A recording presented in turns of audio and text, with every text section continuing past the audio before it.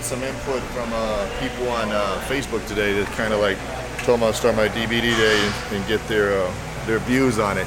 Some people wanted the hardcore training, and then other people wanted just my lifestyle, like a little bit of who I am and my diet and what I've done in the last year or so to in my 40s to actually turn it around and become basically like a new bodybuilder, which I don't feel like a new bodybuilder. I just feel like I got it together, you know, things lined up. And so I just want to kind of give everybody a piece of everything, what they want. And I try to explain to people, oh, you're not going to see a Ronnie or a Jay, because that's not my body, that's not my style. I have to train for my body, and trying to get I was just trying to explain to them, trying to get all the intricate details, because I'm a finesse kind of guy that needs detail to be able to appear larger and to make a splash against the bigger guys. It doesn't do me any good to just put on the heavy weight and just put on mass for the sake of mass if it's not balanced and it doesn't flow with my physique and I don't keep my waist small. So my goal is always just to try to improve on every body part to just keep a nice flow together. So that's what people are going to see with my training. No ego here when it comes to training. It's just all about the balancing the physique out.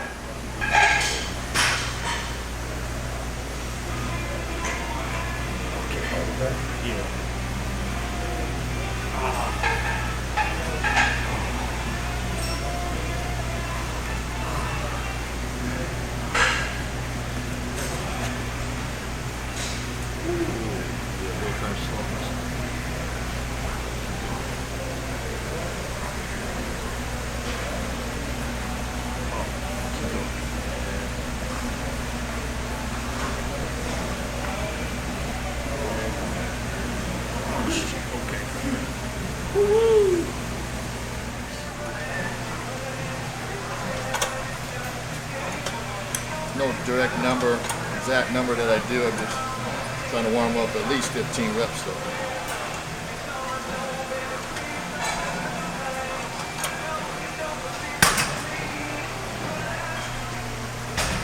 Good, Joe. My partner Joey, been around me for years, call him Karate Joe. Always stays in shape. Call him too quick.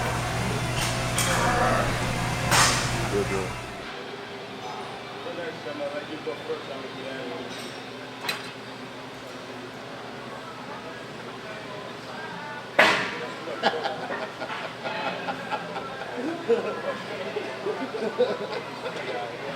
That was cute.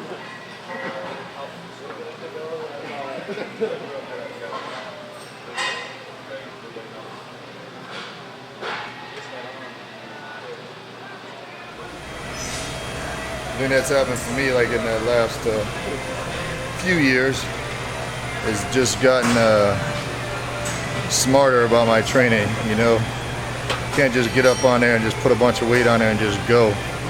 You gotta like go with your body, and things ache a little bit more. So it's the only thing I notice about age. It's just like time, wear and tear. But you just got to be smart about it and just really warm whatever body part you're working up. And that's the thing I make sure I do now and not get caught up again.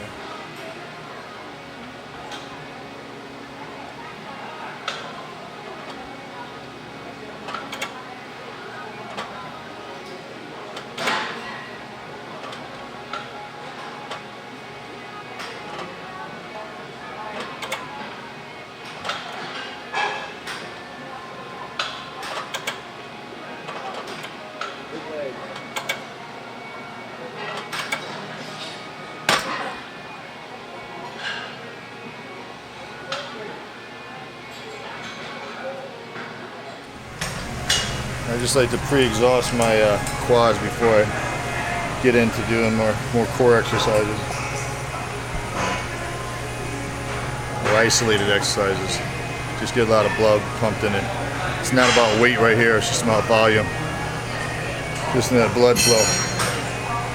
And then for some reason that allows me to focus more on the muscle, because when you pre-exhaust them, you don't sit there and just go up and down on whatever exercise you do. You feel and you're more in tune with your body from there, and it allows you to stay focused on the goal at hand and the body part at hand. I like to say it's mind-muscle connection, visualization. One more set.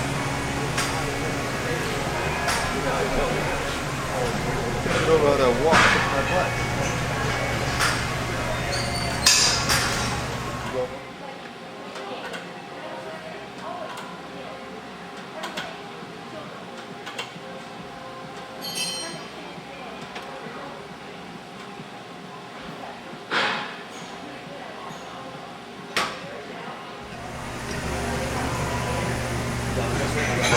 We're done with this.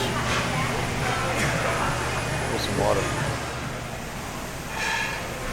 I got 3 to 5 minutes if you guys want to use it for stuff.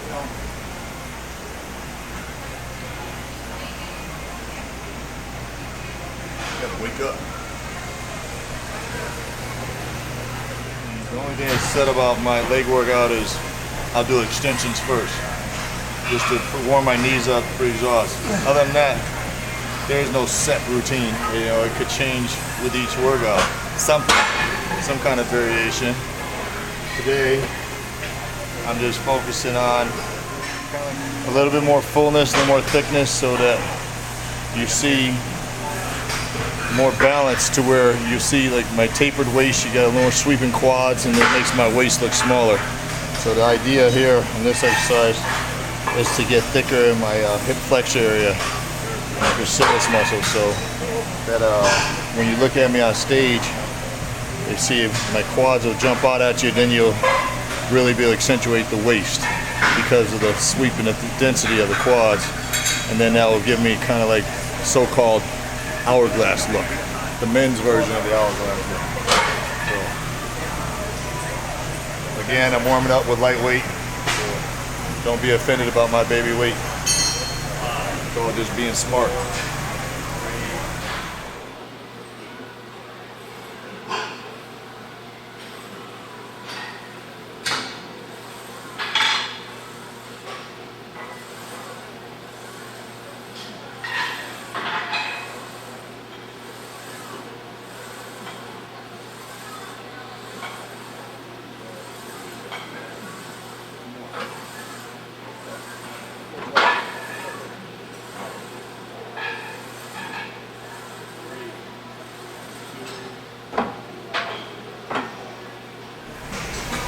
But look, I'm breathing hard. I don't know if it... Change the San Diego weather to Phoenix weather now?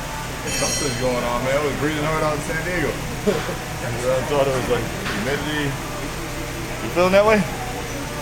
The breathing?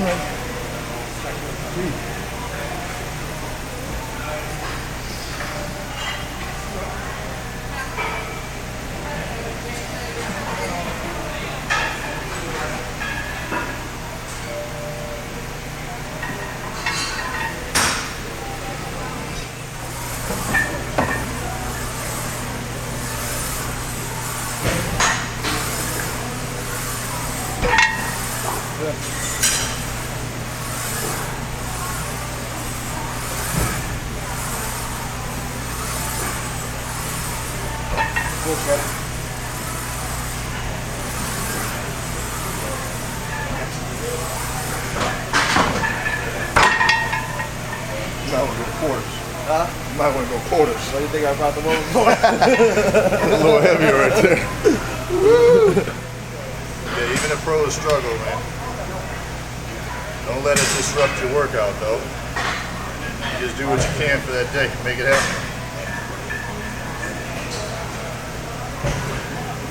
Yeah, I will. You guys ready to do something? Yeah, but by the time you get to that middle one, yeah, it's gonna lose.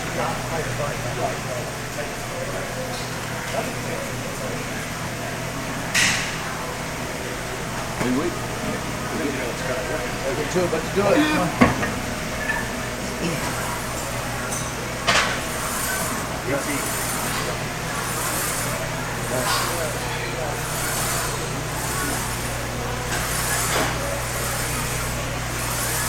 This one. Good legs, come on.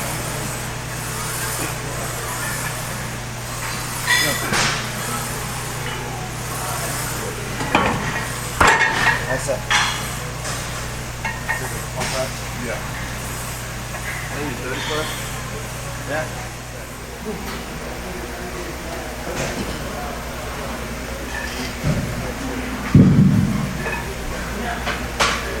Did a long walk yesterday. Then Dave Cristocito told me to do you know, a nice easy walk, like not even like real cardio. So I thought I was doing that yesterday. I was outside in the heat, didn't think much of it, and you know, I felt it because it was 110 degrees, but I was grinding it out. But you know, now today I feel like I trained legs. It was I don't know what the heck was different. It might just be had a little bit of some little dips, but nothing that dramatic.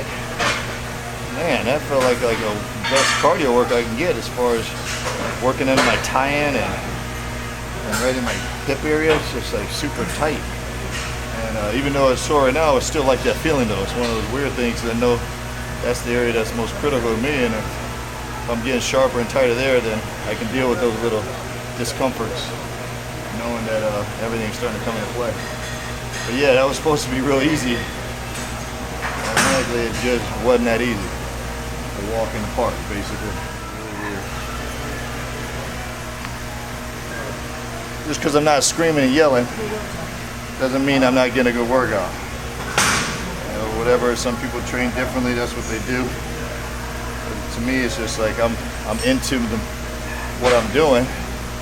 I'm not trying to impress anybody in any way, shape, or form. I think that comes with age. I'm just trying to get the most out of each and every rep. So, just be like, again, if I don't scream, doesn't mean I'm not getting anything out of it. Believe me, I'm getting something out of it. Especially with 3 weeks left before a show.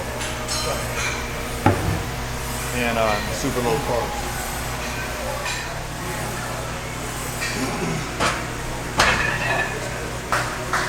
There we go.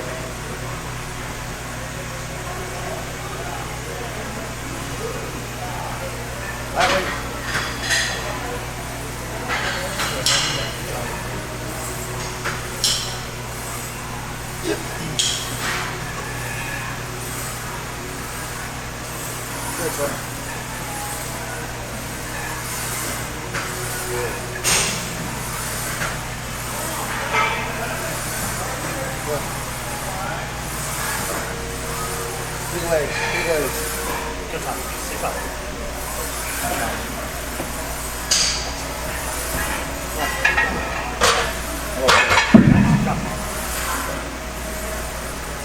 Come on. Good work.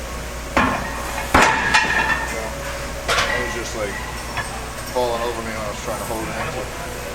Felt good though. We all struggle.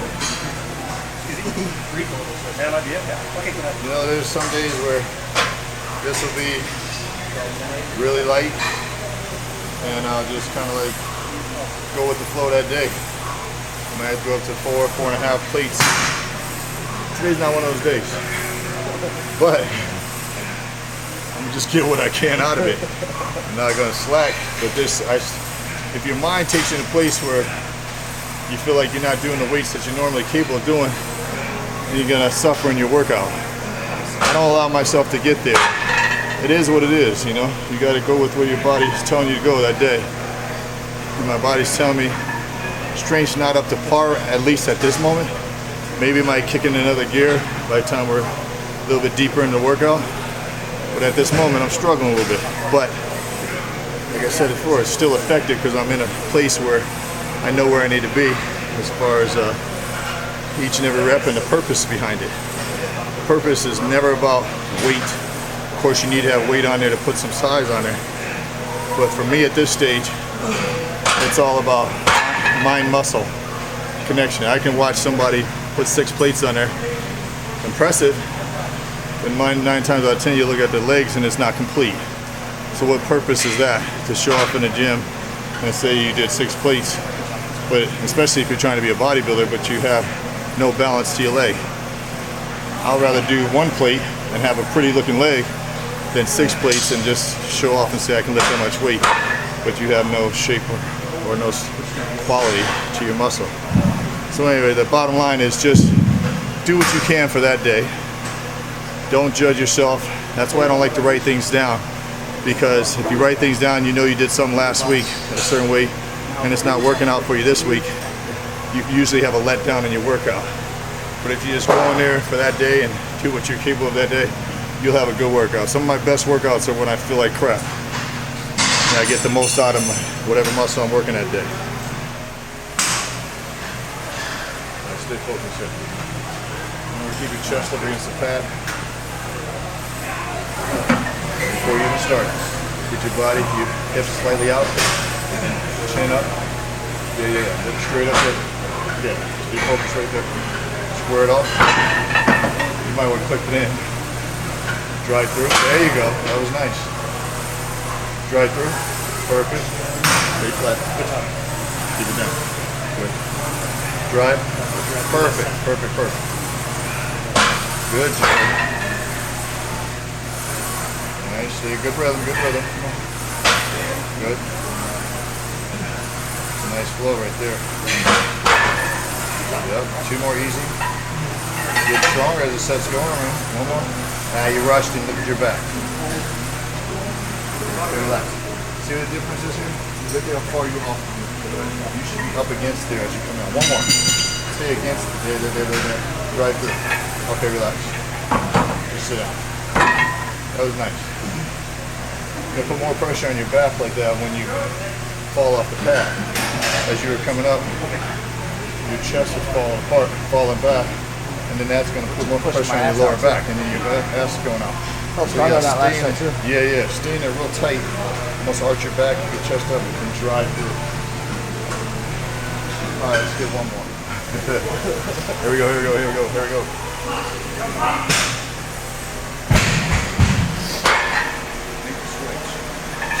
Mind in it, baby. Mind in it. Yeah, perfect.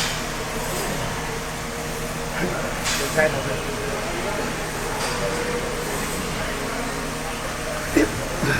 Drawing point. It's good. Bang them out. Good. First 2. Good. Nice and strong. Good job. Good. Come on, baby. Easy step. Good.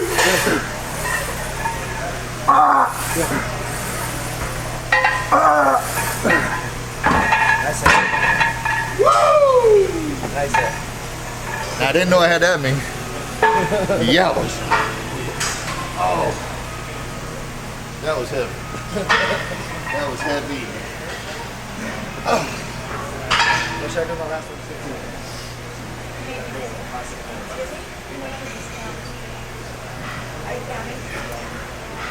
Wake up. Wake up.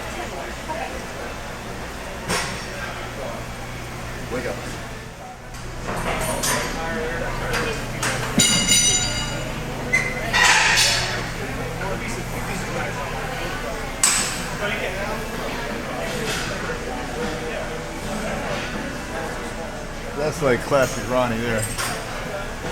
You know, look at the little tiny waist, big arms. To me, that's, I know other people say they like him back in 2003, but I like that look right there. You know, nice little tiny waist, big arms, lats flaring. That's a pretty look right there.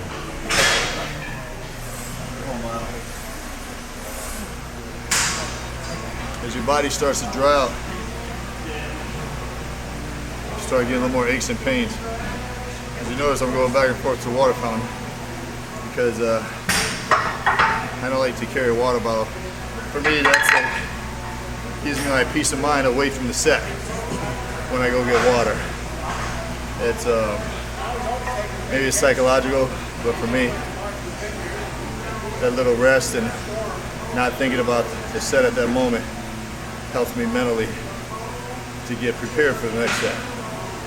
and it also allows you to get yourself back together and not get caught up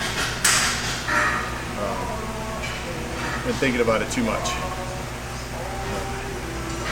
So, I mean, everybody's different. Like, a lot of people like to just keep the water, just keep drinking. It just doesn't work for me that way. But there's no right way, no wrong way, that's for sure. It's just personal preference. Let's go, Joe. I got to be over here.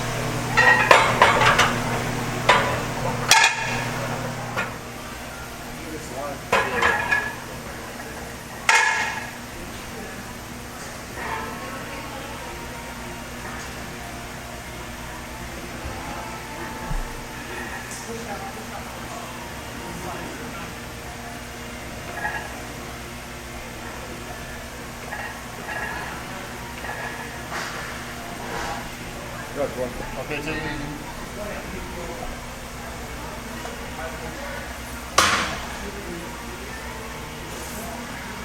How'd that feel?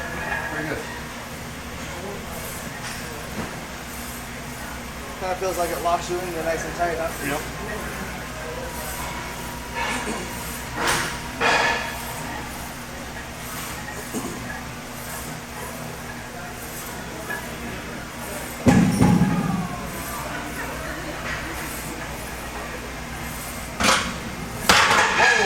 I thought it was shorter range than that. Oh, sorry. I'm trying to be loud. I don't want attention like that. Oh. Come on down, come on down. Right there. Good. Feel it in your glutes too. I just don't know what. I think it's just because I'm drying out. I dried out quite a bit the last day. It's one of the things I'm fortunate with, that I don't do anything magical, so there's no magic formula. Chris and I just know my body. In the last few days, we were pleased with where we're at from the front side. Everything was like pretty much 100% ready to go. And then glutes and hamstrings, the area that's the most pivotal, the most important for me, was on a good pace, but we wanted to kick in another gear. All we did so far was just add a little bit more cardio. When I say a little bit, just did 1 day of an hour, another day was 30, and then we just made a little slight adjustment with the diet. For example, last diet, going into the Europa, I eat 1 meal per day of a lean hamburger, and this time I don't question Chris because he knows what he's doing, and there's no reason to question him because we're on the mark every time I've worked with him. We just changed it up a little bit, and now I haven't had any red meat at all this diet. My diet has consisted pretty much 100% of fish, tilapia, and egg whites and protein drinks. I can't even tell you how many calories I eat every day. I don't know. I don't count them up. All I know is I get a certain amount of protein. I just eat protein with each and every meal. And going back to my adjustment is we just shook it up a little bit with that diet by cutting that 1 meal out, and then just changing my supplementation a little bit by putting in a fat burner. And I could feel it already because my joints are hurting more because they're drying out more, and I get a little bit more aches and pains, but at the same time, for me, it's a good feeling because every day for me, first thing I do is check my backside to see where that's coming from. I do not even think about the front side because I know that's going to be 100%. It's not even an issue for me. It's all about the backside, and I know in the last couple of days that's changed quite a bit. So we're on pace to be better than we were at the last show, condition-wise, and we're going to be a little bit bigger, maybe 2 or 3 pounds bigger.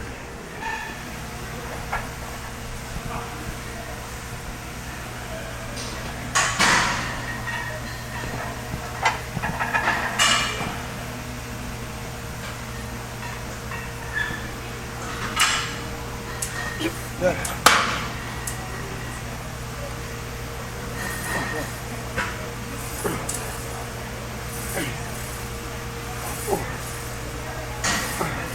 Big legs, man.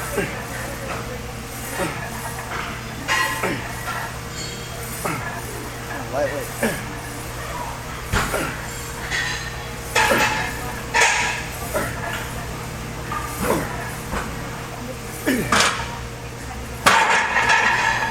Walk in the park.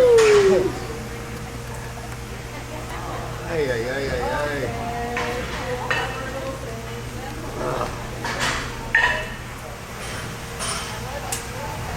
Come on, big legs. Walk to the park.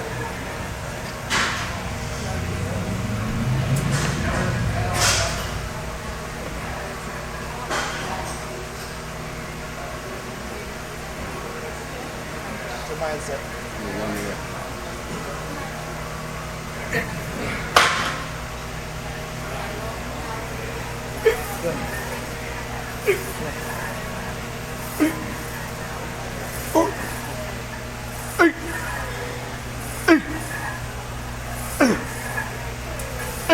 Keep it going. Woo! Yeah, yeah.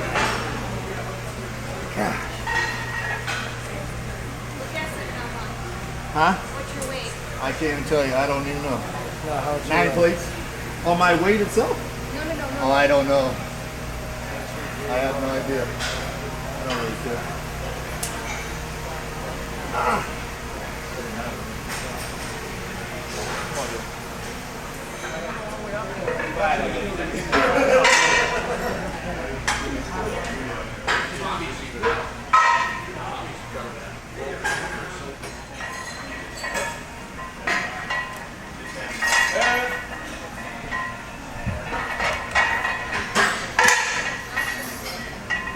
See what they're doing now.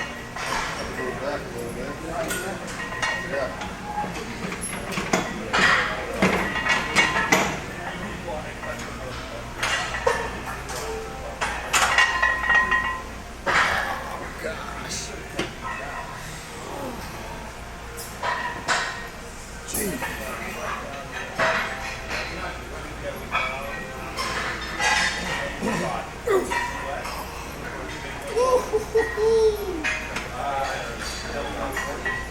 Now I'll bring my feet a little closer together and work on a little more sweep here.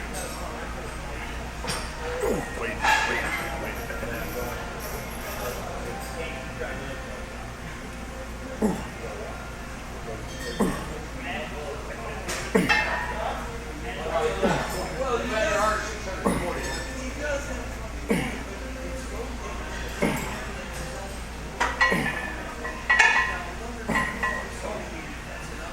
Good.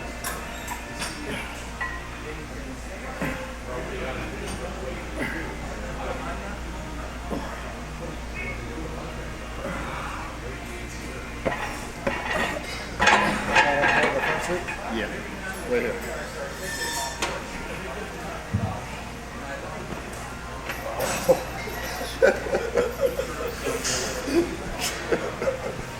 Oh my God. Oh my Lord. Jeez, I knew.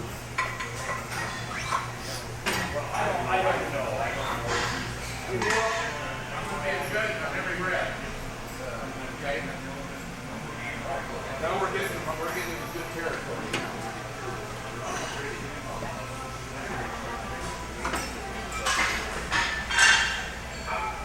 Be good to me. Be good to me. Be good to me.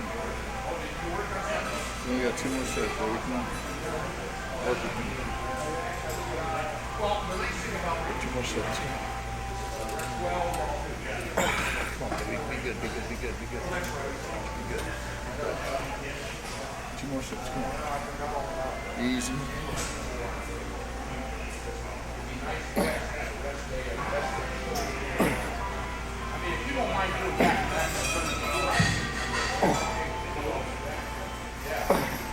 What?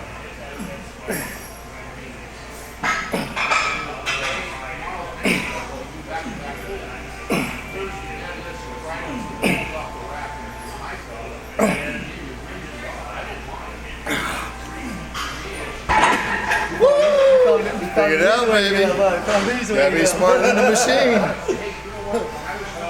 Gotta be smarter than the machine. Yes, sir. All right, Joe, let's go. This is it. This is it. Took me 2 sets from my last one to discover the easy way in, easy way out. Better late than never. Yes, sir. See, now watch this little trick here. Look how easy that is. So just got smart. Come on, big legs.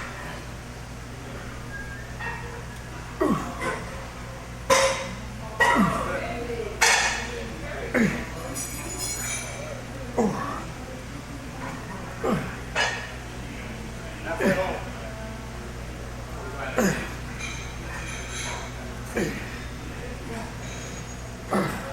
Come on, big legs.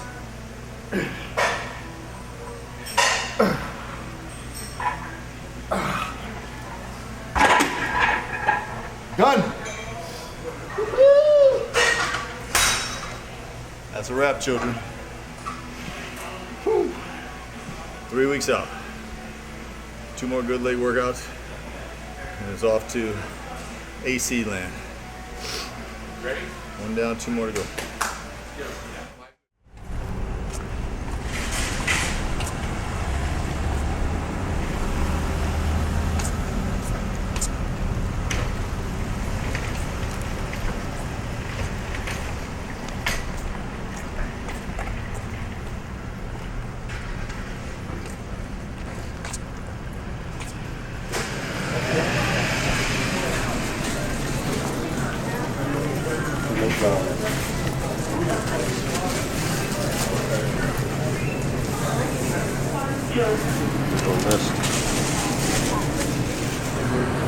Chris said, looked at my pics again, he said if you can hold this size and tighten up a little more,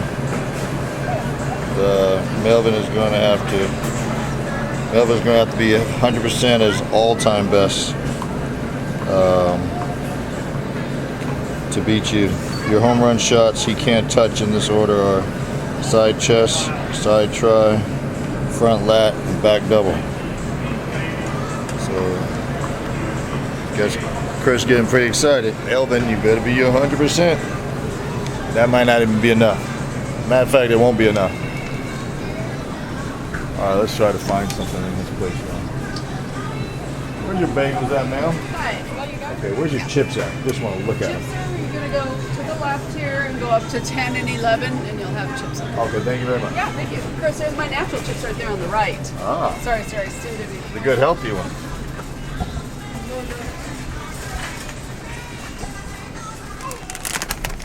If there was anything that I could eat right now, this would be my choice.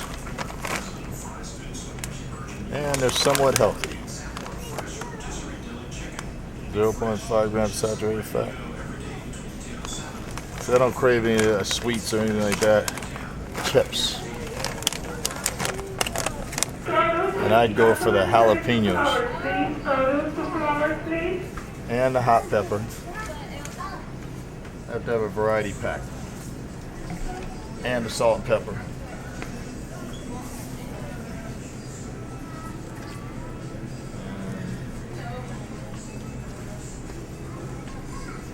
And probably jalapeno and cheddar.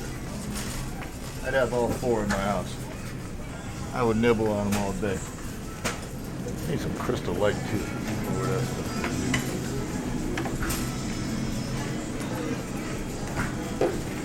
I don't like to walk around looking for it until I just ask. Sir, where's your Crystal Light at? Hiya. Do you know where your Crystal Light is? Looks like. Yeah.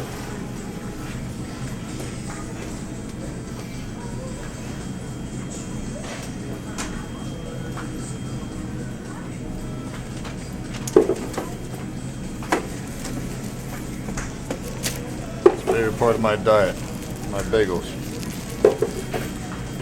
I eat 1 a day for breakfast. And I eat it nice and slow. Where's the, oh, did we pass the gym?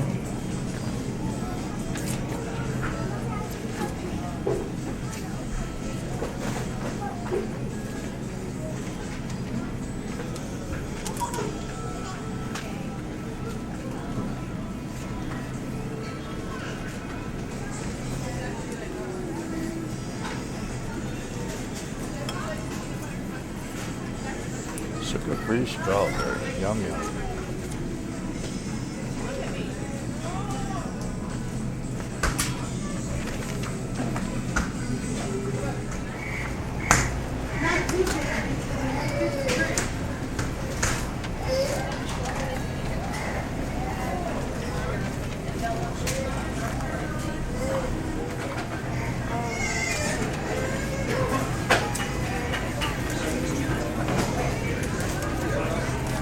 Trying to get in there? Yeah, so take your time. No, you can go on in. Squeeze in there with me. Oh, speed up, man.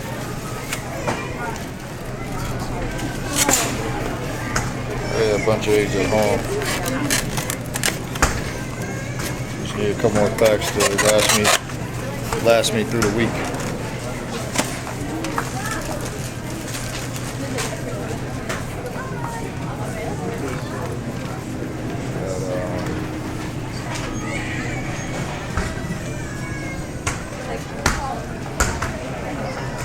Look at that.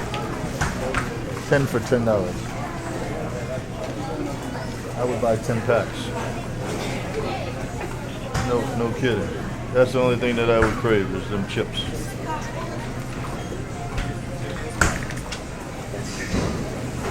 I know Melvin's going crazy looking around, looking at these sweets. I know he wants to have a bite. He's suffering right now because he knows I'm on my game. Whoever else is doing this show knows I'm on my game. Much as they're tempted, they gotta hold back. Because they know I'm gonna bring my best. And they're gonna have to be their best to beat me.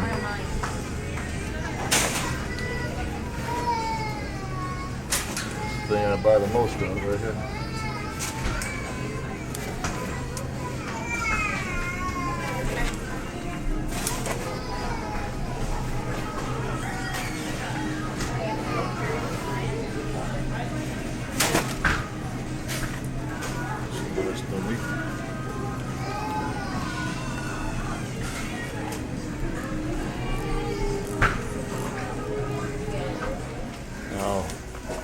Most of you guys probably be bothered by this aisle. Doesn't phase me at all. This kind of stuff, no issues.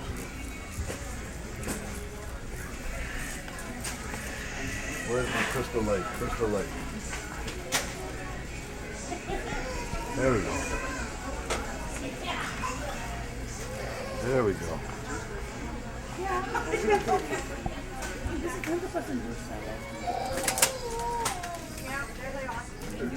Strawberry ice, that sounds pretty good. Yeah, so the only other thing I would get is probably tilapia and my rice, but I am already stocked with that at the house. And I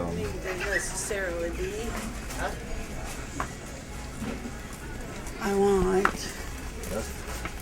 that's the extent of my diet. Is fish, rice, eggs, protein drinks, bagel, and on occasion for breakfast we have like grits. That's about it. I haven't had the luxury of a cheat day in a long time, or a cheat meal. It's not that I probably couldn't, but we don't want to take any chances. We gotta you can't leave any stones unturned at all. And it's everywhere you go when you're dieting, chips. For me, the enemy is the chips.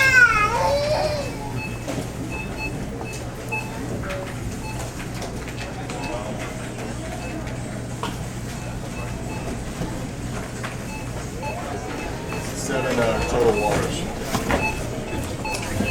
Good yourself. Have a good day. All right.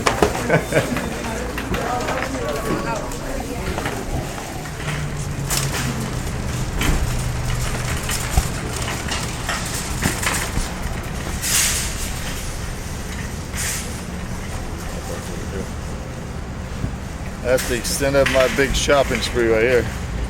This will last me through the week. Like I said, I have all my tilapia at the house, which I must say I'm pretty sick of. But I got 4 more weeks left of it, and I can't wait to eat anything but tilapia and eggs, even chicken, where I don't even like that. But I'll rather eat that than fish or eggs. Living on sushi.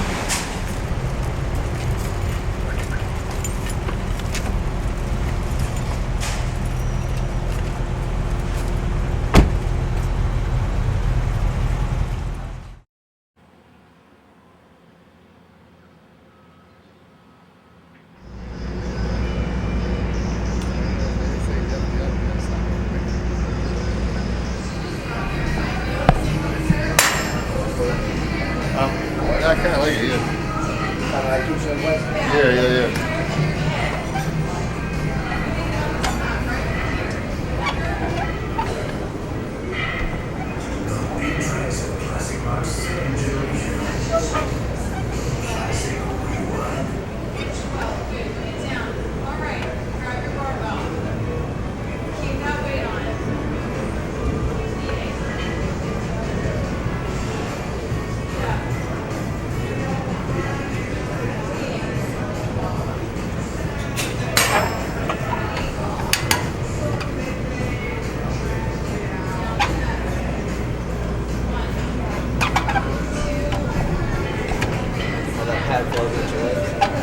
It's okay, they're not that sore. No. You bring this down to it, it's still so high. Nah, I can't say words.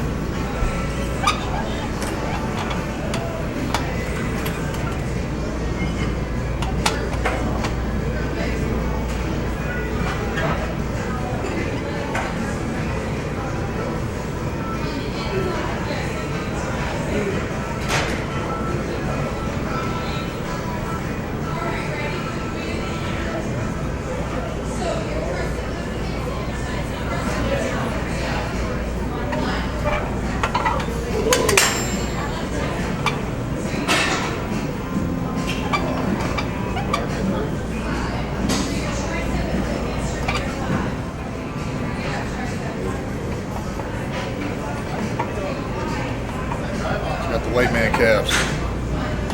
Genetic. That's not from working out.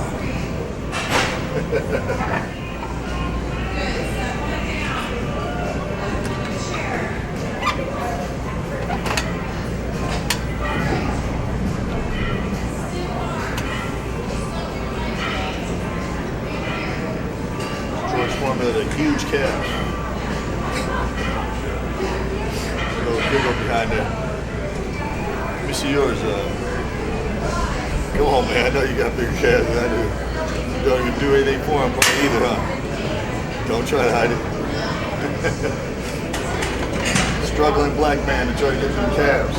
No, probably incline each It's other. a difficult, no-win situation. But I'm trying.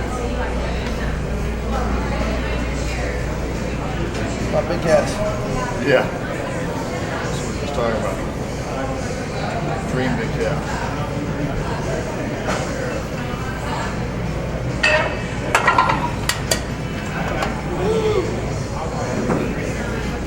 Mark up a bit. Yeah, it is, man. It's coming. People probably got to freak out when I do this. All right, here we go. Okay. Thank you, thank you.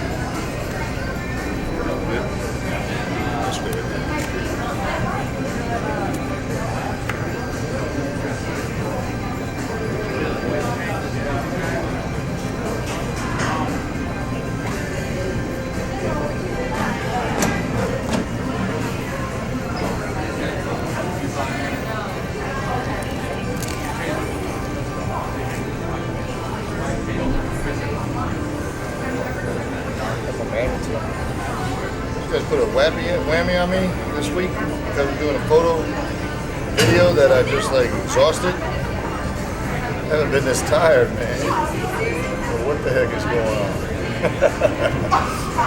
You always like that in the morning, though, then you get out. Yeah, then I get a little second gear. I was all done.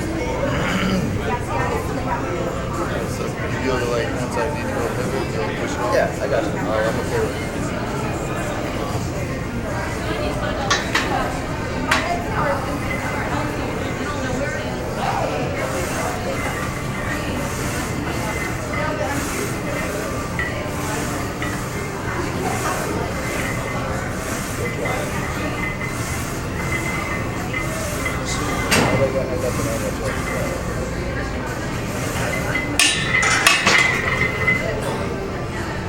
What do you want, Joe? What? Oh, your little peek of that.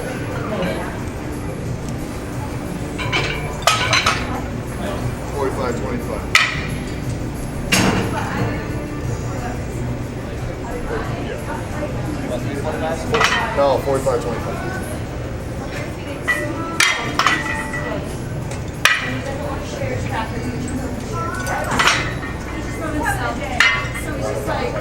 Yeah.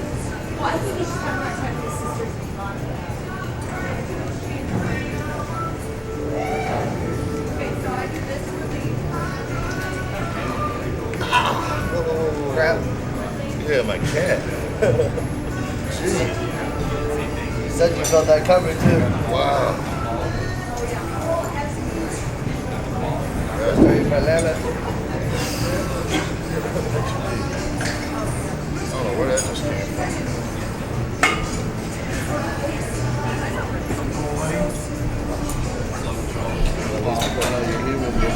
Yeah. It'll do in chest.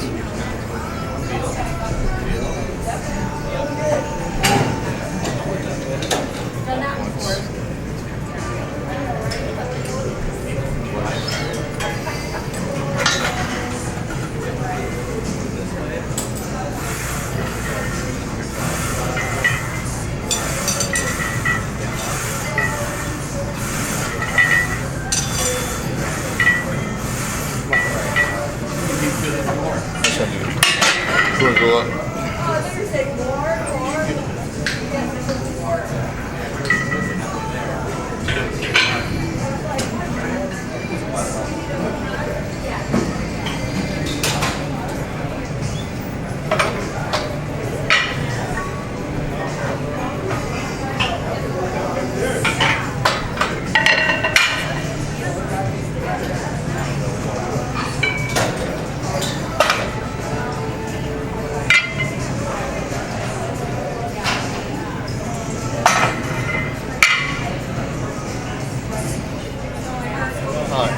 Starting to get a little bit warmed up now.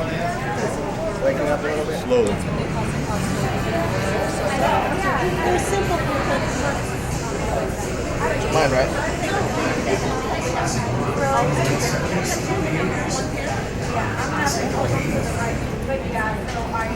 and you know it's not supposed to be much because the fabric comes around. Okay, so abs. Big weight.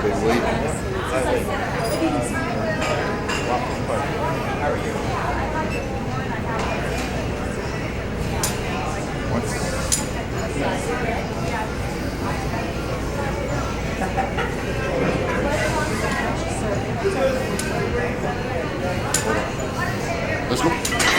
Okay, I'm good.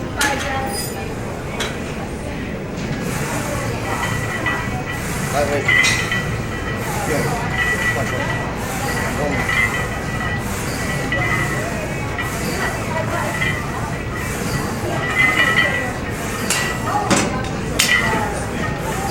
One more.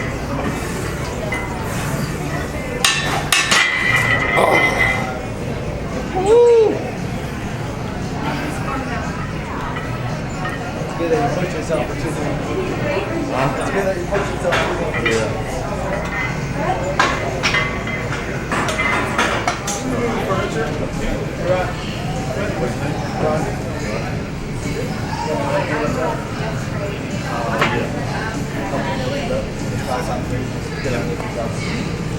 Hey, Troy, you want it under your elbow or right here, buddy? I will see. I'll pop it up like this and then tell me when you got it. Okay. And I'll just go under your elbow just like this. Okay.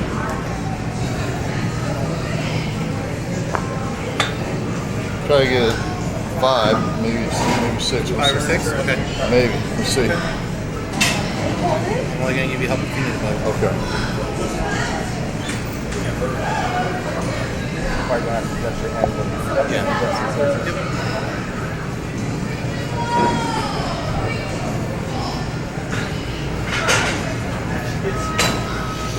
Mine right here. It'll be on 3. 3? Okay. Once.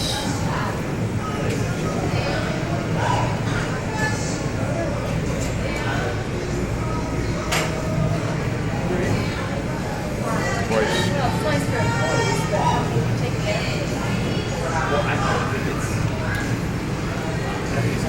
3 first place. Let's go. Lightweight. Got it? Yep. Lightweight. Nice, Troy. Good. Good, Troy. Come on. Little you. help. Push it. Okay, I got Get you. my elbows. Yep.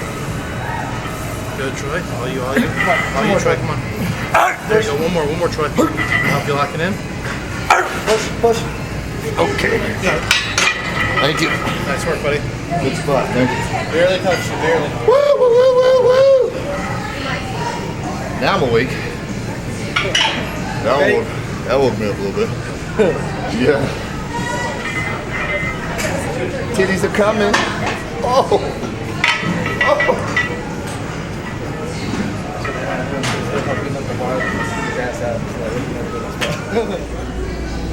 Oh, my chest is getting full already. Alright, go to that side, bro. You want him in this position, right? Yeah. I'll take him right here. You want help with the first one up or no? Nah, I'm okay. He's good. Big old hands. Yep. Good. Got it? Yeah, I got you, Jay. There you go. Okay.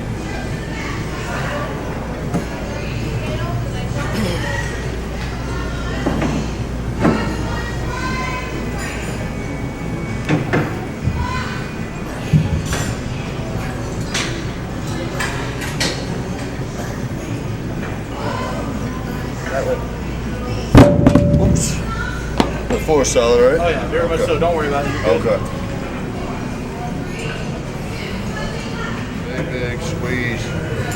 All right. Seems like that right hand is starting to get stronger than the left. Yeah. Most times, most people make a mistake of trying to rush through their reps. And the key to get a bigger chest is to expand. When you come down, make yourself bigger. So when you come down, it should be like this instead of here. Your chest should be like this. This should be your range of motion here. Most people make a mistake of coming here, push up, come here. When I do this, what am I leading with? I'm leading with my shoulders and my chest. Here, the movement is here. When you come back, don't relax. You gotta stay up the whole time. I'm growing in front of your eyes right there, just from doing no weights. Good try 120s just because of how big they are. I don't know how people can go 150. It's impossible. 120, Joey. What do you have? What is it? Oh, okay. Yeah, just hold it like that. First time didn't work out as well. Light enough weight is okay. Mine right.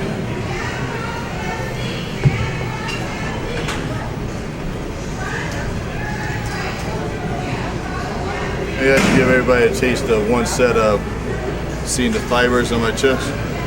Yeah. You like to see that? People in the crowd say, yay! Yay! All right, we'll give it a set. 1 sec. Oh, if I can get my shirt off. Oh, easy, easy, easy. Don't be messing my hair up. Easy.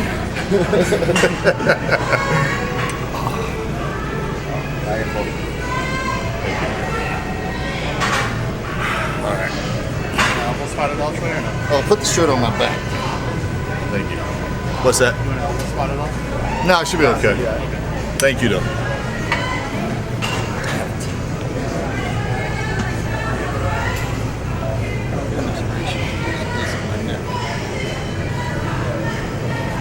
Have it? Yes, sir.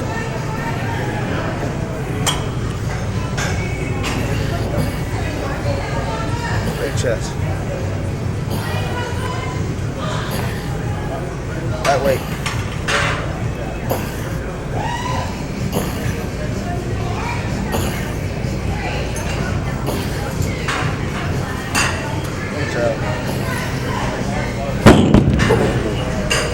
Did you see that? It looks as pretty as I think it looks. You tell me, Lee. Putting your name out there anyway.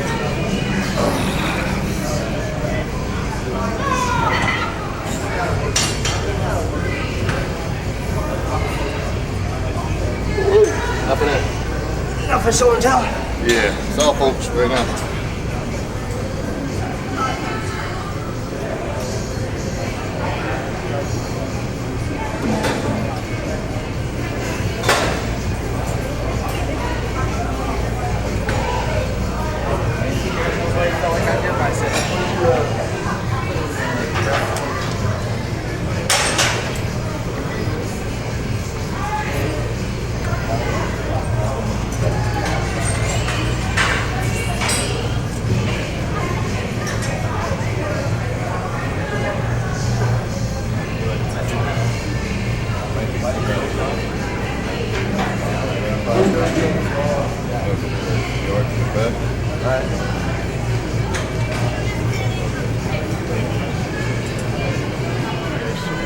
Should be okay once we get going. I almost lose that up. That one? Yeah. Like straight, or is it just the angle? No, because it's this one's higher than this one, so it probably looks like a little bit in it. Okay. Get your mind right.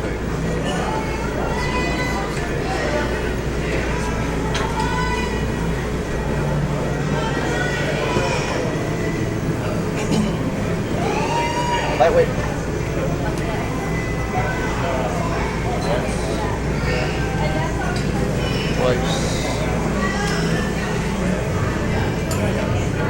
Let's go. Let's go. Yeah. Yeah. That's lightweight. Good choice. Yeah. Come on. Elbows. Come on. Let's go.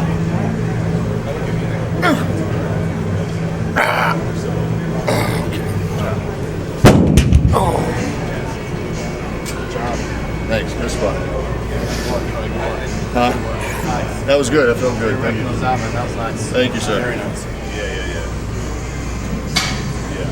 Finish off with that. And then we'll do Let's try it all day. Yep. Ready? Yep. Come on in this way. Boom. Up, ready? Okay. Let me punch the wrist.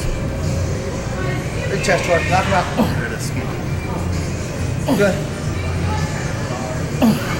Nice control, good. Give me a little help. Push. Good, Troy. Good, good. One more. Come on. Push it, push it, push it. Good, Troy. Good work, brother. Oh, thank you, thank you. Well, man, good job to get back. Woo! Troy's coming back. Oh! Look at that. Is that real? Oh. That's why I start talking trash, when I start feeling okay. Come on, Joe. I'm like a big man. He leaves me with a big weight.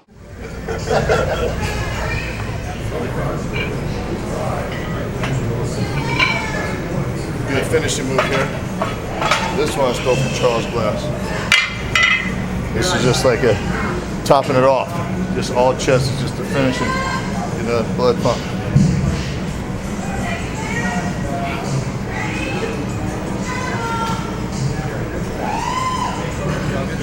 I think so. Yep, yep.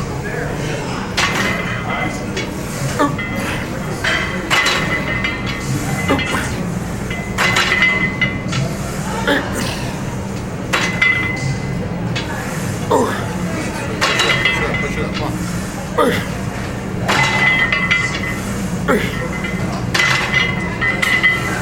Come on, big chest.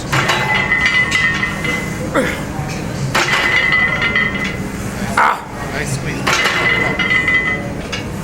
Good. Woo! Man, that's crazy. Crazy pump. Crazy, crazy, crazy pump. Oh, Wait. woo. Crazy.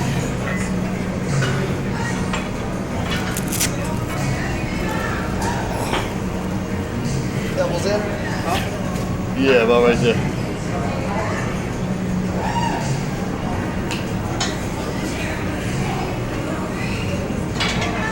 That's why I don't have to do many fly movements right now, because I'm not having any trouble bringing out feathers on my chest. And now the chest is already balanced, so I don't need to do an isolation movement. Everybody's different. Some people might be lacking, and they have to do something to try to bring out the inner part of their pecs. That's not my weakness. Good, finish at the top. Finish, there.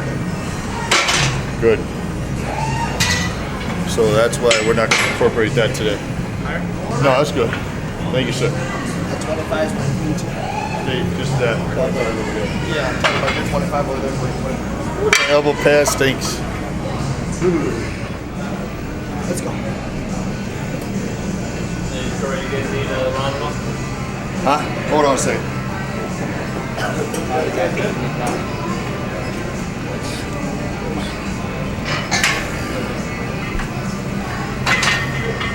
Yeah, keep your chest full, big.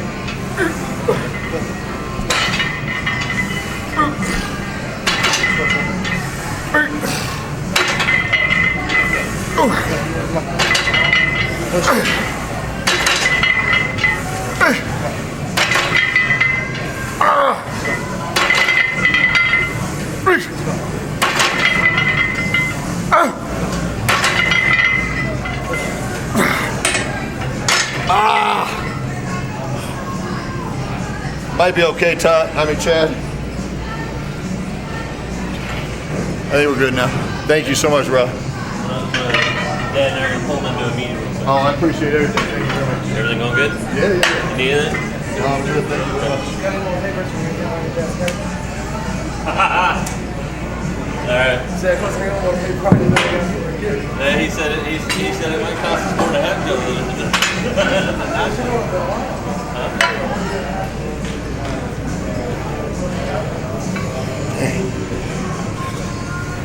I get a whiff of this, this will wake you up, man, that elbow pad. Goodness gracious. Hey, get over here, one. Oh, yeah. You gotta do your decline.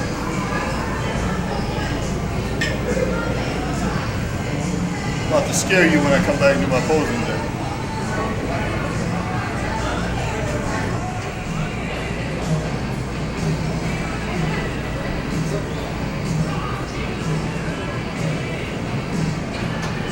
One more glimpse of be able to see how it's done, how I isolate.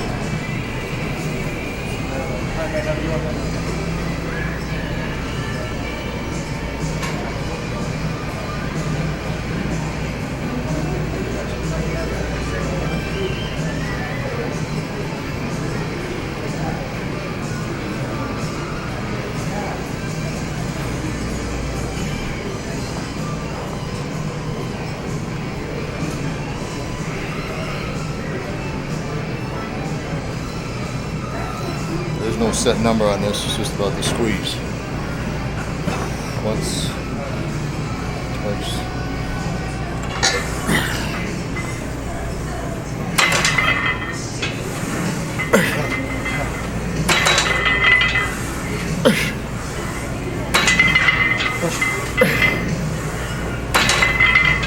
Big chest, come on. I feel it.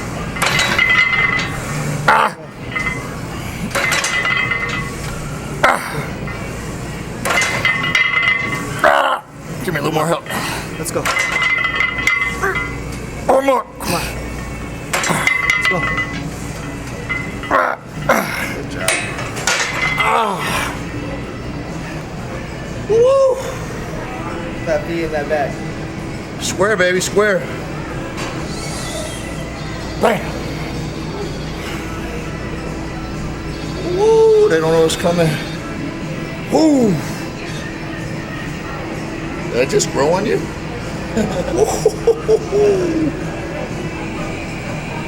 They don't know what's coming.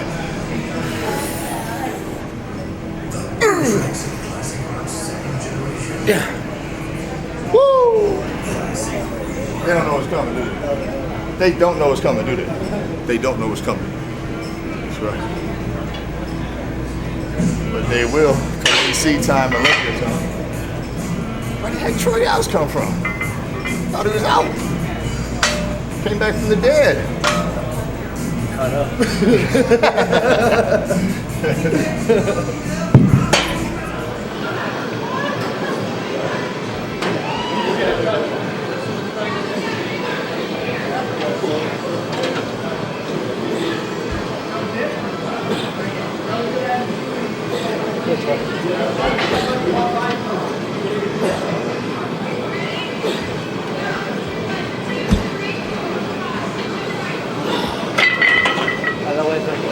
That felt good. Good for me too? Oh, no.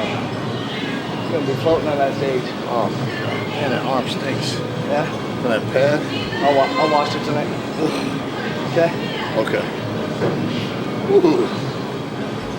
Ah. Might knock me out. That'll wake you up. Yeah, exactly. It definitely wake you up.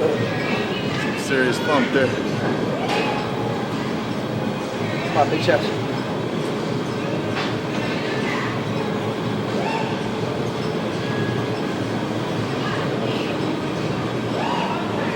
Take a tight grip here. What we're trying to do with this is just isolate on the lower pecs. You notice how I lay out in front of me? The more I just relax my body, just my range of motion is shortened. So it's just a squeeze here. Isolating strictly on the lower pecs. It's none of this bouncing back and forth. It's an isolation move. So don't get caught up again in the weights. Just caught up in the movement and the squeeze.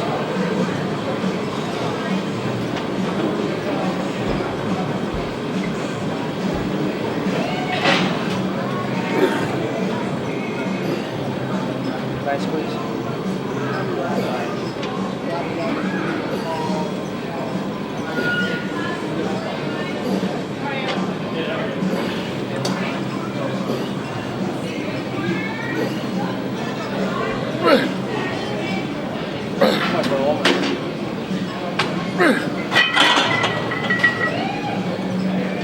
Woo!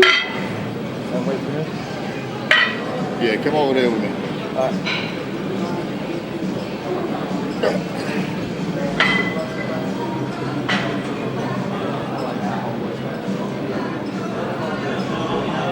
Sit down on that chair. Come over here. Sit down. Just come back. That's good. Perfect. There you go. Nice and easy. Good. Squeeze out. Don't jerk out. That's better. Squeeze the movement. You're rushing. It's not a rush no matter what. There you go. Go slower coming out.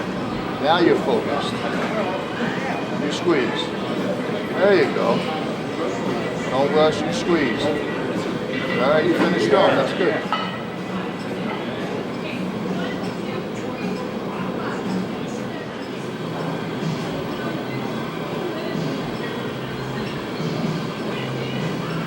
Light weight.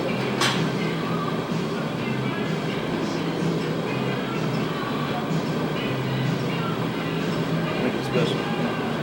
Come on. Isolation, Troy, isolation. More pecs. It's gonna make you stand up. You gotta have your chest square, square, square, square, square. Think about it. Think about it. Every rep. You gotta have that balance. Balance, balance, balance, balance. Balance.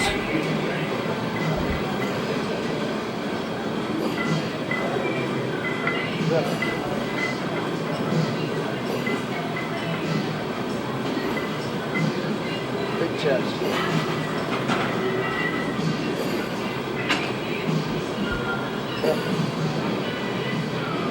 Nice drop.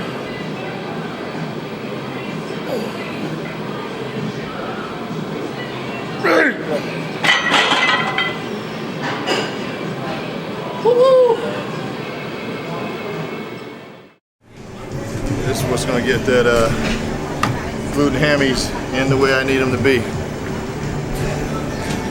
Good old step mill. Process of elimination. If it was up to me, I'd get on the treadmill every day. But that's not going to be the answer for me to get the area that's most vital for my success is the glute hamstring. So I had to isolate on that and squeeze with each and every step. Focus on that. But what helps me get through is visualization, seeing the final picture, and also thinking about my good old post-workout shake. After that, did my little volume growth and my protein, and that just kind of like takes away my little cravings, but it also provides those fast carbs that gives my body that anabolic boost. So all these little things come into play when you gotta sit on this thing, just keep stepping. Vital that you do what's right for you. Some people, a lot of people, don't have the issue that I have where their problem area is the backside. So they don't necessarily have to get on this step mill. With most people, something different. Could be their abs, could be their quads, whatever it is. But cardio is cardio, I believe. But for me, why I do this is just because I get to squeeze on that tie-in area. I want to try to bring that in as detailed as possible. If I can squeeze on each and every step, I feel like that's going to get me closer to my goal.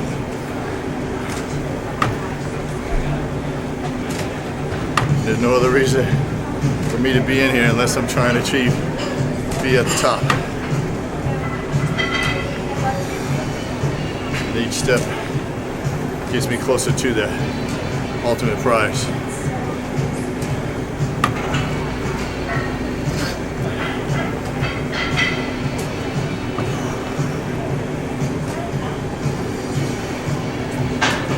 Whatever suits your boat, whatever motivates you. It's only you that matters. Doesn't matter what I think about you being out here. It's all about what you think and what you see and what helps you get through it.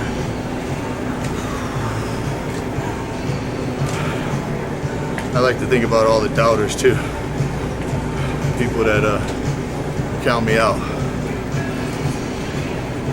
That's my motivation too, for each and every step. The negative comments, I can handle constructive criticism, but the negative comments,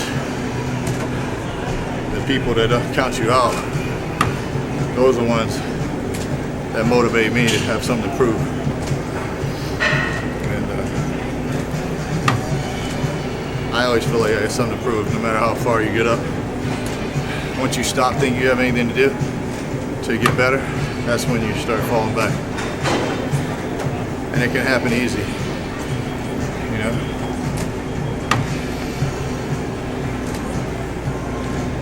To all of us. That's why I admire people like Jerry Rice, Walter Payton. They're at the top of their game, but they worked even harder in their off season. There was no real time off. They knew that there's other people trying to take their spots, and they were just so driven to be the best. They stayed with their game the whole time. That's hard to do because I got caught up without realizing I got caught up by things coming so easy. You just tend to not put the same kind of effort. Yeah, you continue to work out, but you don't dig deep because you just get a little comfortable. It's in life. You get comfortable. And it took for me to hit the bottom almost.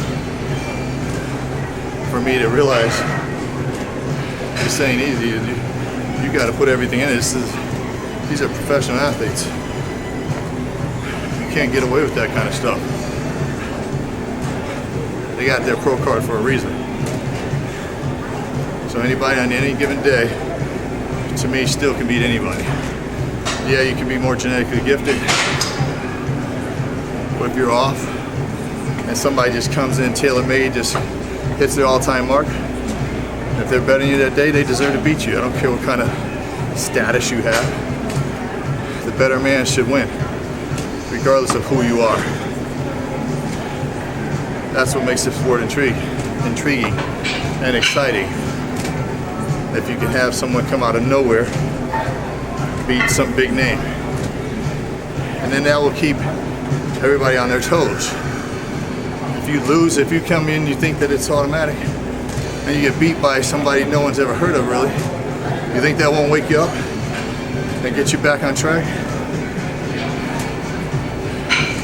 So I think there's a lot of times when people should be beat by the underdog, but they don't. The underdog doesn't get a fair shot because it doesn't have a name. And that's unfortunate because they put the same kind of work in as we do. Same kind of effort, maybe even more, and they don't get rewarded for it because they're not known. But if they're a better man, you let them beat you. If they beat you that day, then that gives them status. Then they become known. Then they become popular. Then they have a chance to have success in the sport. Deservedly so.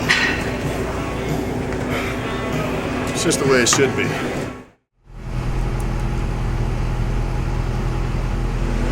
Hi, Mike. Mike, this is Troy. Yes, sir. Okay, we'll go with we'll go 5 of the Your free one is a watermelon, so let's base it on that. okay, that's perfect. And then for anybody? Always. No, you shouldn't. It's not your responsibility.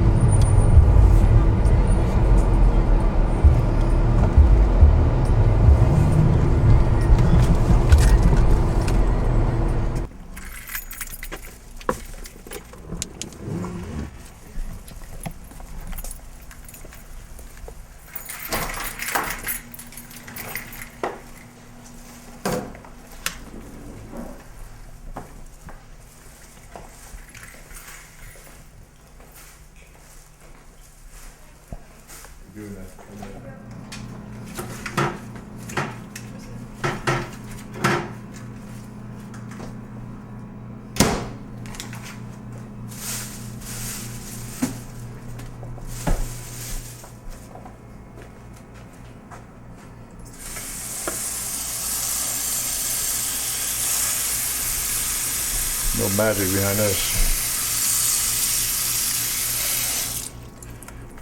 Everybody else usually weighs their food exact, not me. It's gonna heat up for about 11 minutes.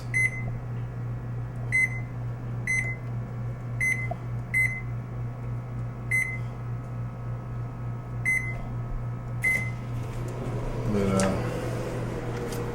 so make my fish. They're supposed to be 4-ounce packages. Sometimes they come big, sometimes they go small. You know what you're getting.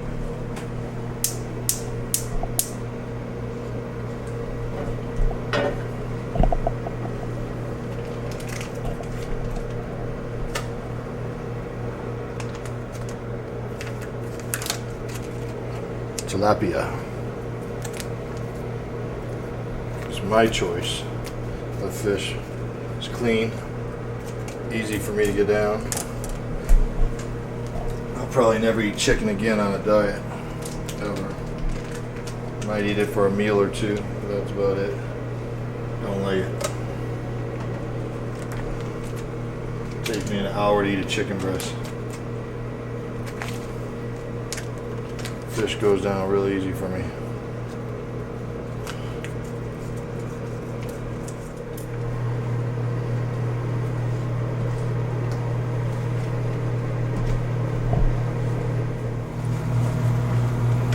One thing Chris and I don't worry about is salt.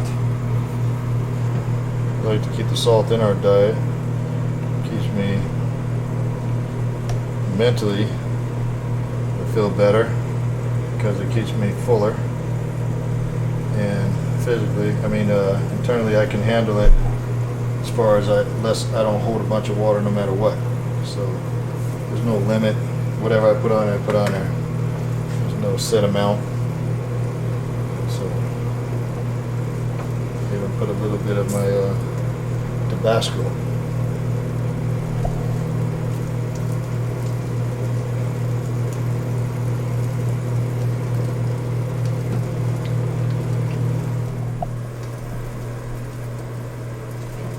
A lot of people panic because they don't eat at a certain time. The only thing I get is frustrated. I don't let that dictate whether it's going to change my body or anything like that. You beat yourself up like that, trying to be on an exact time every day, especially if you have a life. It's kind of impossible to do everything on a certain time daily. And you're going to have some days off, and if you sit there and panic and let it mess with you, it will mess with you internally too. I'm just more frustrated because I'm hungry, not so much for the time. I can deal with it. I'll make do. Try to just be eating a little bit later tonight for my last meal. My last meal is usually just a protein drink anyway, so it's not a big deal. Isolate protein, so if I go to do it before I go to bed or not.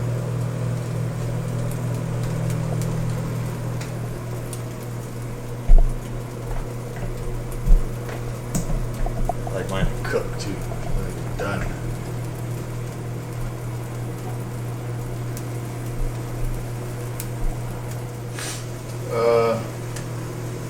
Like this is supposed to be my third meal of the day. Again, I don't measure the ounces. It's 3 packs, is supposedly 12 ounces, but it never measures out to that. So I try to stay somewhere around 8 to 10 ounces, and that's where I'll be by the time this is cooked. And then breakfast, I have 10 egg whites and a yolk, 1 yolk, with a bagel, with jam. Light jam on there. Then I go train. I'll do my amino acids before and after I train. And then I like to put them in between meals to try to keep my protein synthesis balanced throughout the day. But after I train, I'll have a protein Value Grow mix. 2 scoops of Value Grow, which is 60 grams of carbs, and 2 scoops of protein, it's about 50 grams of protein. I'll do that post-workout. And my third meal is the fish and 1 cup of white rice. No particular reason. I've eaten brown rice before for a diet and I've gotten into shape. I've eaten white rice for a diet. I've eaten pasta for a diet. I mean, I've experimented with everything and I just like white rice. It doesn't affect me as far as low glycemic, high glycemic. It doesn't affect my body at all. So I'll have that right now. And then usually around 3:30, 4 o'clock, I have 2 scoops protein shake. After that, about 50 grams of protein.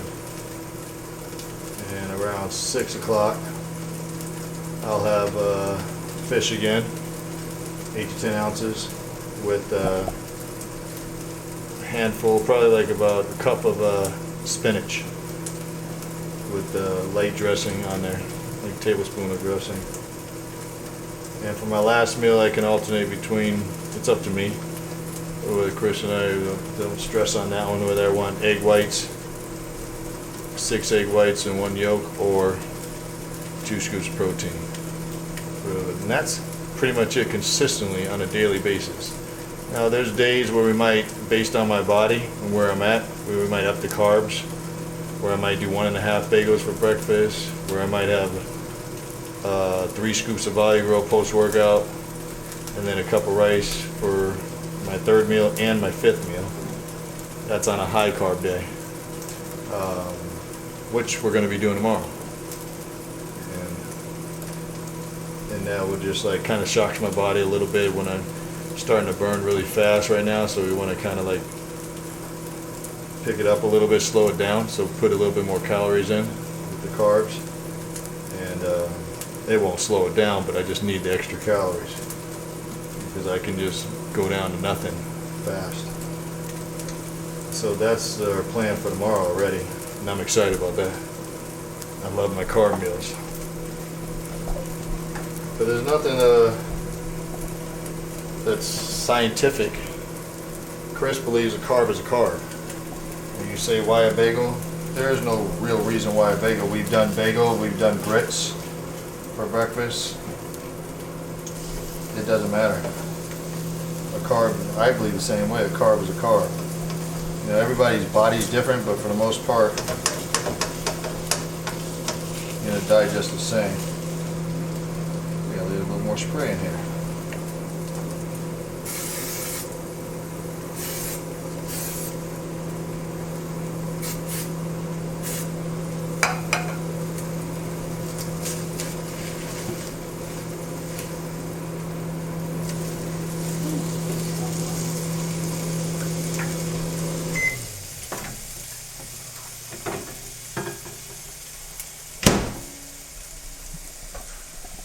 Two cups of rice in the bag,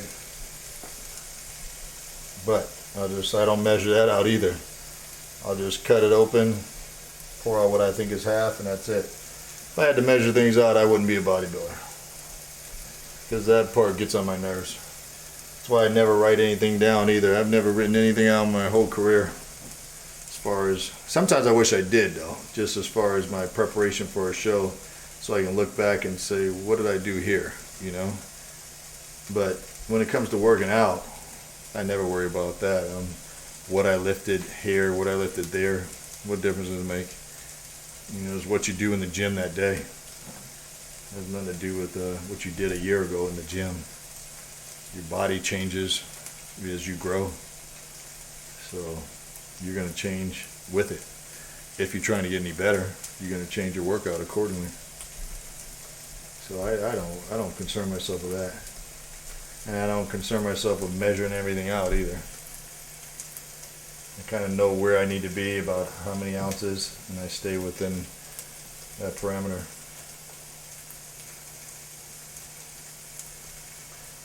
Let that cool down a little bit and dump that out. I like it for my rice to expand, so I feel like I'm getting more.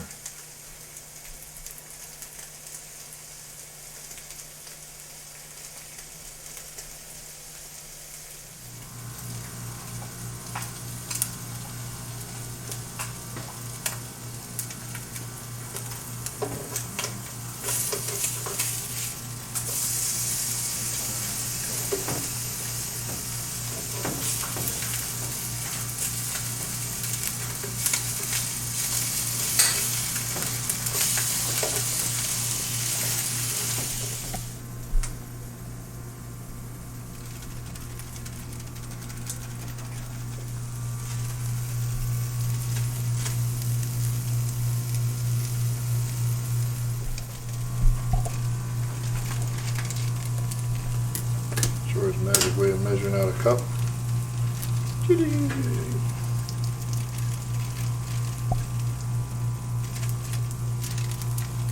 Got more.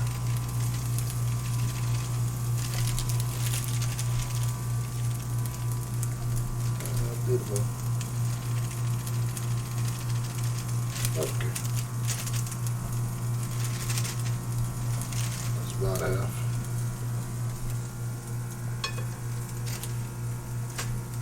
Very excited about that. Put a little salt on there. And my ketchup.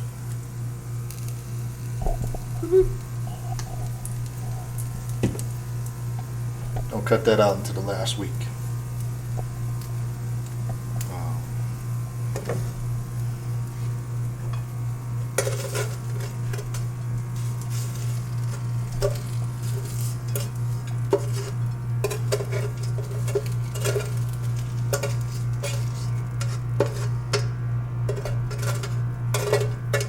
Try to scrape every bit out of there. I'm hungry. Crust or whatever. I don't give a crap. Enjoy every bite.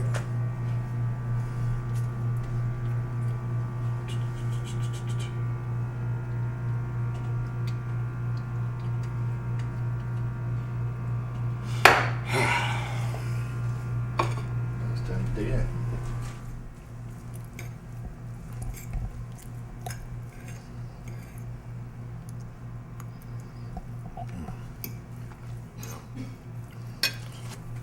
Need a little bit more of my seasoning. I don't know how anybody dies without putting any seasoning on their food. It's insane. That's why you should stay in better shape all year round so you don't hold as much water. You get to enjoy this stuff.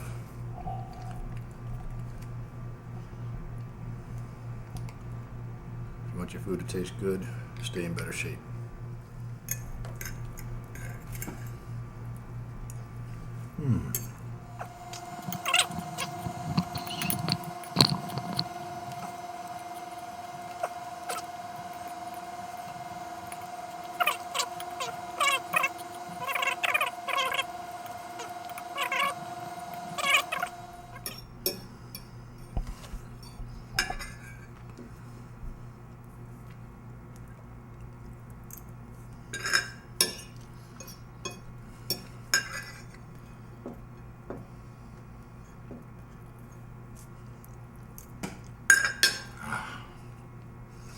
Oh, you guys are here?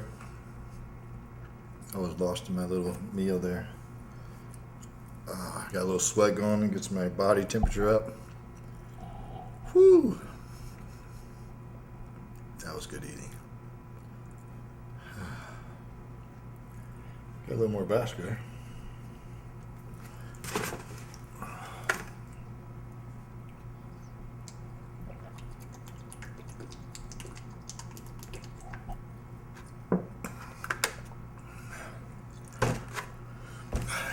That's all, folks.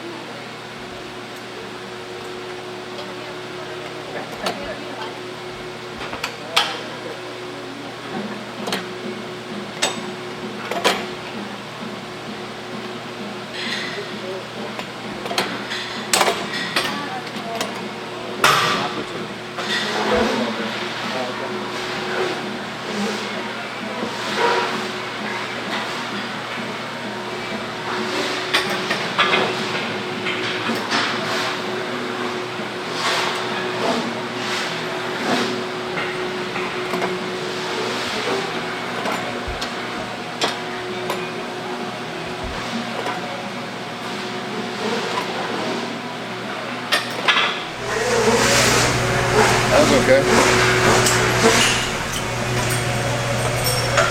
I'm starting to feel like excitement's still there, but I'm starting to feel like a little bit worn down. You know, your mind is there. You want to make sure you come in and get it going. The body's just starting to like slowly get a little bit exhausted. And it's not about mentally being there at all. It's just about nature, you know, as you get close to the show, with your preparation, your diet, and everything else, it just hits you all at once. I was perfectly fine all the way through, and then this week, it started to kick in a little bit where I started getting a little bit fatigued and a little bit exhausted. But I just got to regroup and get it back on track again. That's because you're getting old. All right, youngster. Take your shirt off. Take my shirt off. You might want to touch my chest. Well, I did that and I got to watch you because you like to touch me too much. Big temple? Up one, yeah. Dip the other?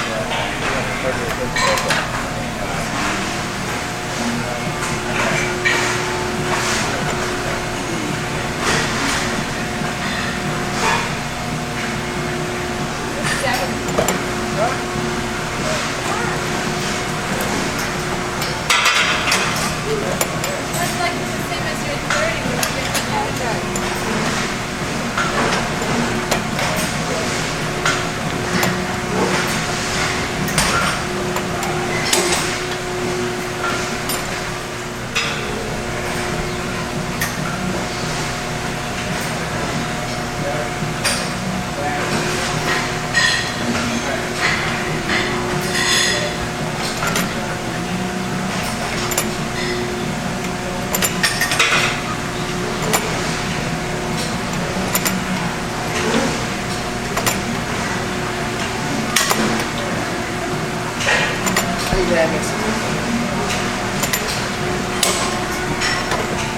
The last thing I want to see is upper body when I'm trying to concentrate on the crucial part for me is my hamstring glutes. Already knowing that my upper body is going to be fine, that doesn't do me any good to motivate me. That's not anything that's a weakness. So seeing that makes me just lose a little bit more focus on the goal at hand. That's the hammy glutes. Big goal. Seeing tempo in here kind of like makes me think about my father a little bit more, you know. Even though they look totally different. I mean, he looks more like my grandfather, but you know, I just remember the first video I did, my father and his little half grin, you know, never liked to show too much emotion. But I could see it in his eyes, he was proud, but he just didn't like speak up much, you know, but it was just nice having him here. And it brings back a little bit of emotions because this is where I first started that around one video. So kind of a little bit emotional thing too. But it's a proud thing at the same time. I know he's watching on me, looking down on me, watching over me anyway.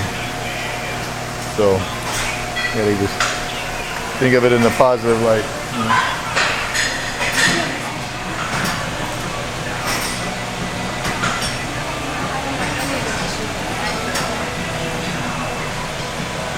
Look at that bicep I was doing. That's kind of scary right there. So I was looking at it. But my eye too. Let me take a peek at that. What? See, that's why I don't need to see that. Look how I lose my focus that fast.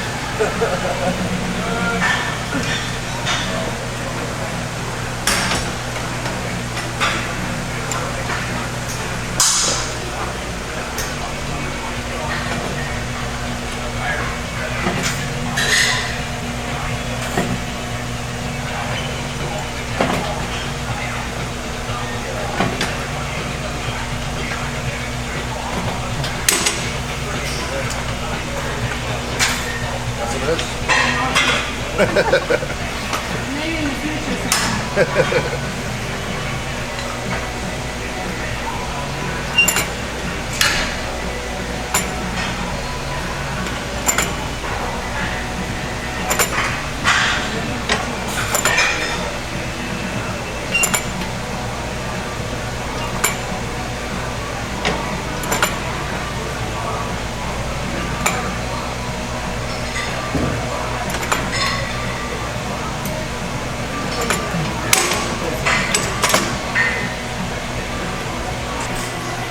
is everybody today?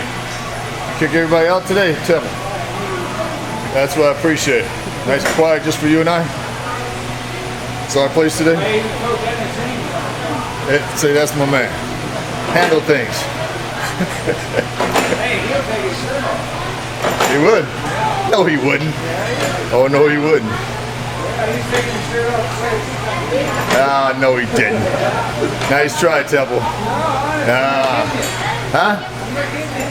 When you were doing a photo shoot, you mean? Just took it off to show you? But did it look like this? No. Didn't look like that. So what does that mean? Bigger's not better.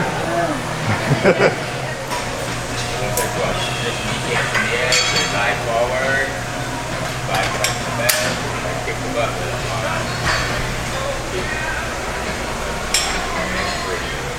Back up there. Forward out.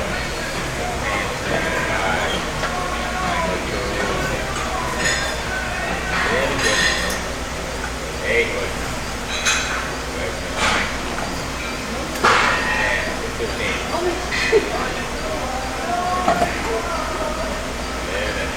Nice.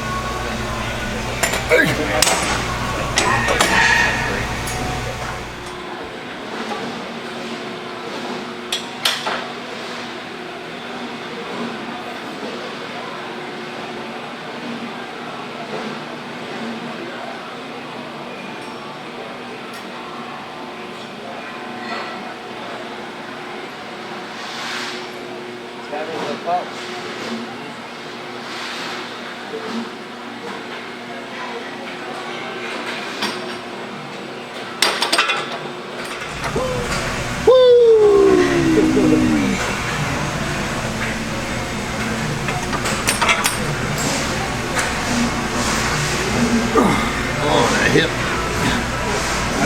Yeah, nope. Gotta be.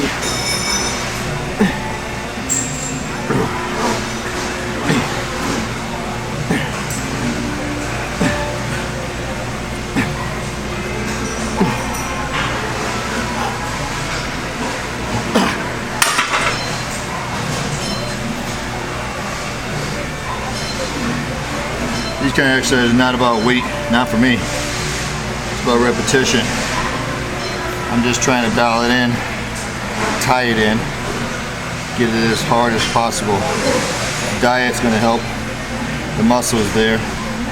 It's just trying to just refine it, shape it, condition it.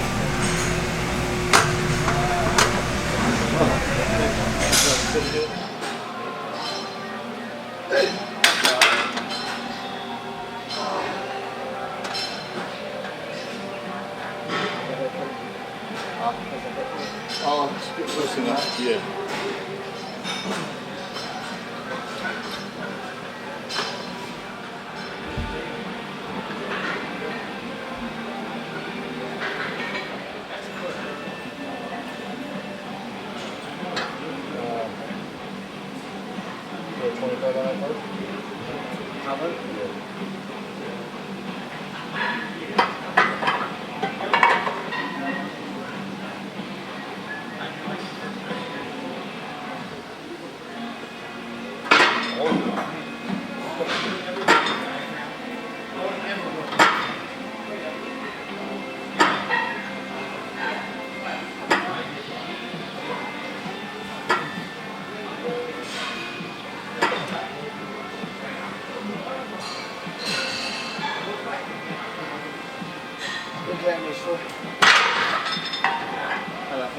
Different offer? Yeah.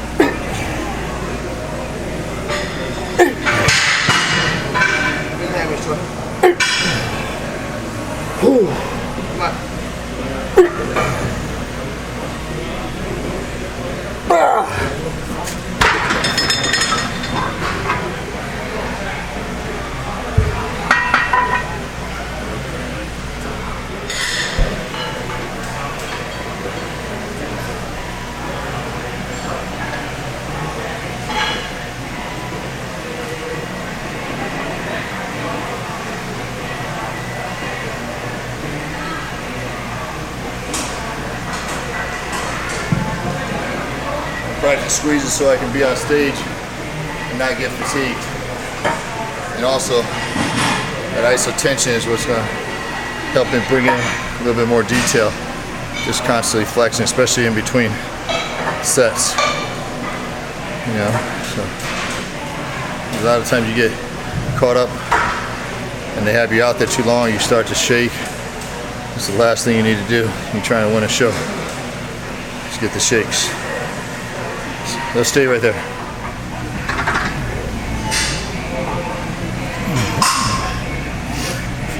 Yeah, Mr. Yeah.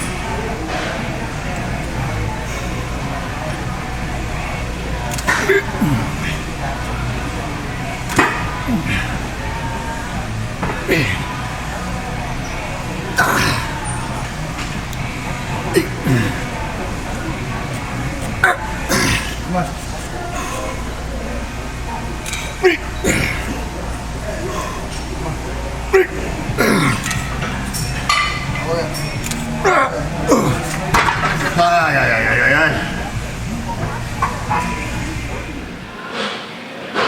Get this, baby.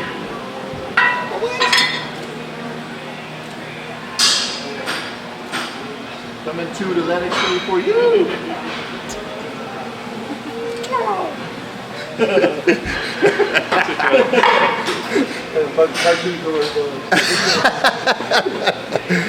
Ooh, goddamn. There's a ball on top of there. What You the? got bit by something, didn't you? I'm telling you, that don't even look right. God damn. Motherfucker look like a ice cream cone scoop. 3 weeks out. Control a little more. 2.5 weeks out and 2 weeks out. And I called Chris this morning because we were like trying to take it to another level. I said, Chris, said you and I both want to see more, but we're ahead of schedule from the Europa. The hamstrings and glutes are actually in better condition now than they were at 3 and 2.5 weeks out from the last show. So, but neither one of us are satisfied because we want like just dramatic changes, like so where it's just like wow factor. Like how can he change that much in such a short period of time? So that's what keeps us pushing hard though, because him and I both know what we're capable of, and we're not gonna be satisfied until we achieve that goal. And it's a realistic goal. Just gotta keep digging, and it will come. But we just gotta be patient and just keep working, and never give up, you know. But we will 100% be better than we were last time. For one, we're even more complete because we're a little bigger. I don't know how many pounds, but definitely bigger, and just more balance than last time. So it's going to give us a little more symmetrical, aesthetic look. But I just want that chop on those hamstring glutes. So when you look at me from all angles, you see nothing missing, you know. I just want people to just look at it as like there's nothing wrong with his physique. I mean, everything just flows. It's like complete balance. Charles Glass, I stole this from him out of the magazine.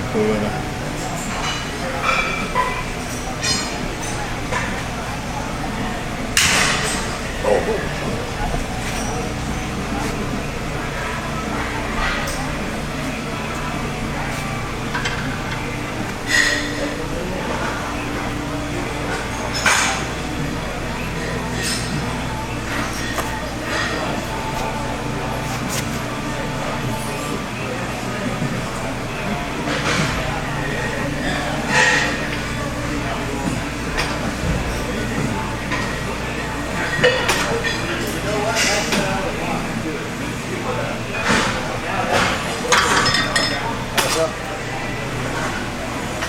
Top was just getting that first lift off of. Yeah.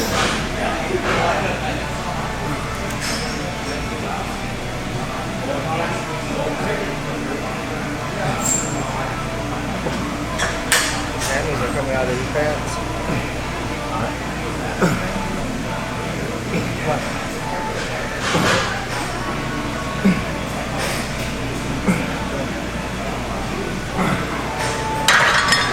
start off with that 25. You get it at 45. Yeah.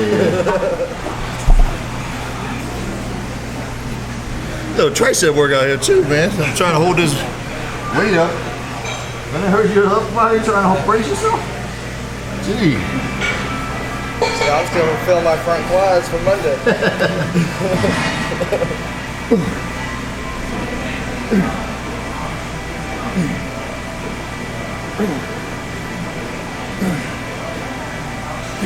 Good try.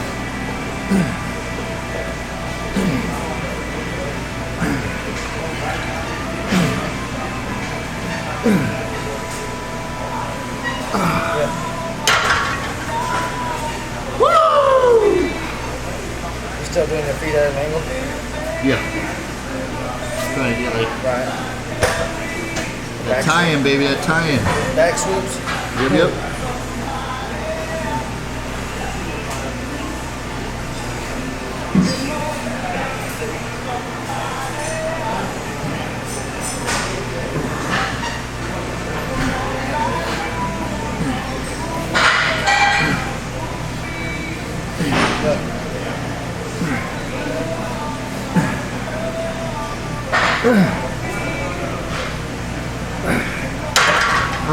Good.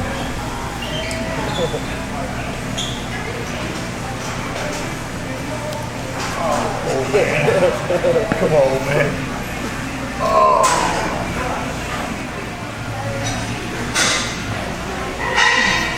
Yeah, let me see any of you other guys put on 30, 32 pants on slacks. I guarantee you're not wearing them.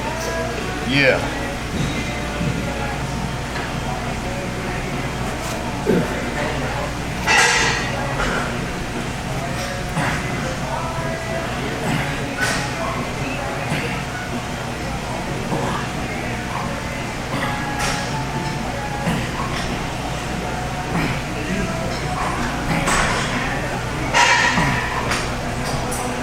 Watch out.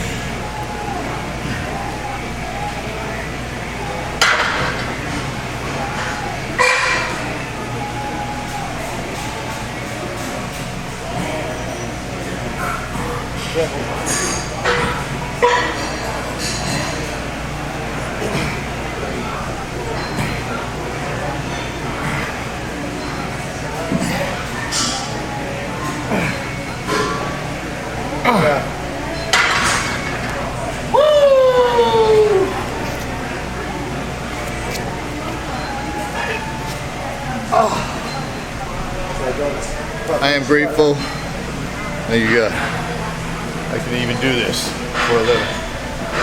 I count my blessings every day. No matter how tough it gets, it's still a gift. I get to do something I love to do for a living. That's why I wear this all the time, just to keep reminding me of where I'm at.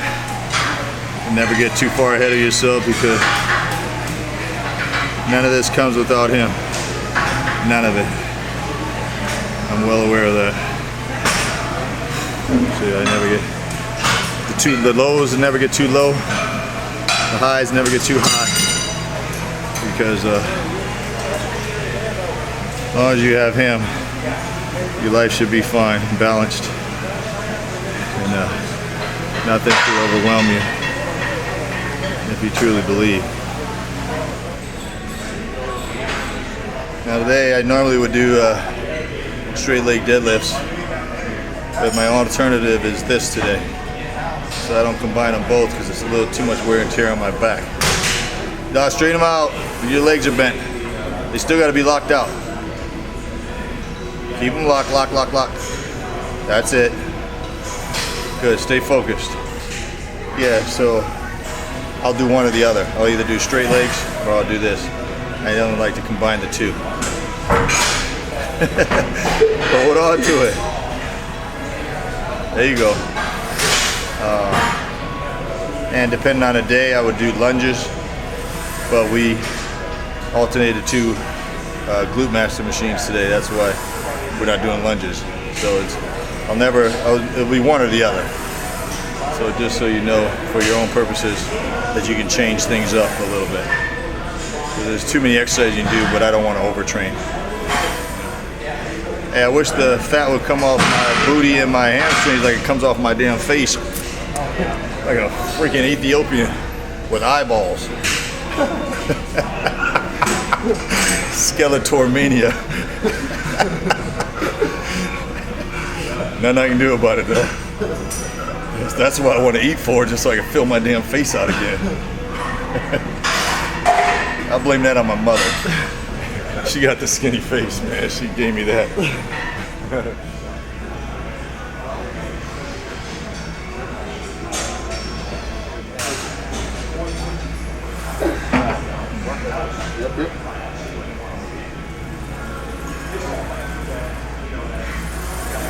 Nice and smooth.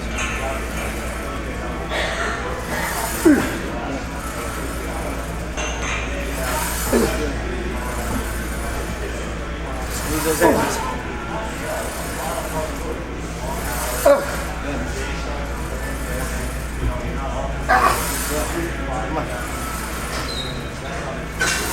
Come on.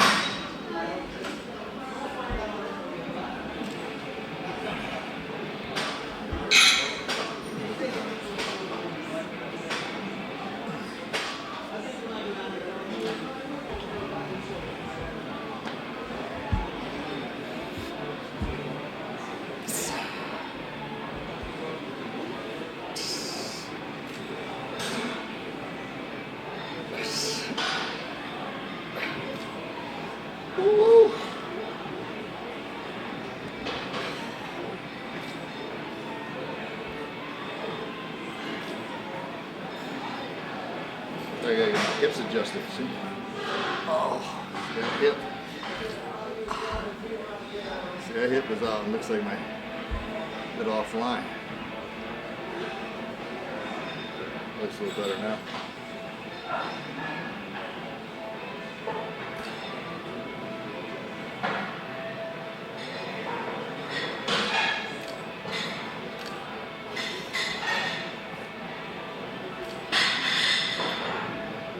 All right.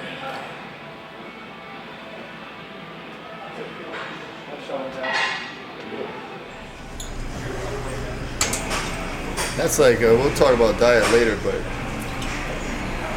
so I'm actually pleased that I'm holding any kind of fullness right now with as little carbs as I'm doing. You know, basically doing as far as food, only taking in 50, maybe like 80, 85 grams of carbs food-wise, and then I take in 2 scoops of Value Growth post-workout. So really, total carbs, probably about 150 a day. And that drink doesn't even feel like carbs, even though you feel good for a moment. You're begging for those carbs after. I am, at least. And for me to actually hold any kind of fullness with that is a positive, you know, because usually with these kind of calories, and especially just eating fish and egg whites and protein drinks, it's all the protein I had. Last time we were able to eat some red meat.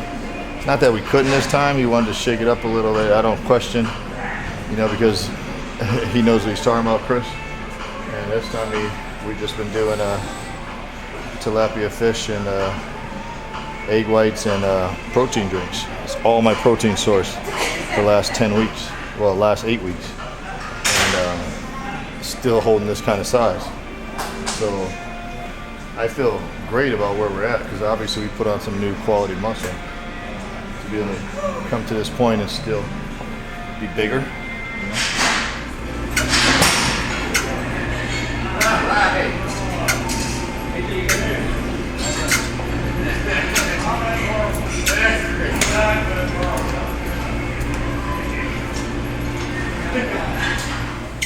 I would love to be able to have a day of just like eating some red meat, but it probably wouldn't hurt me, but it sure wouldn't help me, I don't think, in my ultimate goal of drying out this glute hamstring area. You guys don't know, the last time we got it in tighter, we were tight early, I was able to eat a medium pizza at 3 weeks out and at 2 weeks out.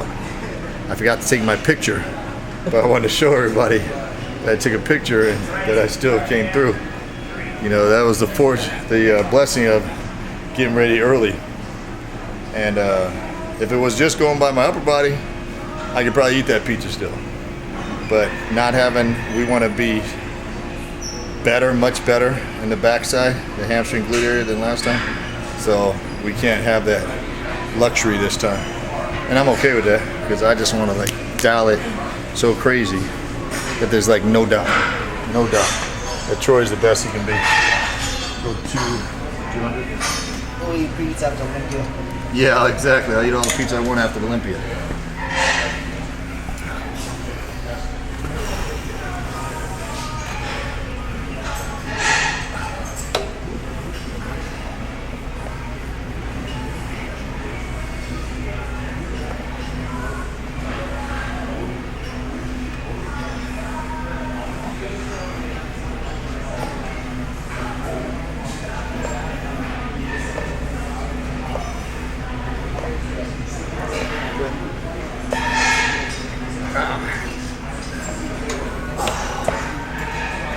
Done.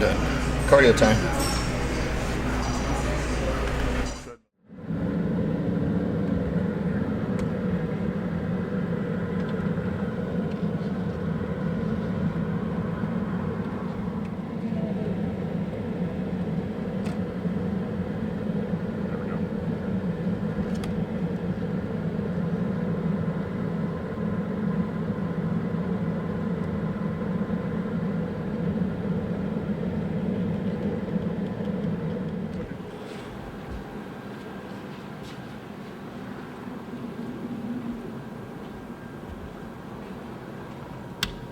Welcome to Pro Nutrition. This is the place where I make my millions. You know, you can see it just stocked with all kinds of money. Money. Energy, life, clean, happy, Nutrex. It's like, you know what they say, and you come in there, it's like, and now this is the place where it happens, in those cribs. Yeah. This is the place where it happens, right here. Instead of my bedroom, this is my bedroom right here. This is the domain. You know, this is my masterpiece right here. That's in the working process right now. Steady, but enjoyable. You know, you gotta have like a tough skin to be able to hang with the business, especially during this economy. Because if you didn't, it's difficult.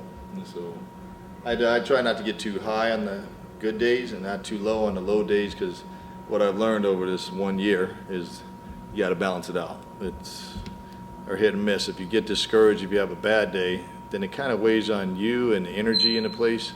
And if you just take it as just a bad day, you know, we got the rest of the week, then that's how it turns out to be good. And I've learned that over time, because I used to get up and down, drive myself crazy.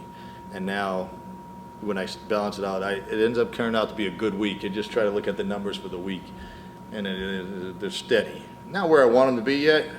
And I have high expectations, you know, realistic but high expectations, and they're not there yet. But I think in time, you know, if I just keep digging in little by little, and I'm just able to devote more time to it, it will come through. You know, the numbers will come up.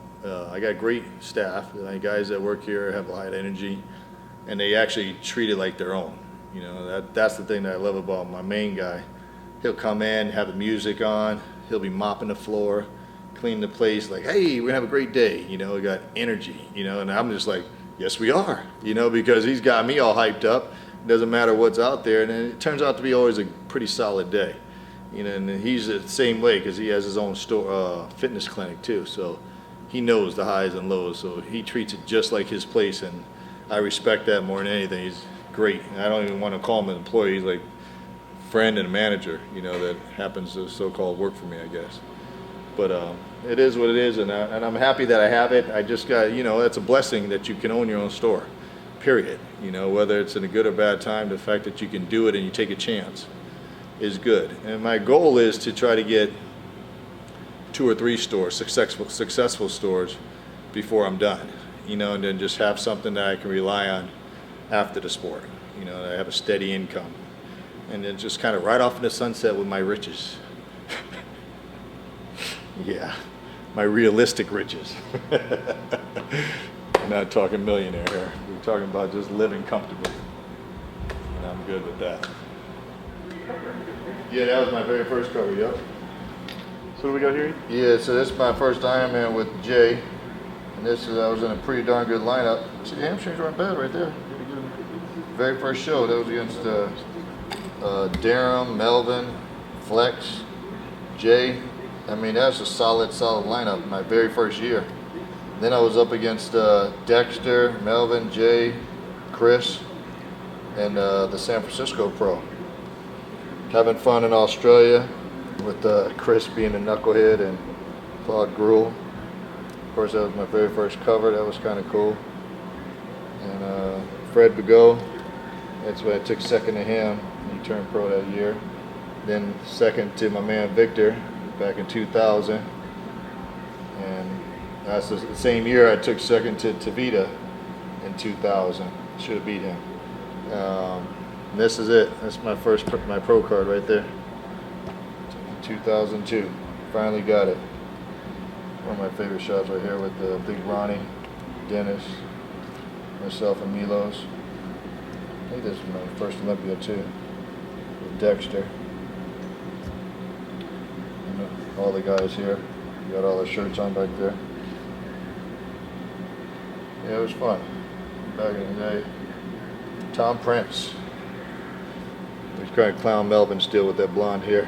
I don't know what he was thinking right there, but that's the fun time right there. Did you ever see? Kevin jumped into that show, and then he jumped out. He was kind of toasted coming in. He was in the audience drinking alcohol, and then he just said, "I'll do it," and they let him in. And he did the show, but then he backed out again for the night show.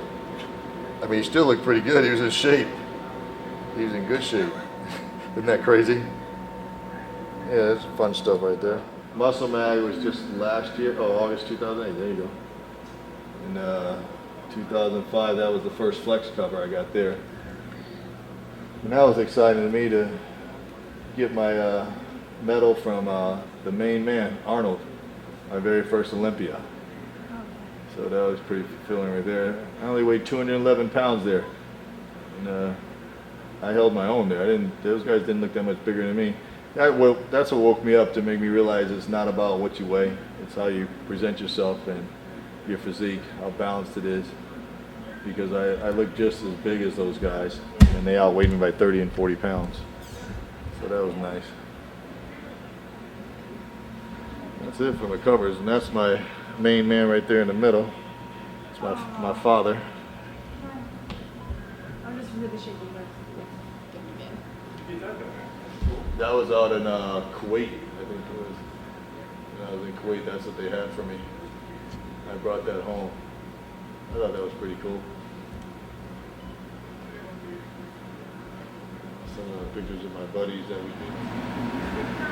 Of course, we have over here Nutrix. This is my sponsor, my #1 sponsor. We have the Almighty Value Grow, which I'm a stickler to, that I still use all the way up until the contest. And all the products are really good. Your energy source, you go with the Ignite. Lipo 6X is the fat burner I use. We even have a stronger one called Lipo 6 Black that is for more of the hardcore. And that's represented right here in this ad with Dennis Wolf. And then we got a Lipo 6 for hers, which is super popular. Again, time released. It has Hoodia in it and folic acid. And then the main thing is that the Niox is a good product if you're looking for that nitrous oxide boost or that pump in the gym. Outstanding.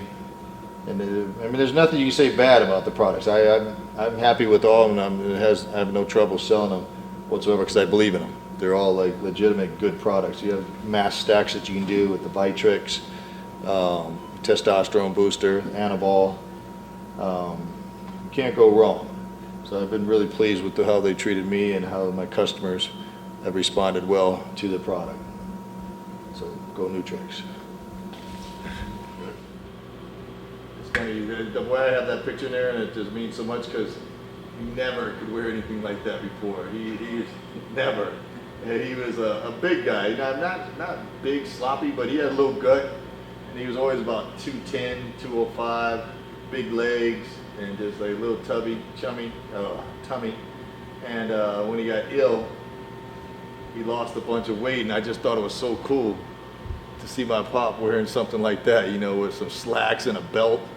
What happened to your pops? He had pancreatic cancer, so he was like strong as can be, but most people don't even make it past 6 months. He made it almost 2 years with that, and that's why that picture means so much to me, because it's like I always got to tease him before, like, Pop, you haven't worn that probably since you were 12 to be able to wear an outfit where you can use a belt. And he was just like, kind of like in this same old mood, like, yep, I'm enjoying it though. That's just him, the mellow father, you know, my hero. I feel his energy all the time. Every time, you know, anything gets frustrating or whatever, I just think back on how he just would never, you know, get upset about anything. And it just, the one thing that is still admirable, and I don't know how I could ever reach that goal, that's my goal, is he always was a giver.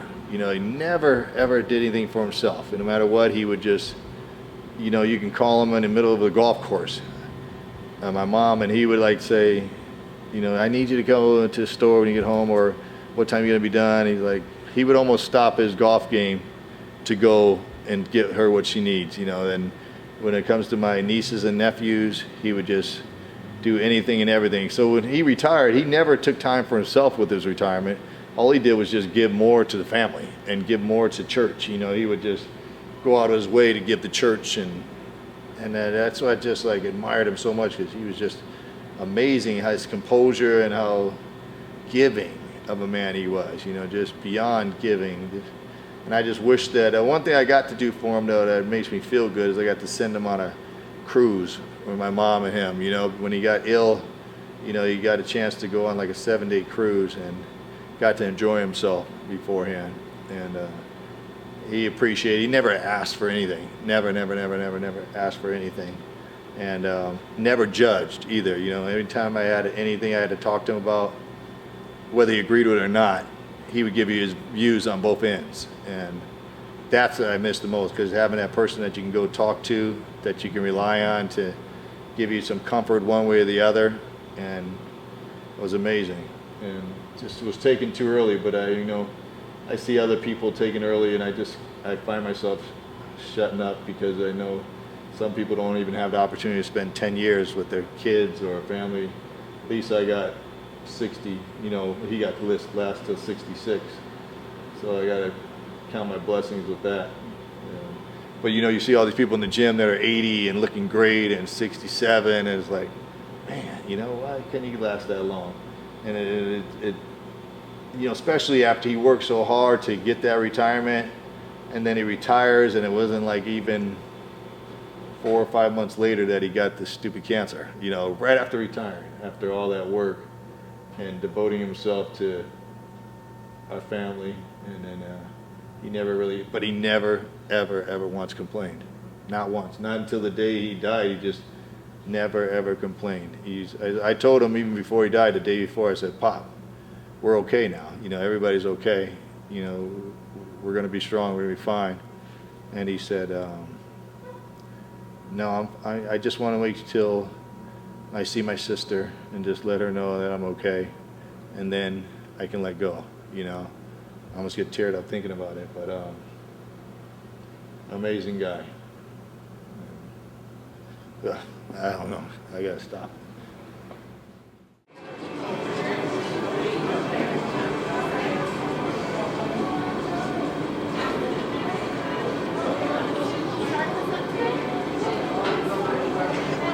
Hey, on it. He's always just been like a reliable friend. You always count on for anything.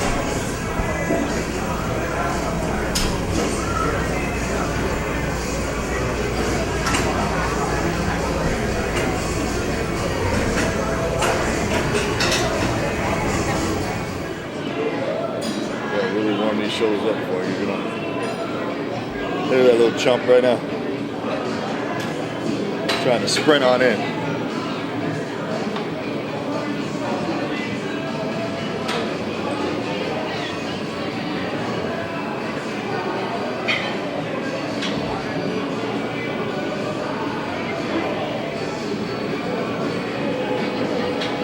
Where you go that fast?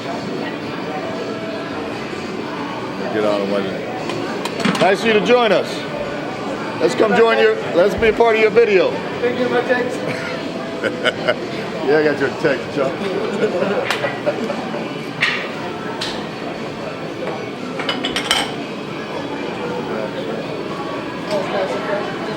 Well, that'll be a little bit harder. Huh?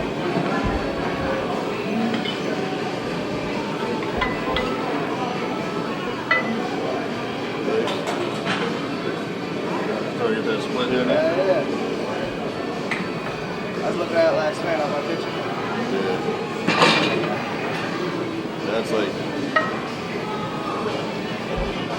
That's what I want the most. And then the feathers are starting to come in right here. The skin's starting to get real thin. Getting there.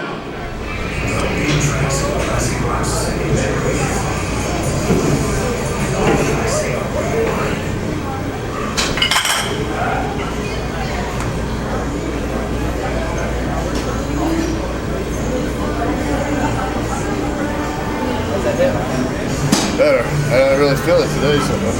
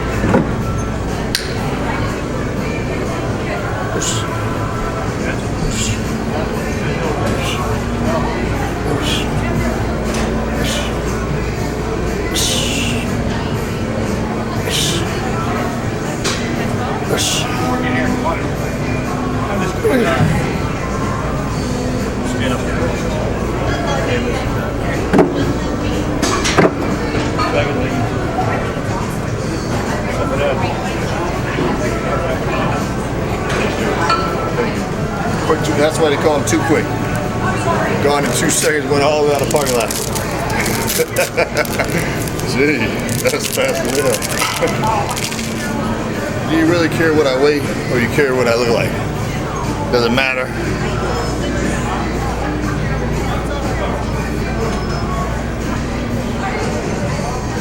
The way I look at it, freak's a freak.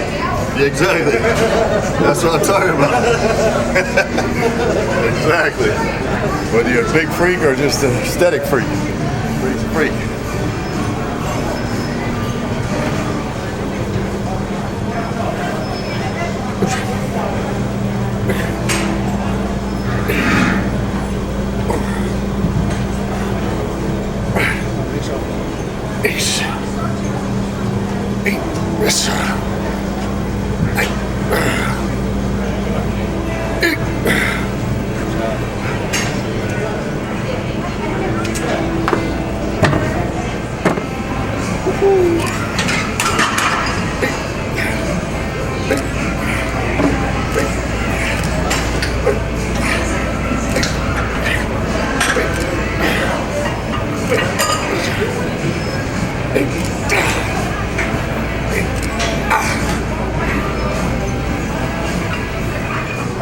Side and back. I'm starting to get more deep holes too. Yeah? Yeah, it'll be all an illusion, you know, the deeper separation, the bigger I'll look on stage.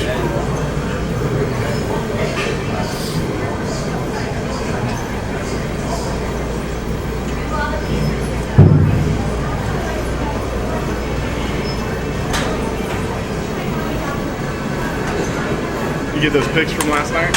Yeah, that's real cool. Thank you. Yeah. I like that bicep walk I'm kissing. It's funny as hell.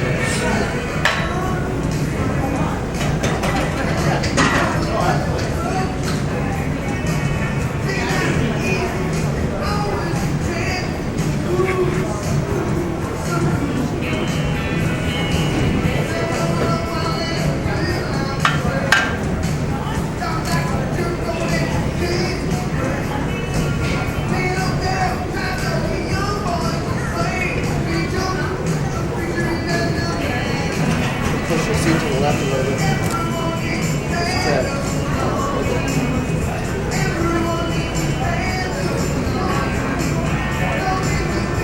It's too high. Where do you get the long ass arms from? I put it out because that's what you started off at. Yeah? Yeah. I need to get that.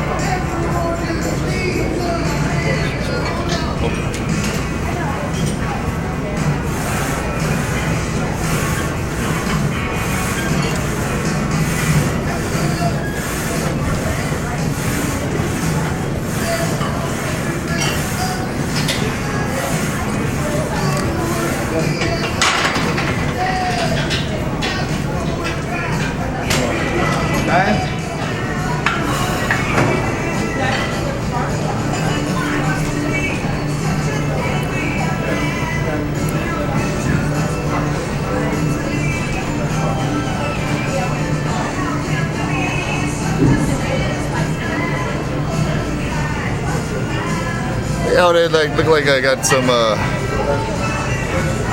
look how weird it looks. Here, and then I got this one in the middle. I got a nice heart for you. I just looking at that, that's a reverse heart.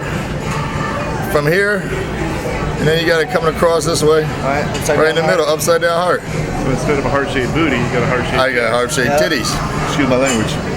Boo-boos. See you laughing, Lee.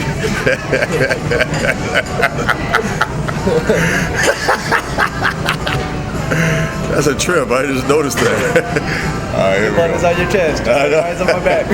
Something has to motivate me when I feel skinny as. I have some that I feel all damn skinny, man. Something's good. I swear I do. I got it's a mind game, Troy. Come on. It's all a mind game. It's an illusion, you big dummy. Let's go. Once, twice, three. Yep.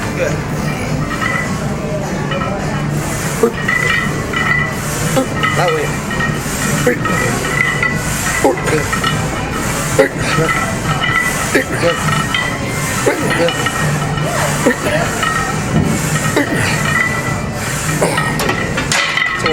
It's a way to wake up. Yeah.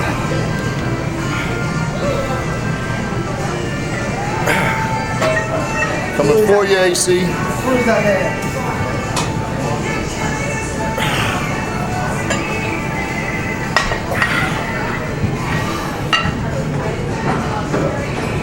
Starting to get a little grainier, huh?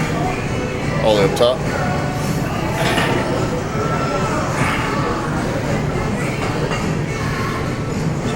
Oh, look at a little Christmas tree popping up on the lower back there. Yeah, I think go 5 this set and then we'll go quarter next set. Yeah, Christmas tree coming on and it's not even December yet.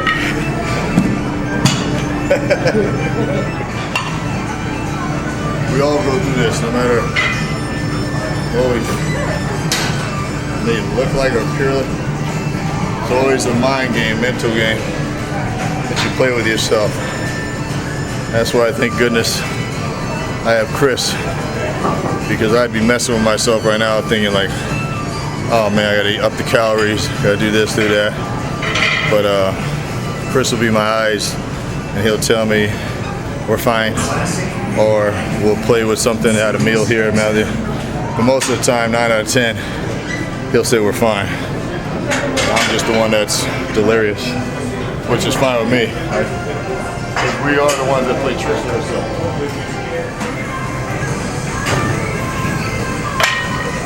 25. 25? Are you trying to kill me? I put on already. 345? No. The last set, isn't it? No.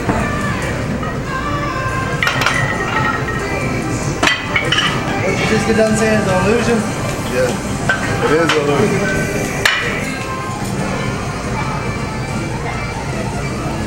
I was just thinking to myself right here, if I put my head back, get my eyes closed for a minute.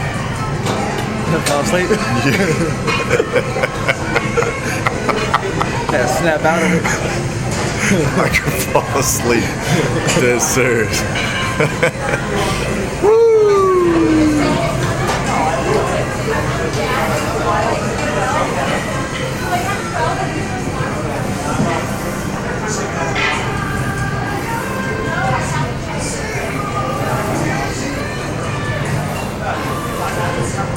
Once.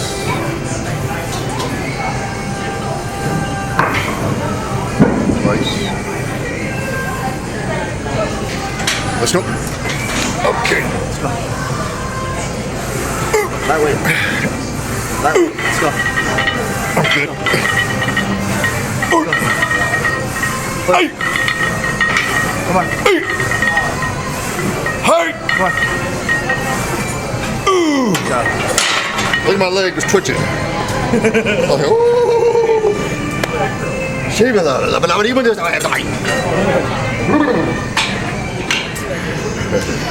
Stay with me on this, man. Alright, let's go.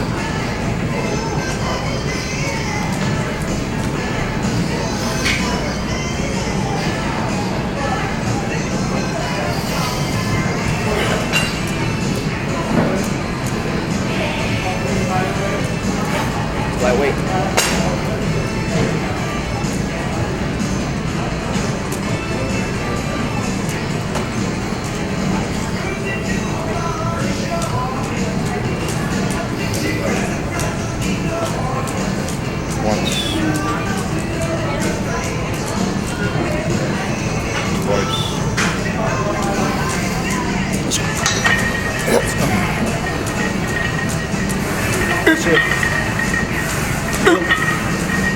Go. Go. Go. Go. Come on. One more. Push. That's all you do. Woo! Hey.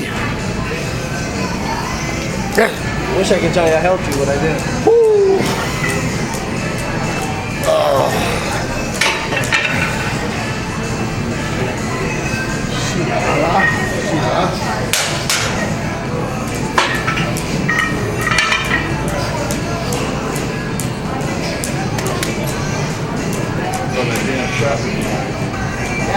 My trap? Ah. That's why I always trigger it every time I do these damn things. Damn. Kept your head in place. Every time, that's where, I know, but every time I go up, it's like down a little bit more. Put your elbow in there, you got little scary ass nails. Now get down there, though. Your muscle too big. Yeah.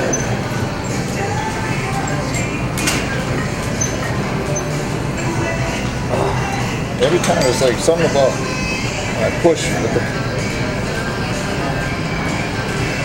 shit. Thanks, Joe. What do you want to stay with?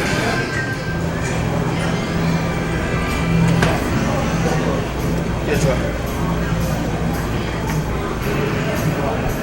All right, where are you going? See, that feels pretty good. Yeah? Yeah. I like it. I like it. You can do it. Yeah?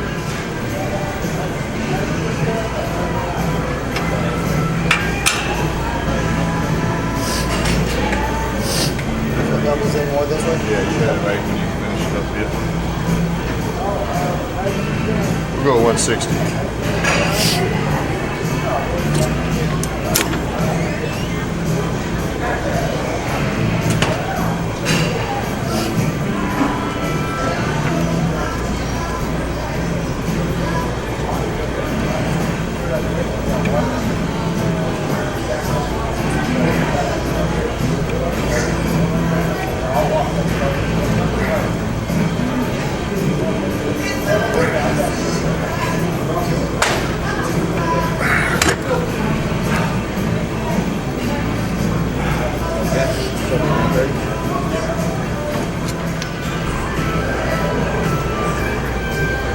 Loving, man.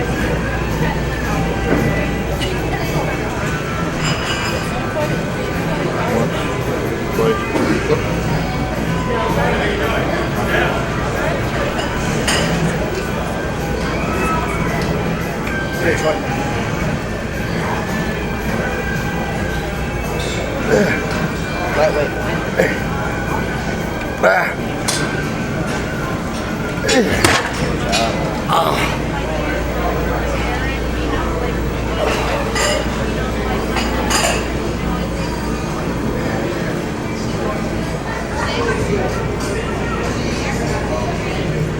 Nice and bad back there, huh?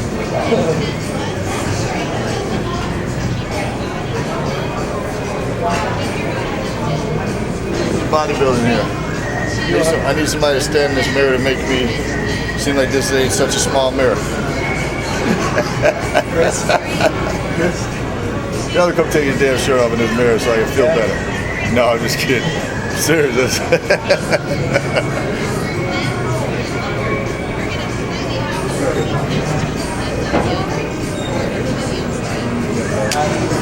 Alright, sounds good.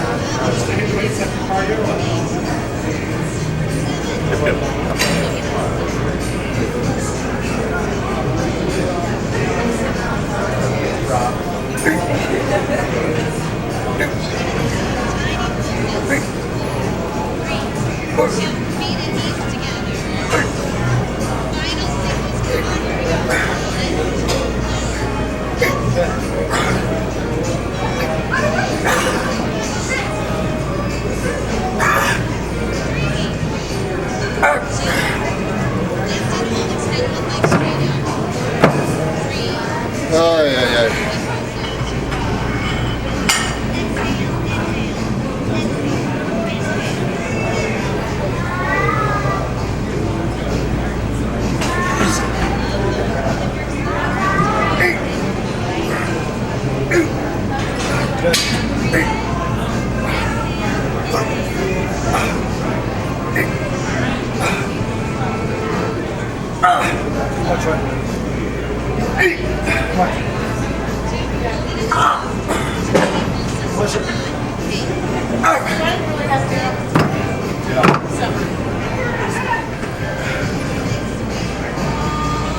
Big monster. I'm trying to be like you, man. Yo, big boy, let's just see you in this mirror, then I'll really get a feel. Because if you look kind of small in this mirror, then I know I'm all right. How come you tell me over here? You have a real dope machine? Yeah. Okay. I just got off of work, man. I just came straight here. How you doing, man? How come you don't over there? This is where you could usually come to? I'll come to both, man.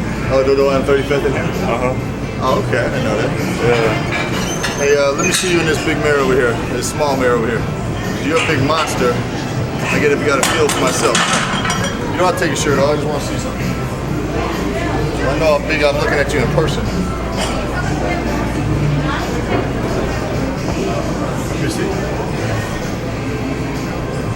I don't feel so bad because you're a monster.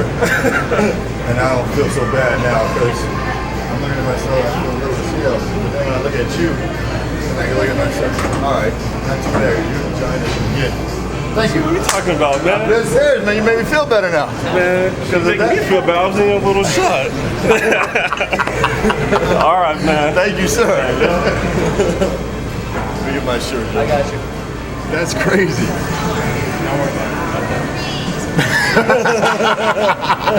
She was asking what that was.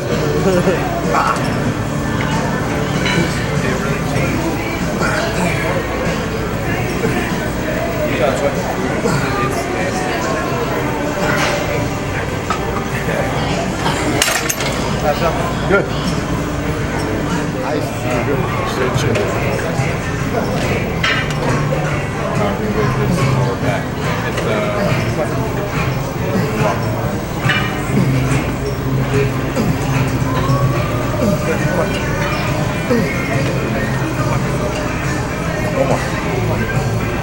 All right. You know that's what's supposed to work. Ready? Go live?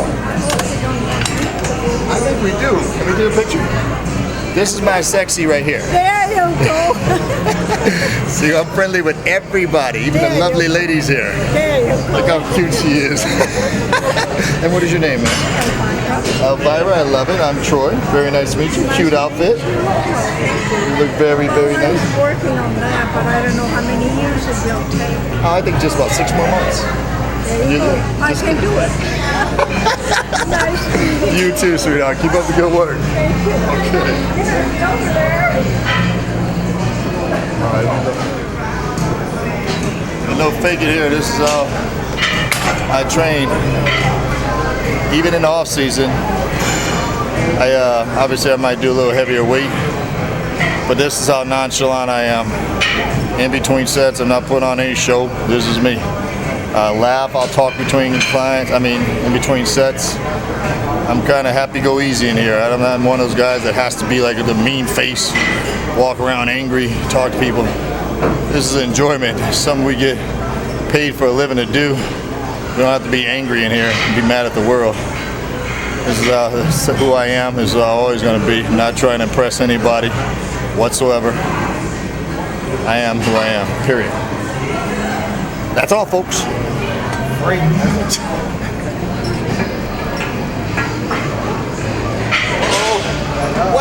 is that?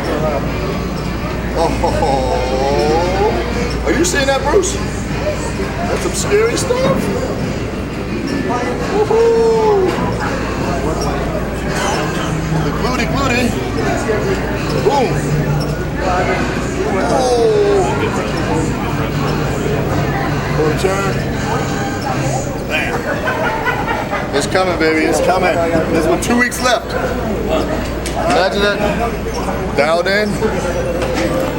It's all an illusion, like we just talked about. Imagine that illusion once we get super, super dry.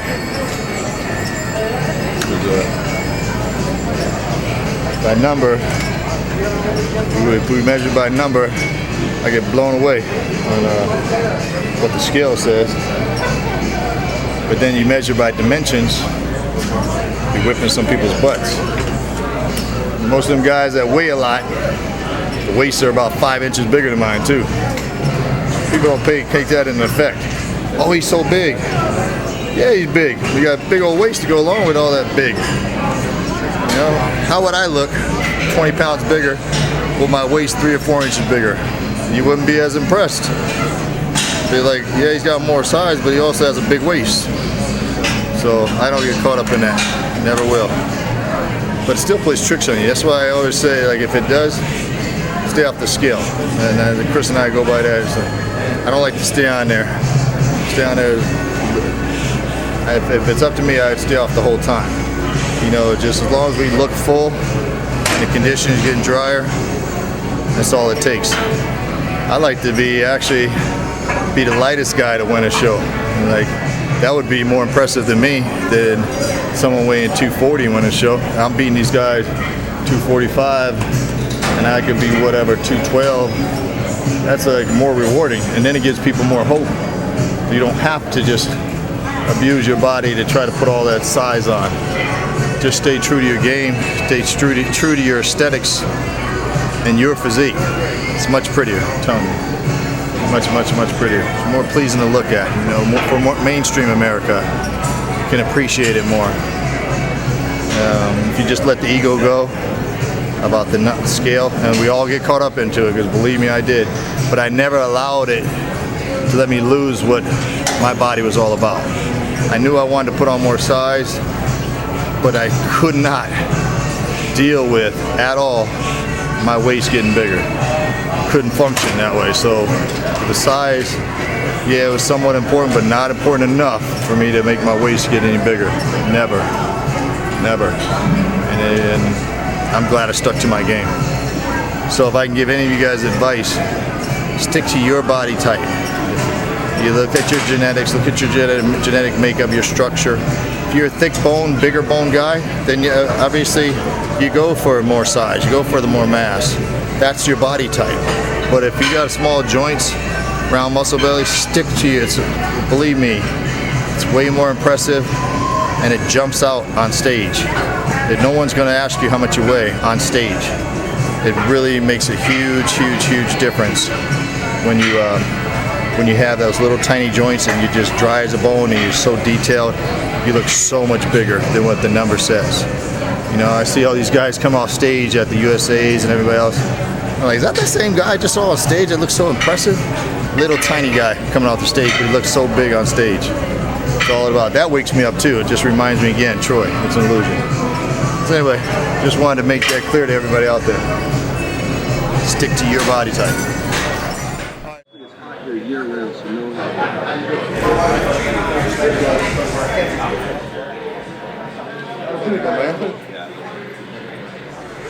Kind of demonstrate with one of the guys here that's been a national competitor, who's competed for a while on kind of what we look for in posing. You know, as far as every physique is different, so no one's going to pose the same.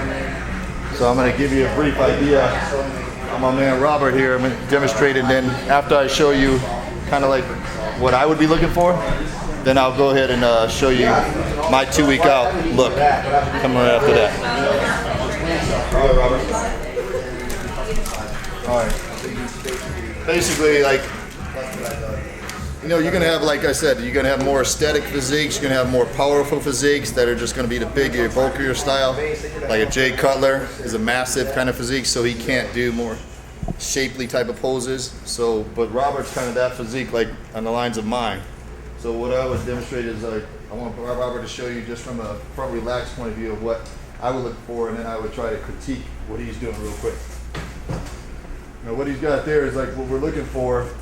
You're looking for shoulder to waist balance And you look for the overall conditioning and then your overall depth of the muscle. You know, from what he's doing right there, there's really nothing to critique. Based on his physique right there, he looks pretty darn good. Let me see a quarter turn, Robert.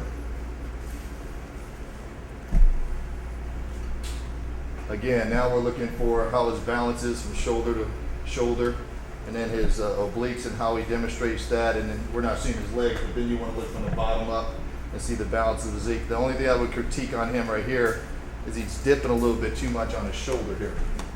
So what you want to do is open up, just like you were, get the chest up, and then lay this up here, so I can. So there you go. So what you're almost kind of doing is almost like a crunch and twist at the same time. I'll show you when I do it. Okay, go ahead and turn to the back, Robert.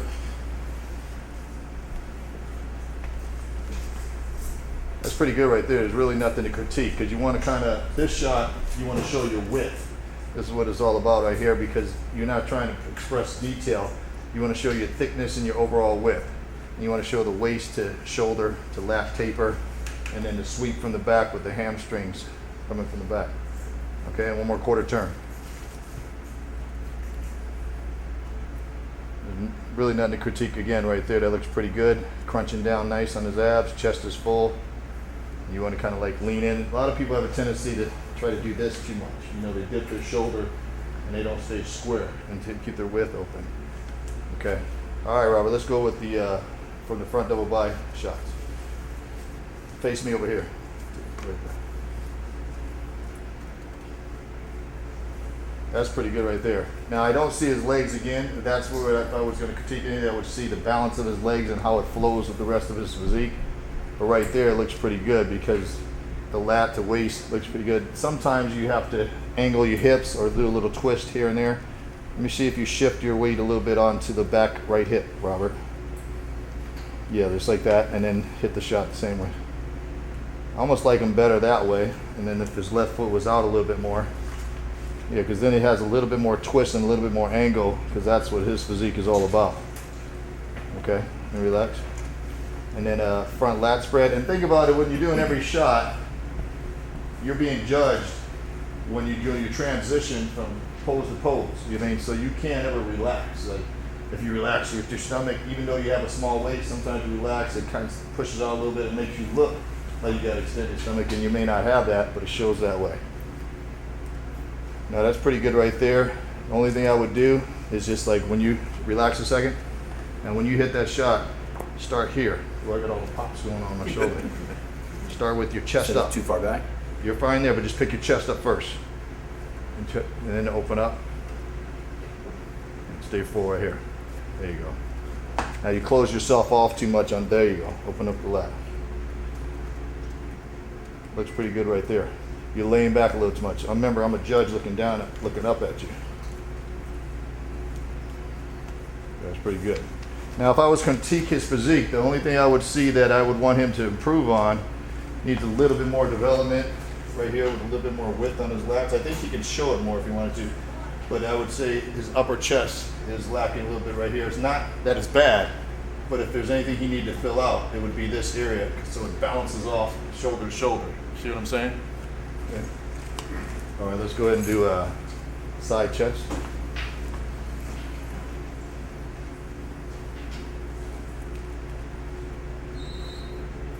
That's pretty good. That side chest looks really good. I don't really see anything wrong with that because he's laying back. He's got his chest up. He's pushing his leg over. I can see. Just pull the waist in, blow the air out. There's nothing really to critique on that one. That looks pretty good. Okay, then let's hit the back double bi.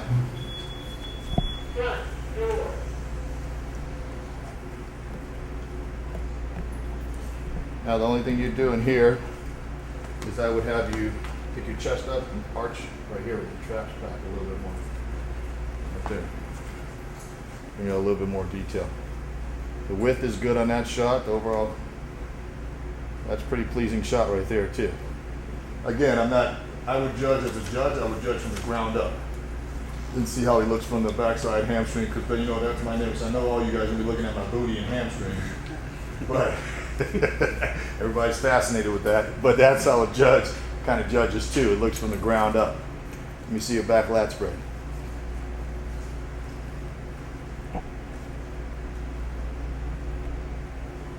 pretty good back. He's got nice width too. He's opening it up really nice. Overall flow, the waist is relatively small. That looks pretty good. Really no critique on that at all. And then let me see your abdominal thigh. There we go, the legs. Whoa. There we go. And comes down. That's it right there. Looks pretty good. Pretty good. You tired now, Robert? That was hard. You know I was gonna beat you up and make you sweat a little bit, huh? And then we just gotta let's do one more, just the side tricep shot.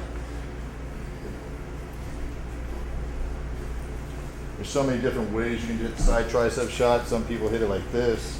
Some people rotate. Some people do this. It depends. That looks pretty good. Now twist your body a little bit more. Keep that arm locked down and show them the striations on your chest here. There you go, without, and still open up at the same time. It's a lot too posing. You can see how he's sweating it out right there. It's almost harder than working out. It's that iso tension. That's not too bad right there either. That's hard. He's got to work a little bit on the flexibility because you see that he's having a harder time rotating here. He's stuck right here. So you got to just practice on that. But overall, he's got good dimensions and a good balance to his physique. And there's really not much to critique on him because he's got a good overall look. He's nothing that overpowers, but nothing that's a real strong weakness either. So he's got a good physique. There you go, Robert. Thank you. Thank you, sir. Appreciate you coming out. We're going to go back to... Hey, Troy. You've been great your whole career. It seems like this last year, you've really stepped it up and you're at a different level. What do you think took you to that next level? To be honest with you, it was almost like, it reminded me of when I was at the USA. I was at that point where I had taken second 3 times in a row, and I was at that breaking point where it was just do or die. I said, you know, put everything into it, and if it doesn't work out, it doesn't work out. It wasn't meant to be. And I was able to get that particular victory and get my pro card. But at the Ironman this year was my true wake-up call because, you know, I've been kind of going through the motions without realizing I was going through the motions, you know. You get accustomed to doing well and being respected, like being good conditioning, and you're always relatively going to be top 5 or, you know, someone that's going to be looked at. So I just kind of took it for granted without purposely taking it for granted. And it wasn't until the Ironman when I thought to myself, you know, I was in decent shape. I said, well, 6 weeks left, let me go ahead and see if I can go ahead and jump into the show. You can't jump into a pro show like that. You know, that was my cockiness or whatever you want to call it. I didn't think I was being cocky, but when you really look at it, I was being cocky. And the reality set in. When I got out there and got my butt whipped by people that I know I should have been beating, it was like, do or die here. Now this is either you're going to quit now or you're going to get it in gear for the next show. And things kind of came into play. I thank my man here, Carlos, because I got my store up and running, and you know, he took over, Carlos and Josh, and they helped me to be able to ease the tension off me for concentrating on this place so much. And that allowed me to stay focused for the next 2.5 months. That's all it took, was for my head to be 100% into what I wanted to do. And I knew I had the ability to do well. It was just a matter of me focusing in on doing the little things that it took to get to the point where the judges were critiquing me on. You know, just getting that overall balance and overall conditioning to the entire physique. So I got that back, I got that fire back, and then, you know, after winning that show, it just took me to another level of focus and belief. You know, before I was going into every show thinking top 5 is a great accomplishment. Now I'm thinking about winning the show. You know, I don't think about top 5. I won't be satisfied with that. And I feel like I'm putting the work in. I like what I bring to the stage. I'm not competing against anybody else. I'm competing against me. I'm trying to beat my last competition. So that's my goal for this show, is to improve on what I brought in the last time. So last time I was really satisfied with overall. And this time I think what we're trying to do is just improve a little bit more on the quality with the quads and hamstrings, and a little bit more development, shoulder to waist, you know, so I think it'll be a little bit different look. So okay. I'm curious to see what happens. Thank you. Yes, sir. Any other questions? I have a question. Yes, sir. Hey, what's going on, man? How you doing? Yes, sir. Do you ever see the sport rewarding the more symmetrical body, or is it always going to be the monster that kind of steps on the podium? That's the exciting part. Because I think now, finally, and that's why I think my confidence has gone up tremendously, is because I think with Dexter winning, that was the best thing for the sport, because now they're starting to look at shape and aesthetics again. You know, it's not just the mass monster for the sake of mass. You know, it's like I respected those guys for bringing that mass. Ronnie did it up until he got too big, and then he started losing the aesthetics part. When he first turned pro, he was absolutely amazing. I mean, first won Olympia, he had perfect balance of muscle mass, symmetry, everything there. And he was freaky as can be in 2003, I think, when he was 280 something. And he still had relatively good lines for that. But over time, he just kept pushing and it just went too far. But now, with Dexter winning, I love the sport again as far as where they're going. You know, they're looking for a classier physique, and that's to my forte, because I've never got caught up in me trying to be the biggest guy on stage, because I'm too vain when it comes to my waist. So I'm not going to let that happen, you know. So it's like I stuck to my game, and I think now is my time to shine. So I feel like it's going to happen now. So especially when you're confident, it's where you are mentally. Now mentally, I'm really strong, where I just feel like as long as I put the work in, I know I'm going to be extremely competitive to have a chance to win each show that I enter. So I'm confident. So I'm going to go ahead and go through my quarter turns for you, what I would do on stage. For me, it's all about balance, shoulder to waist. You know, that's my physique. That's what it's all about. So that's the key for me as far as what I can get a little pump up, whatever. I know the first thing the judge is looking at is the top to bottom, you know, how I balance out from shoulder to waist. All right, here we go.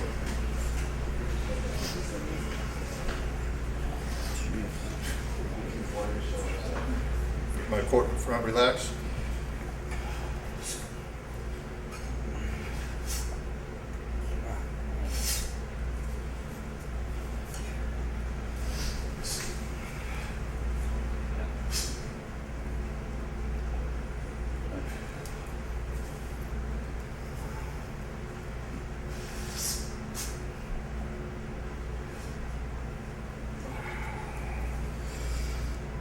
Front double bicep.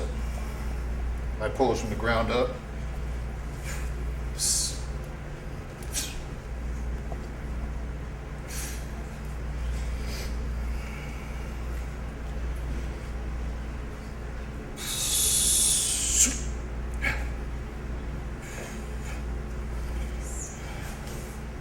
Side chest.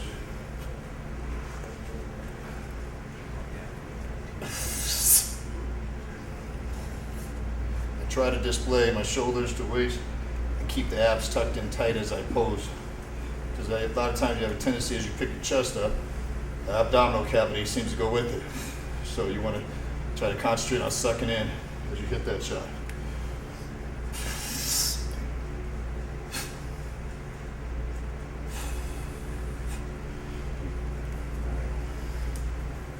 Back double by.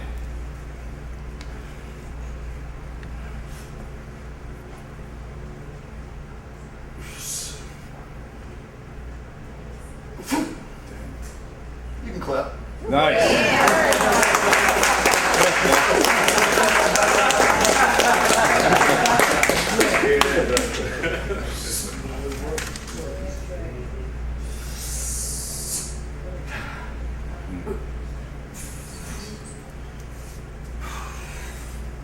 My favorite shot, side try.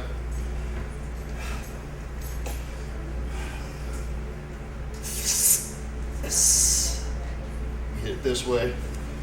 I can hit you this way. Or like this. Then I'll give you abdominal thigh.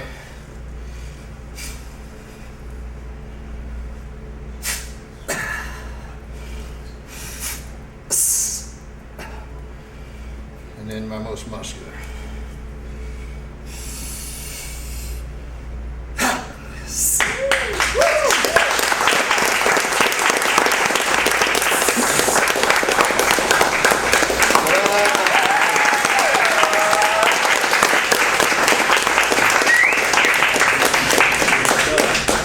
2 weeks out conditioned. So my goal in the next 2 weeks is tighten this up, bring this in a little bit sharper, the glute hamstring, bring that tie in a little bit deeper.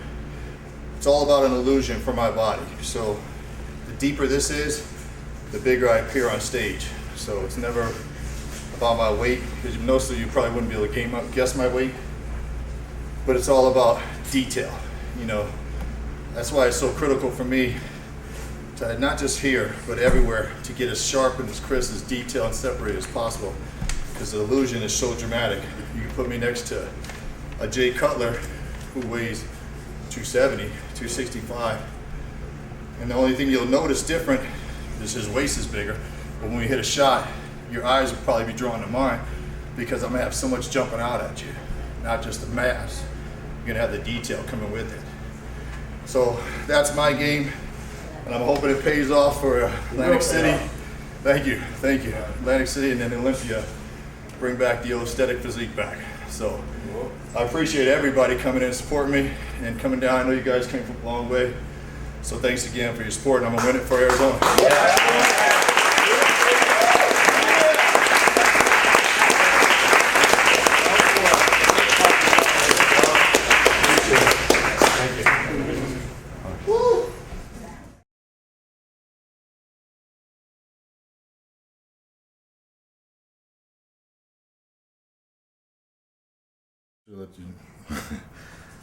When I first started, I did a lot of low reps for everything. You know, the 6s, the 4s. Didn't know any better, but I wasn't thinking about being a bodybuilder. It was just about strength at that time and just trying to get a little bit bigger. I liked it because I liked what it was doing for me. I didn't get much more size, but I got strength. I was always really strong. But once I started getting into bodybuilding, I learned after, I don't know, a few years of training and getting a little bit more focus on it, because I didn't train legs for a long time. You know, just lifting casually. I was like everybody else in the gym. It was all about upper body, upper body, upper body. And once I got into legs, I started training it the same way with the low repetitions. When I figured out on my own, I think it's just because I went real heavy. I mean, my legs were strong, and I went real heavy one day, and I felt all the pain was just in my knees. I figured out as I was training, all I felt was the pain in my knee the entire time. Like when I was doing the heavy squats, I only weighed, like, at that particular time, about 180, somewhere around there, and I actually squatted 5.5 plates, and went down and did like 5 reps, and every single rep just killed my knees. I felt like nothing on my quads. It was just, my knees were just torqued, and I was like, that doesn't make any sense. So, and this is like before I was really into bodybuilding. I just knew it didn't make any sense. So I just figured at that point my body wasn't responding, my legs weren't getting bigger training that particular way. So I started to upper body responded always to medium to high reps. Like I can do 6 to 12s, and my upper body would always grow. And the legs, I learned pretty early in my career that that didn't work for me. Probably like 3 years in, that doing low reps, even though I was getting strong, just didn't, my legs didn't respond, wasn't getting any growth out of it. So I started doing everything for my legs no less than 10 reps. You know, it was just 10 to 15 to 20 reps on my legs. And it's volume, high volume, is getting a lot of blood pumped in the legs was where I got growth from. I still got growth with upper body doing 8 to 12s all the time. Never had to really change that way. But you got to learn that for yourself, and I did early. So anyway, that's how it is for me. Upper body, I could even still get big doing 6s on upper body to this day, but not on lower body. I have to keep it real high. A lot of blood.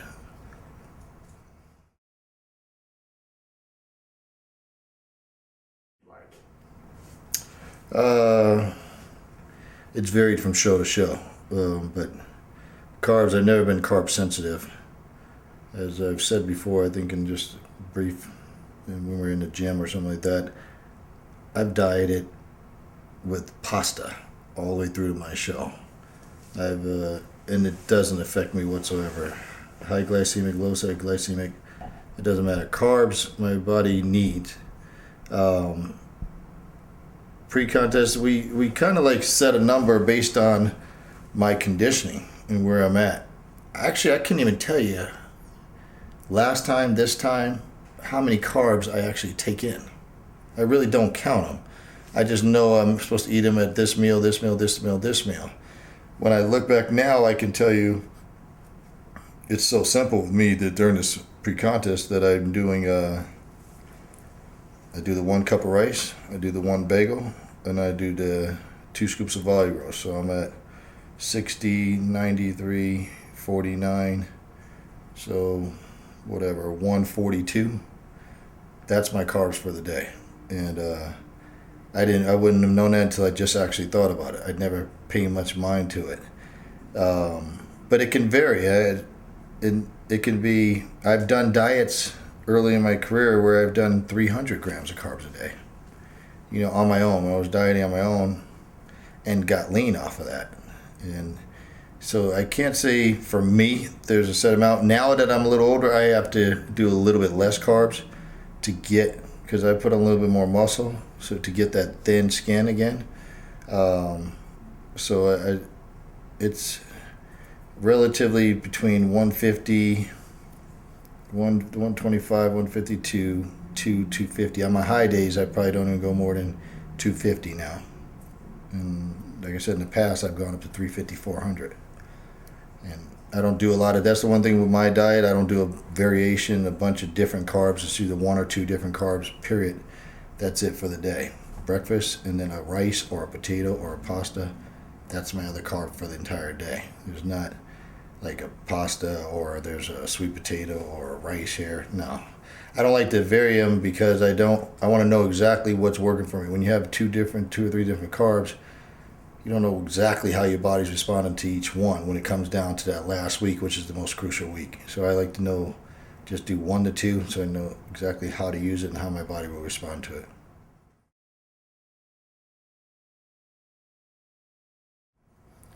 Protein, multivitamin, fat burner, EFAs. We spread those out on our low carb days. On the low carb days.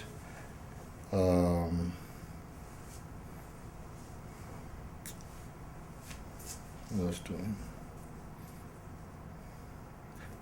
Value Grow, post workout. That's about it that I have to have. You know, I'll throw some other things in there at times, but all I need is like a fat burner, post workout, and protein, and multivitamin are have to haves.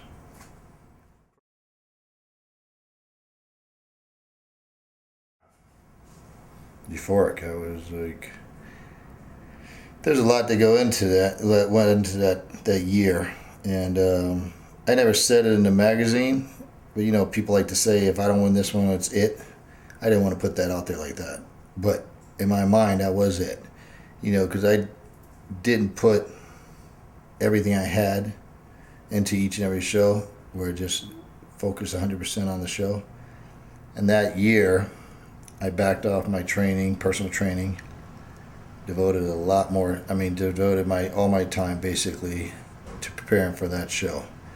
So that was do or die. It was like either you get it and it's meant to be, or it's not meant to be, because you put everything in, it's in God's hands, and just do what you can with it. But that feeling of having my name raised, because even today, Lonnie Teeper says I had the loudest crowd that was ever at the USA. I had so many people there for me, and it was just amazing how loud it was. And to have my hand raised, I just like, you know, just you look up at the man that got you there, and just like thank you. It's like my time. Because I always believed, without a doubt in my mind, that once I got out of the amateurs, I just need to get out of the amateurs. I know I'll be a solid, very good pro. I just need to get out. And so that relief of knowing that it's over, now I can go and compete as a pro, was the best feeling in the world. It was filled with excitement to get to the next level.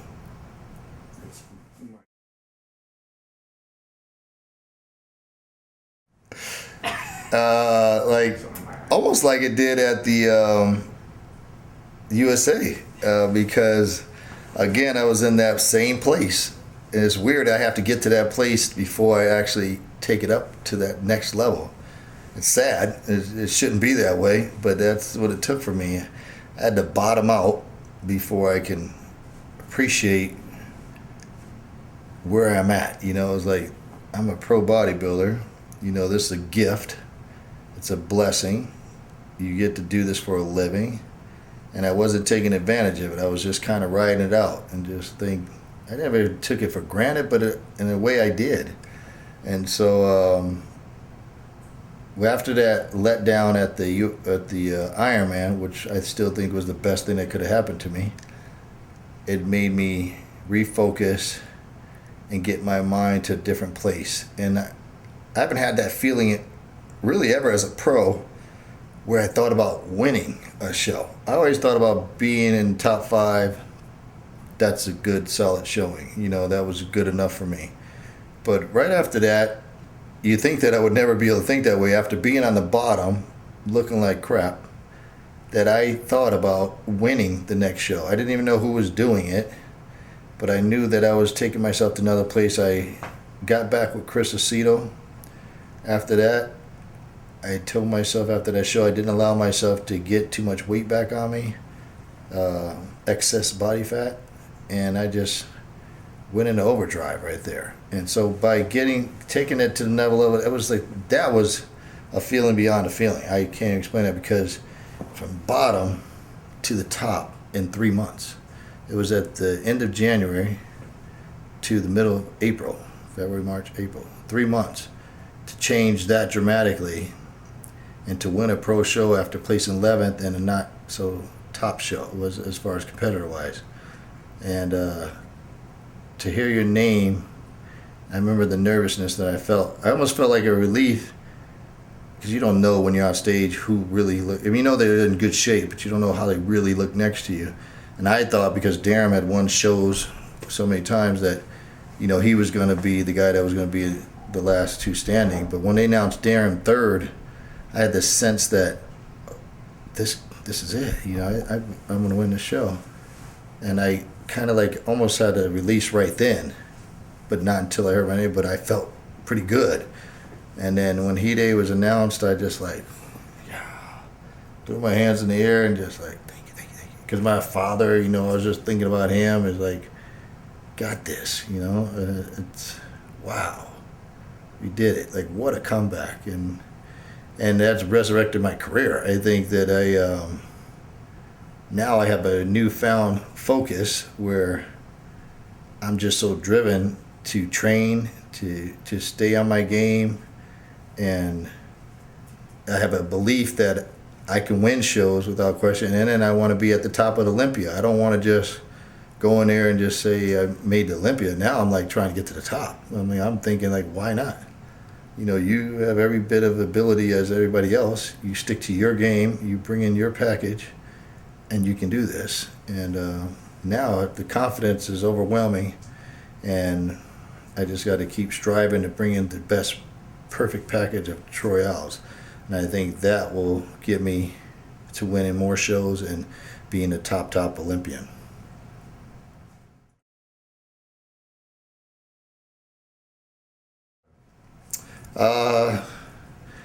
That happened because, crazy enough, my parents had got divorced, and my dad came out here, and my brother and I came out here with my dad, and then my mom ended up coming a year and a half later, and she moved out here, and we stayed with my dad.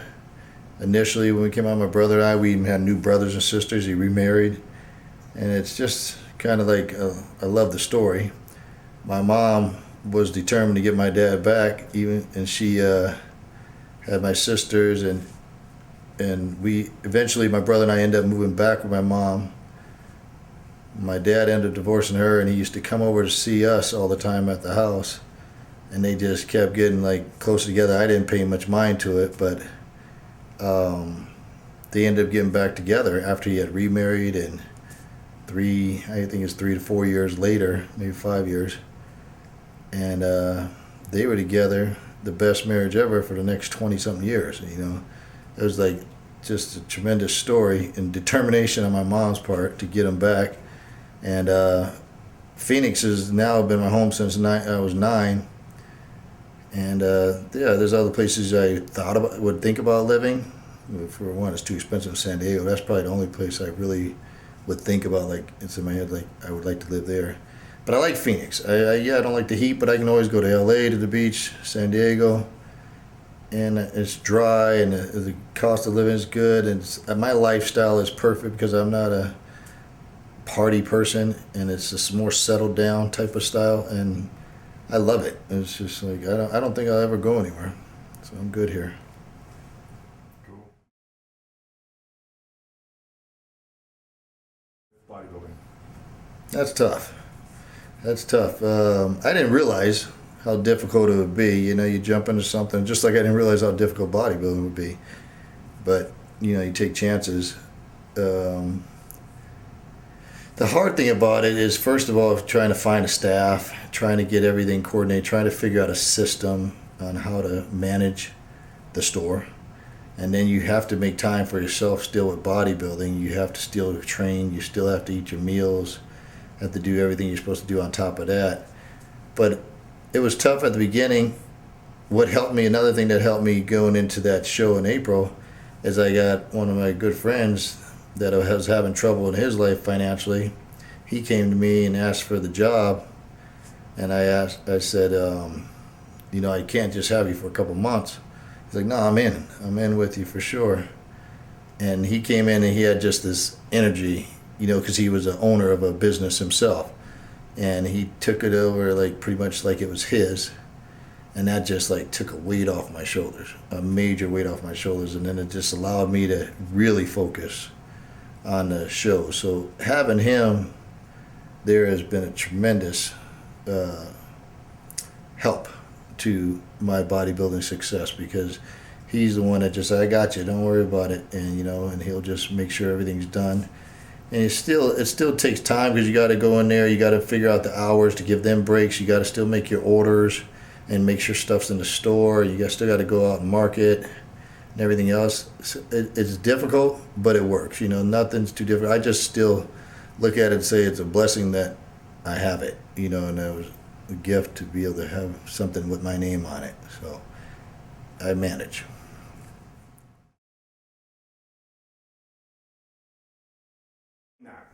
That was, I got out of the service, and I was in the gym just training, like I always did, working on my upper body, not training any legs.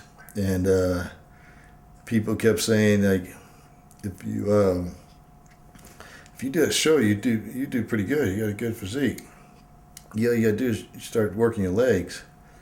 I was like, you know, I thought about it, and I knew I couldn't play baseball, and I love being competitive guy. And I don't remember the name of the person, but there was a few people in the gym that just kept kind of like pushing me to just kept talking about it. And I didn't even diet for my first show.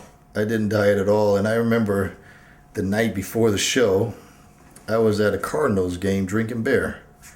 And I had no clue whatsoever what it was all about. And I went and did this all-natural classic, and took second, and looked pretty good. And people thought I looked really good, and said that, you know, again, if you just work your legs a little bit more, you could be really good at this. And it wasn't like a little bit after that, Carlos, my guy that works at my store, said, you got it. You know, you got genetics that can take you far in the sport. I was like, really? He was like, yeah, I'm telling you, because he had been around the sport, and he said that I had it. You know, I had that special gift. And that's when I started kind of getting into it a little bit after that first bug of getting on there and a little speedo, nervous as can be, like posing like, oh my God, they're gonna look at me down there, like, oh, scared to death.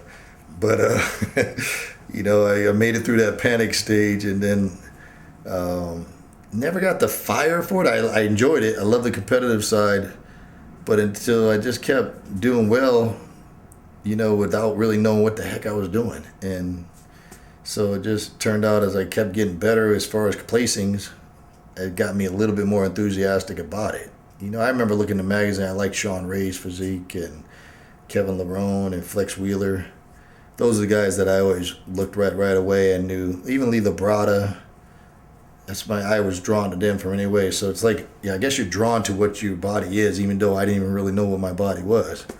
So anyway, I just kept having success and got a little bit more serious about it. And then all of a sudden, on a national level, I was like, oh, maybe I'm pretty good at this thing. And started getting a little bit more serious until all of a sudden I can turn pro. Like, wow, now I can turn pro. Okay, now I got to really take this to another level. And that's how it happened. I guess I think it's more difficult for people that put their life into it. Like, this is their only dream, is to be a pro bodybuilder. I feel for them, because I can only imagine how difficult that is, and how much pressure and everything else to try to live every moment for it at that particular time in your life when you don't have anything coming back from it. That's difficult. So I was fortunate that it never was my world. I still worked. I was doing all the personal training as I was training, as I was getting for shows, working 8 hours a day, training people. I knew that was my livelihood, and then bodybuilding was a bonus. So anyway, long story short, that's where it came from.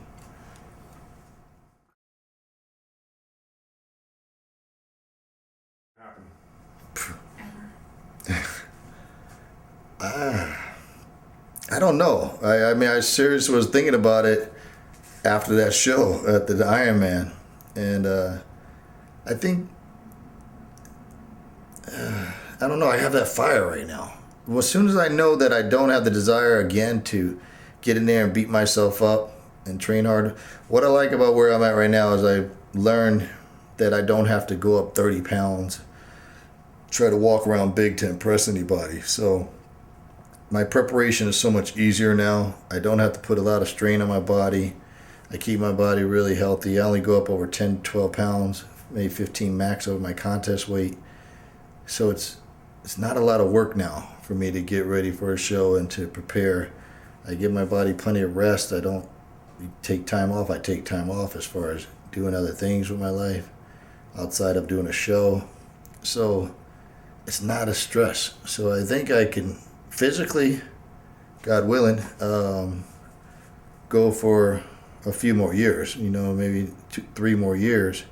I don't know if I would do it that long, but I think physically, mentally at this point, I can do 3 or 4 and still be competitive, because I feel like my skin hasn't been beat up because I haven't done that fluctuation of up and down with the such and weight gain, and I haven't beat my body down.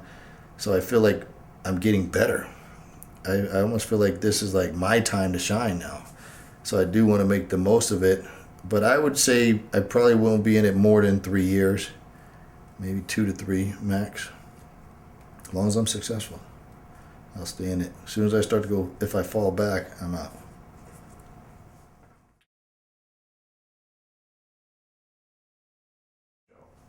That's the mindset of staying in better shape.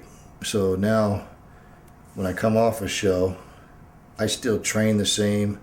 I just take my supplements, I keep my body clean, and I'm in the gym just like I'm getting ready for a show. So I still train just as hard. You feel all the aches and pains, but it's okay. And then I don't, again, allow myself to get too heavy. So I'm in good conditioning.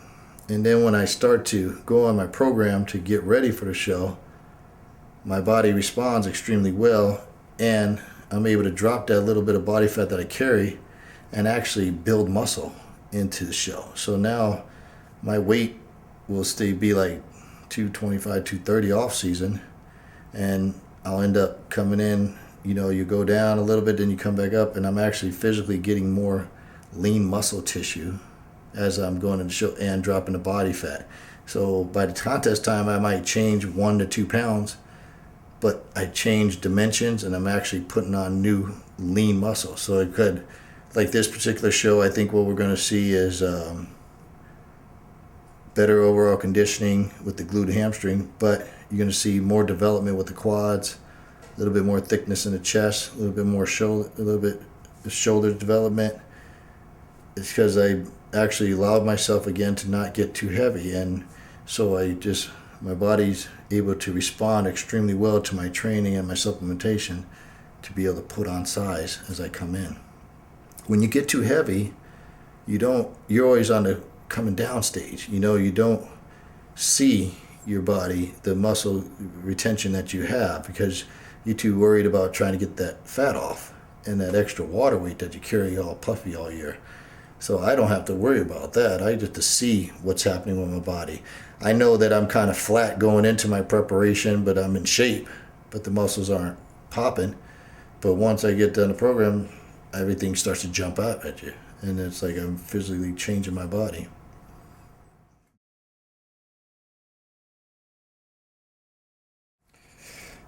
Still is, it's still an ordeal.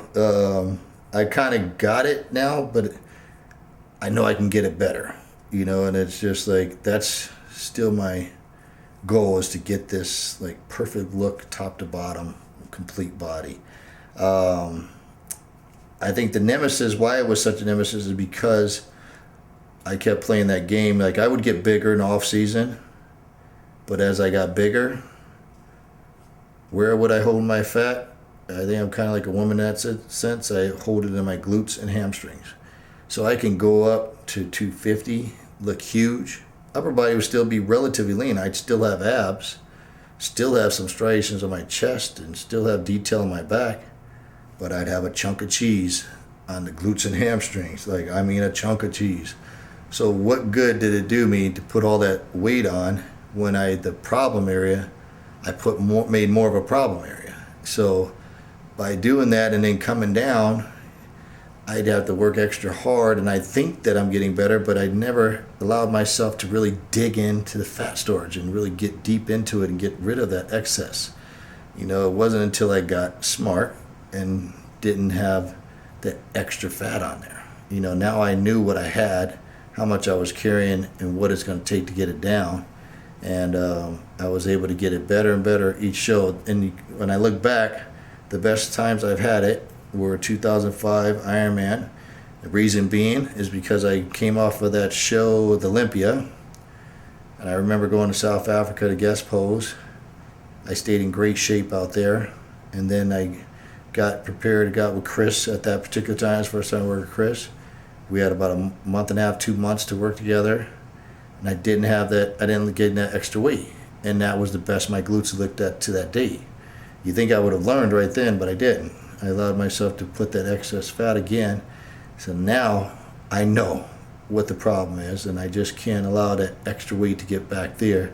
And each time I stay leaner and leaner there, it's going to get deeper and deeper cuts. So that's why I feel like the best is yet to come. Before long, you're going to see the same kind of detail in the hamstring glutes as you do in my quads and everywhere else in my body. It's just a matter of time. It's each show. That's why I know I'm going to get better and better and better, because I don't feel like I have a weakness with my upper body at all. And I think my quads are getting bigger and fuller, and I never have a problem with separation of my quads.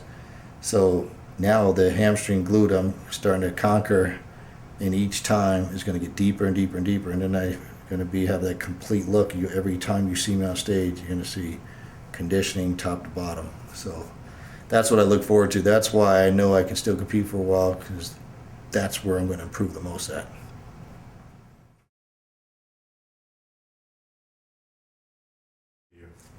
Joey's always been a good guy. He's been around for years. He's just always I think he always admired my physique, and from way back, he just always would compliment me, and is kind of I think he wanted to get that kind of physique for himself, and I never paid much attention to it, but he always was a good person that was had my back no matter what. Anything I needed, whether he used to have a moving company, he would just like drop it on a dime to come help you. Like, just a good, giving guy, you know. And he's always wanted to work out with me, always. But, you know, his schedule, and I had training partners all the time, so we never got a chance to really make it happen. And like a few months ago, believe it or not, we got together in the gym, and he was like, I didn't realize how important it was to him, but he was saying like, man, this is my dream, to be able to train with you, and, you know, and just have that opportunity to change my body and just be able to have you as my mentor and this and that. You know, I don't think of it that way. I'm just thinking of it as a good guy that's just gonna come train with me, you know, and I don't see the impact that I have on other people until I hear it from him firsthand.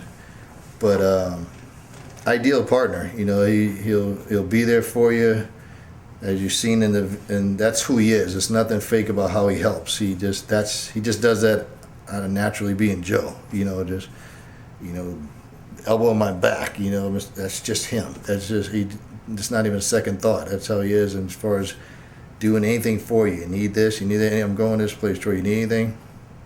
It's just that kind of guy. And we talk about that all the time. He's like, that's how he is with everybody he's around. It's just his character. But he's great for me as a training partner. I just hope that his schedule still allows him to be able to train with me for as long as possible, because I think we're going to make him better and he's going to make me better. You know, I don't believe in that you can't have a training partner that's not to your ability, that can't make you better. He can definitely make me better because he can push me, and he's reliable, and he's someone that's motivated and dedicated and wants to do better. So it's going to make me want to change and get better for myself too. So great partner and friend, great friend.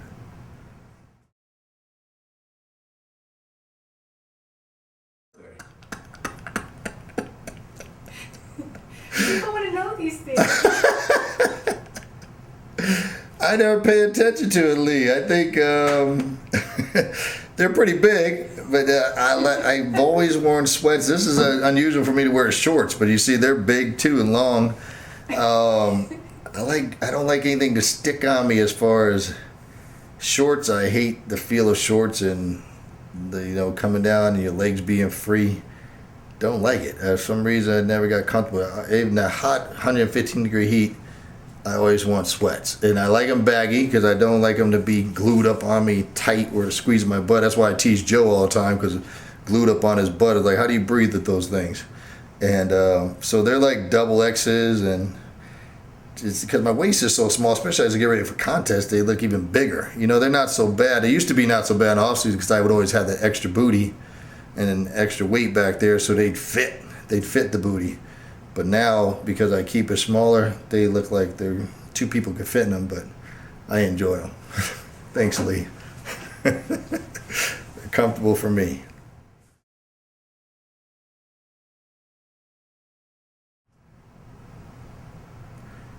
I think they probably know I'm a goofball, but I'm just, they'll see in the video, like, I'm just goofy, you know, I'm really silly. I kind of remind myself, in a sense, of his personality, of Shaq. I'm the same kind of person. I don't know what it is to get older. I'm a kid, you know, I'm always a kid. I like to be silly, I like to make jokes, I like to play, and I like to play with the older women in the gym, as you see, the kids. I love the babies, the kids.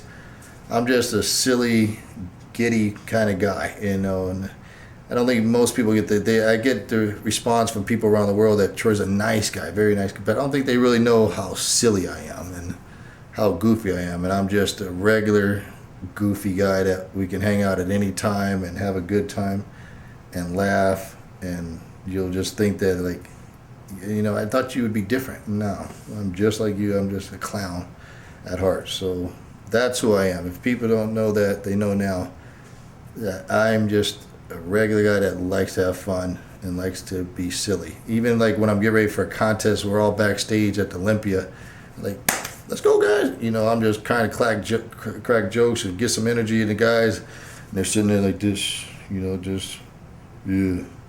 Like, the far bar's over, let's go have some fun.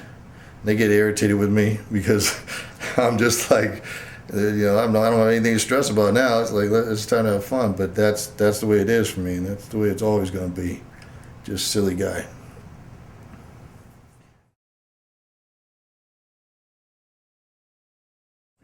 Let me kiss him again for you.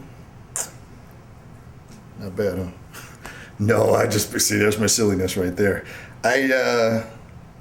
Years ago I measured them, and it's been years. I measured them after workout, so they were pumped to the tilt. I did tries and bis after workout. We didn't squeeze the tape measure, but we wrapped it around at that time, blown up. They were like, at that particular time, it was 23 inches, but that's pumped. Tries and bis are pumped. So I would say, like right now, 21 something maybe.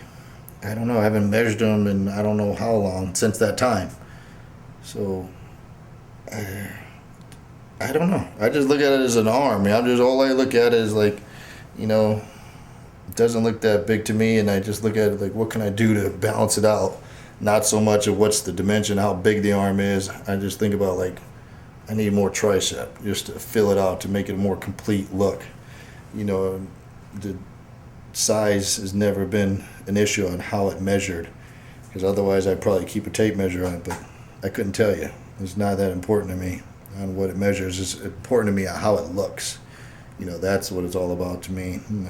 Size is not an issue. You look at Sean Ray, didn't have the biggest arms in ever, but you never really noticed that they weren't that big. When you see him pose, he had a balanced arm. Try and bi was flowed really well. And I bet his arms weren't even 20 inches, but they still showed big. So it's never been anything that I paid much attention to, but I appreciate the compliment, but I couldn't tell you the size. I would guess probably 21 and a half maybe. That's what I would guess.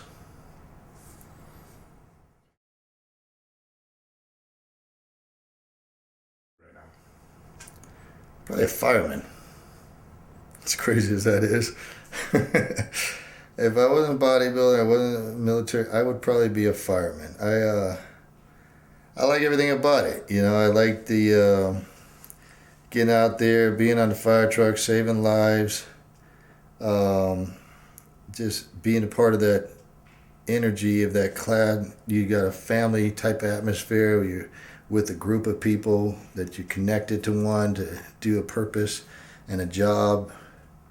I think that's almost like playing a sport, like where you have a chemistry of a team. Now you have a chemistry of a group of hard workers that have the same goal in mind to better themselves and better, help individuals or anybody in any type of need as far as what the job entitles you to. That's cool.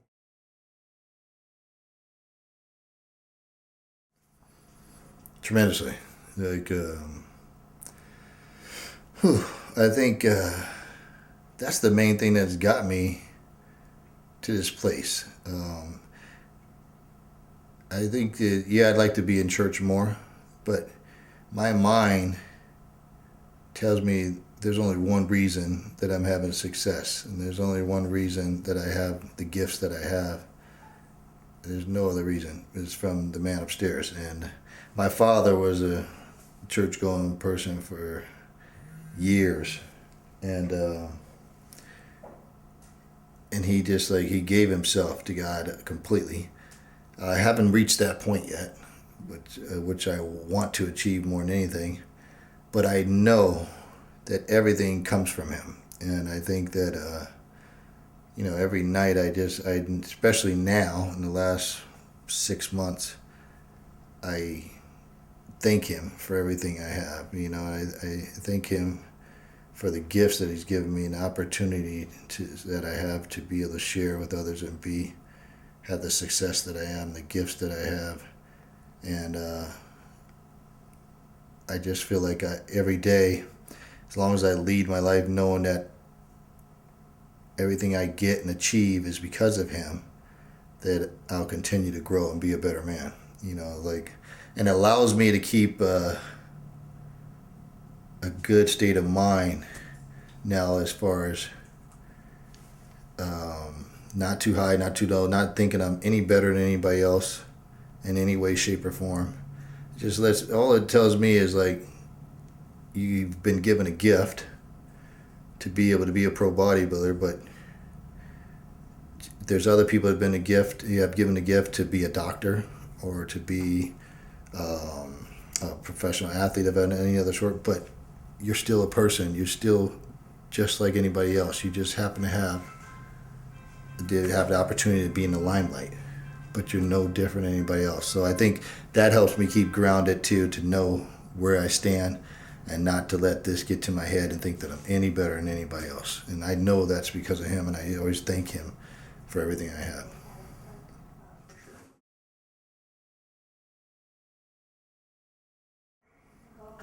A special talent.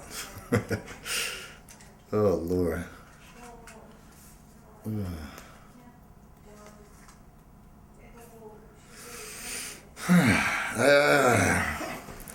Instrument? Nothing. Nothing. I think my special talent really is just athletics. I mean, seriously, was pretty much good at everything, sport-wise. I think my special talent is that when I played any sport, I was good at it. I mean, very good at it. Like baseball, I was top athlete in baseball as far as getting a scholarship, and then bodybuilding. Everything seemed to come easy to me. Football, I just could jump on a football field, just had a gift. And believe it or not, I think that was the talent-wise, gift-wise, that was my true calling. I was just super talented as a running back, and that's a special gift. And I could just play any sport and just excel at it, And I think that's the only thing I can say is that's my true gift. If I jumped into a sport and anything that is competitive-wise, I was always just had that nature to be good at it, and I guess I was driven to be good at it, and everything else as far as my goofiness, I don't know. I can't say I have any. I'm just nothing that's a special talent. A special talent of just being retarded. I think. I mean, I could just turn it up in a notch, and just be at a place where we're all just supposed to be in a location where we're supposed to act a certain way, and I could just turn it up and just make this retarded noise or start doing this crazy dance. And that's the thing I'm gifted at, is just being retarded and annoying. I'm sure it annoys the heck out of a lot of people, but they just learn to deal with. I think one of my pet peeves that my friends always tease me about is that I'm real picky when it comes to my dinner wear when I go out. I always seem to find fault with everything. Like the fork has a little spot on it, or has something on it, or a knife, or this glass looks like it has lipstick on it, or just a smooth, just pain in the butt kind of stuff. But that's the kind of stuff that I do that is annoying to others. I'm sure it is. They just got used to it, my friends. They just here we go with Troy. Just know you're going to have this. That's just me. I'll tell this quick story. I thought I was being set up, though, for one of those shows where they do the hidden camera thing. But this time it really wasn't a hidden camera, and it had to have been, because it was this. It was out of it was planned. It was there's no way this could be real. And these people just kept bringing me a dirtier fork every time. And I'm this can't be real. It's Dean, am I losing my mind, or what is going on here? He's I don't know. And it's look at this. I just gave him this fork back. They brought me back a dirtier fork. It's and then I tell them something, and they bring me back something different. This is this can't be real. He's no, this is real. This is it. And then it turned out to be that wasn't even the hidden camera part. That was we were just at a place where they were just that monotonous retarded, and they just kept trying to aggravate me for whatever reason, and kept sending me back stuff that I can complain about. So that's something that I bring to the table that I'm not too proud of, but that's part of me. That's who Troy is. Annoying as can be when it comes to going to dinner. That's it.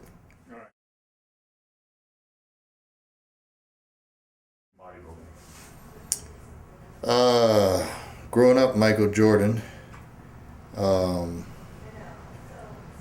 Yeah, he was just, obviously we know how great it was, but it was his tenacity and his fire that hated to lose, like more than anything. He would just refuse to lose and just would never give up, and just played with this energy and this desire that not many people play with. You know, he didn't even have to get paid to play like that. He just loved it so much, and he was a good person. And then as I got older, I got to respect, and now even more so, is like my number one idol is Muhammad Ali, because you didn't have appreciation for him as a kid. You knew he was a great fighter, but to do the things that he did to stand up for his rights and his beliefs is beyond sports. You know, he just, like, he was at the pinnacle of his career, at the twilight. He was the best of the best, but he believed in one thing and he was not going to give into it. And you know, that's what goes down as the history as like a man that not only changed lives in the way he did his sport, but as he did as humanitarian and as he did for his beliefs, you know, white and black. You know, he just believed that one way, and he stood for his people, how he thought we should be treated and how things should be, and he didn't think about himself. You know, even though he could have just said, all right, I just want to get my career. No, he gave up the best years to stick to his point. Bodybuilding wise, I would say I just admired Sean Ray, and I hate to say it because he's a little knucklehead, but I love Sean Ray. I just like to mess with him all the time. We tease each other all the time. But I loved what he did as far as sticking to his game. You know, he knew what his strengths were. He knew what his body, what he can and couldn't do, couldn't do with his body. And he wasn't going to let anybody dictate where he was going with his body. He's not, you need to bring in different, you need to get a little bigger. Now, Sean knew that there was a limit to how big he can get, and he just always kept on trying to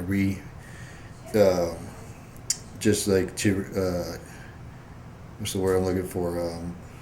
Clean up his body in a sense of trying to refine it. It's for detail and bring in those intricate details that were more important than size, because he knew if he got that crisp look, that detailed look, it would make him change his body. He would look different on stage.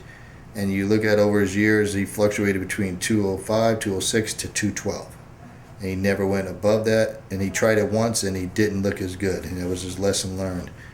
But he stuck to his game. And that's what I've done my whole career. You know, I never got caught up in thinking that I had to be a certain size, even though people kept sticking in their head, like, but the judges never said it to me. People always like, you gotta get bigger, bigger, bigger. No, it's like, I just knew that I was too vain in the sense of my waist. I knew that that was my strong point, you know, that if I lost that, I lost my physique. I'm not competitive anymore. So I knew that there's only a certain limit to how much size I can put on without sacrificing my aesthetics and my shape, and I wasn't going to go beyond that. So that's what I admired about him, is his gut and his determination to stay within himself and stay true to who he was. And that's what I've tried to do as an amateur and as a pro. And then I try to tell others to stick to their own body and their own peace of mind.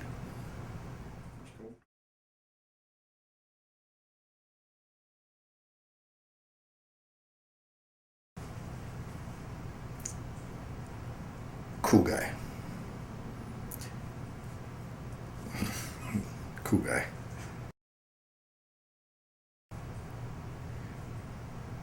Real as can be. True to who he is.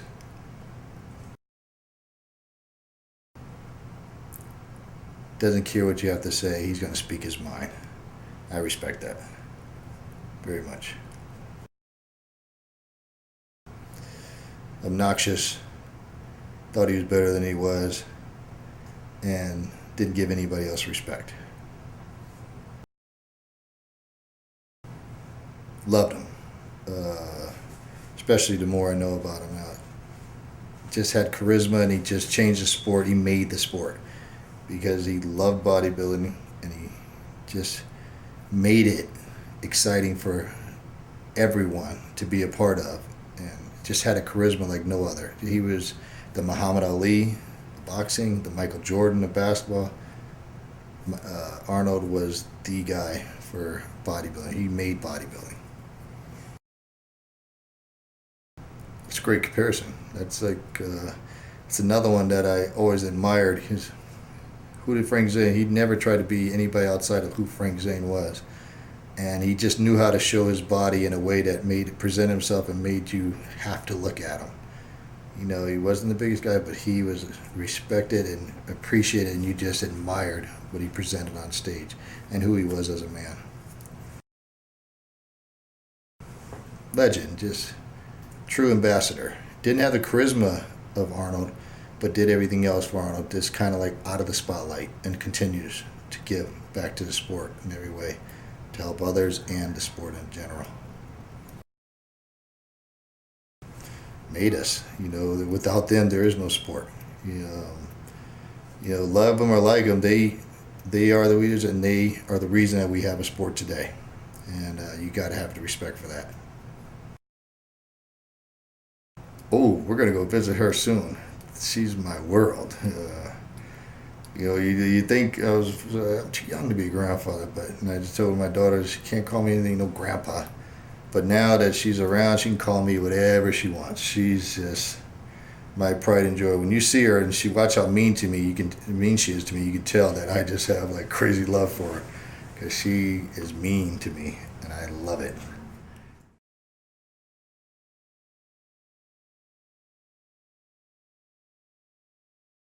Hi, my name is Beth Ong, and I'm a licensed massage therapist. I have known Troy since, 3 or 4 years.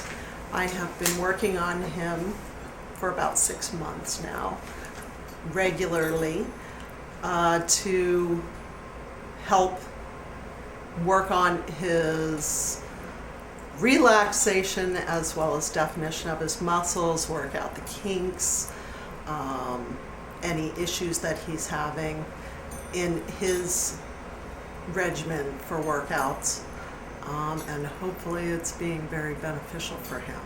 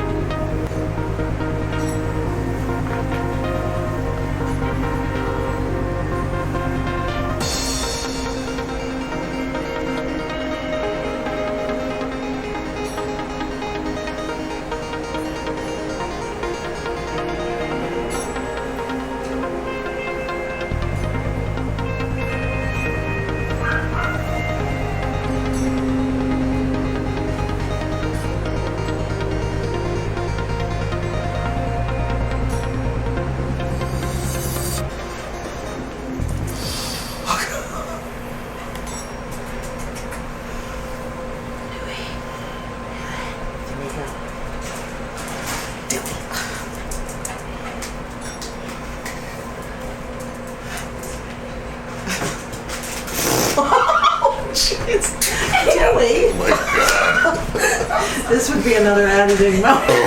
God. Dewey, go. Go. Dewey. Dewey. That's for the blooper reel. Oops. Here comes the menagerie.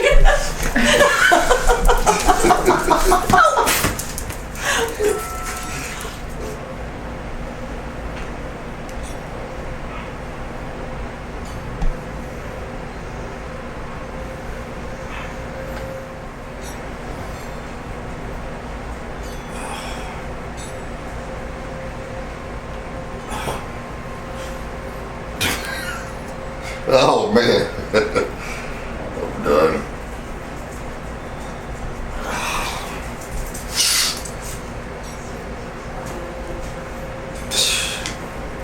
Oh, get out of here, you little fella. You guys gotta watch me get unchanged. Are you gonna film that part too? It relaxes me big time.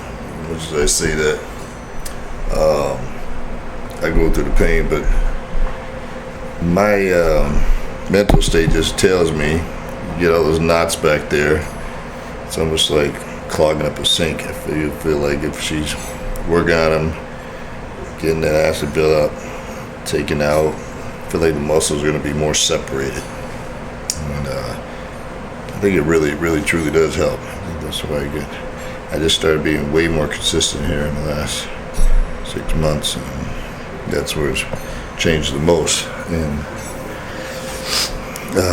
I'd advise it for anybody, you know. Plus the biggest thing is like it allows me also to have more flexibility in my training, to endure a lot more with the pains, because it loosens me up more, so I don't have that tight feeling, you know, every time you come to the gym. It's helped my shoulder a lot, so I don't have to do as much pre-workout before I get started my training. So overall, I think it just helps me in so many different ways to just, most of all, peace of mind. That's the number one thing. After a long week of training, it's nice to have a finish with a nice massage and not have to come back. What kind of massage was that? It was deep tissue, therapeutic, I suppose you would consider it. I know quite a few different modalities, so I employ all of them. And, you know, whether it's a guy Troy size or, you know, a tiny little girl, it depends on the person as far as what they receive. But yeah, that was specifically deep tissue. That was specifically working to work out knots. There was some trigger point stuff in there.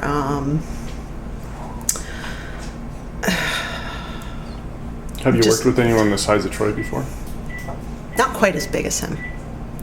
I do have a couple of guys that used to do bodybuilding, but not to the scale or level that he does it. I have worked on females that do figure competitions. I have worked on professional baseball pitchers, pitching coaches, hockey players. So yeah, I've worked on professional athletes, and their needs are definitely a little different than the person that comes in and just wants to have, you know, a relaxing Swedish massage where they're just trying to unwind, you know, versus somebody like Troy that just needs very specific work. It's a completely different animal.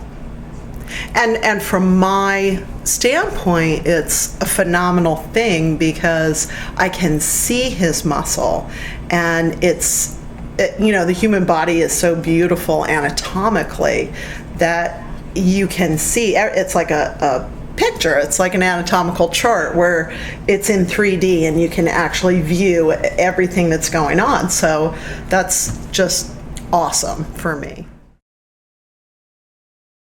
I wish he could walk slower. He's not even on the phone today. A piece of sausage? Yeah, I don't eat pork anyway. I'm jealous of the egg. 3.5 months, I can honestly say this is probably the only thing I've cheated. I'll probably eat a pan of grease that tastes like it. The guy in the room came up here? Huh? The guy in the room came up here? Is that Sean Ray? Ah! You stop lying. No, he didn't. That's what I asked him. Did he say that? He did? Yeah, he just came up 2 seconds ago. Sean Ray. Come on, man. Let's go. You ready? Prettier, man. He got that bald head. He looked like mini me. Sean Ray. Ew, you ate the pork. You should have ate the bread. Come on, man. Do it right. That grease was good. This came by cheat day. Yeah. That's all you ate was just that nasty little sausage? And egg? I would eat the whole thing except for the sausage. I eat that nasty pork. Hey, Philip? Good. Yeah. You don't like the champion?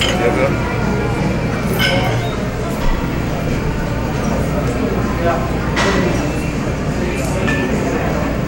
So that's Cowboys, man. So the party in the video. Cowboys. Oh, yeah. They play on TV tonight? Yeah.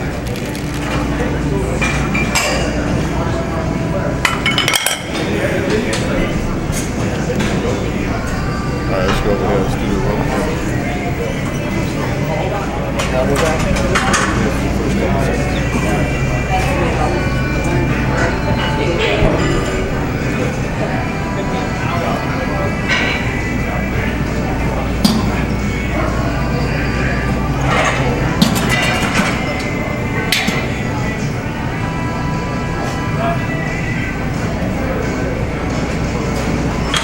You gonna be able to come back to center?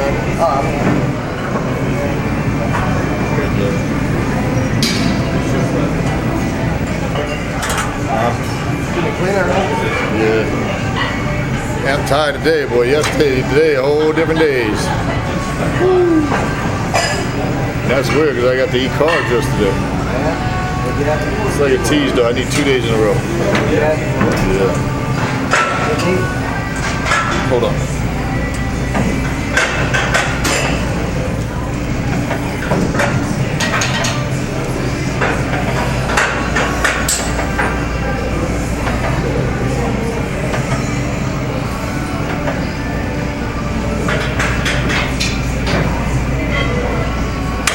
Different, just add an extra rice meal.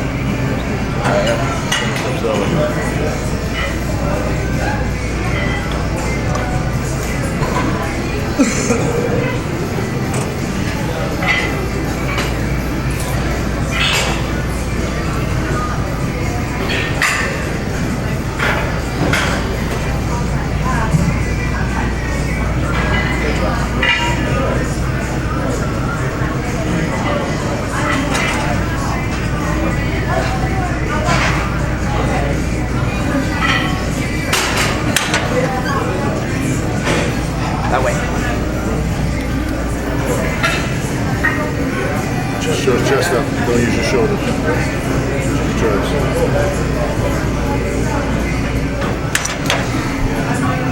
Two or one?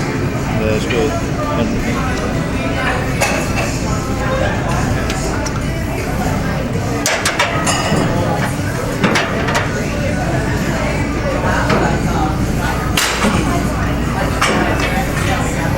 Wake up, boy. Right. I will, man.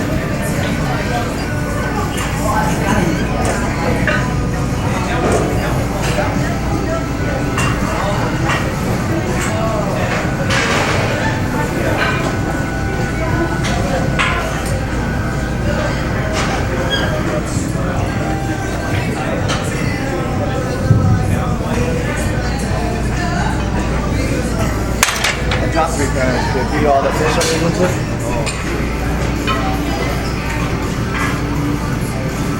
Don't swing your whole body. Just from there, pull with your hands.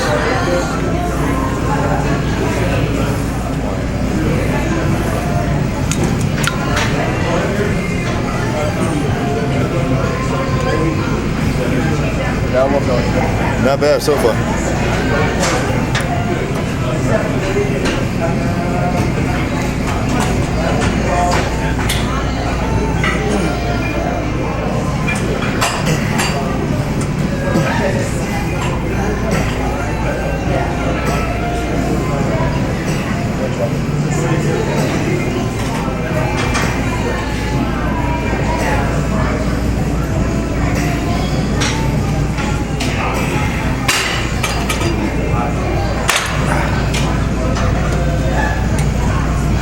Keep it out in front of you and pull back behind you, Joe.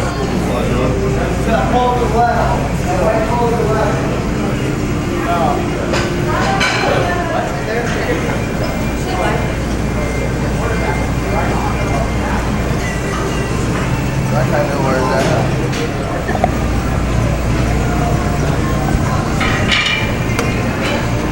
That's kind of cool. Pass out some of your flyers at work too. Did you? Good. Whoa.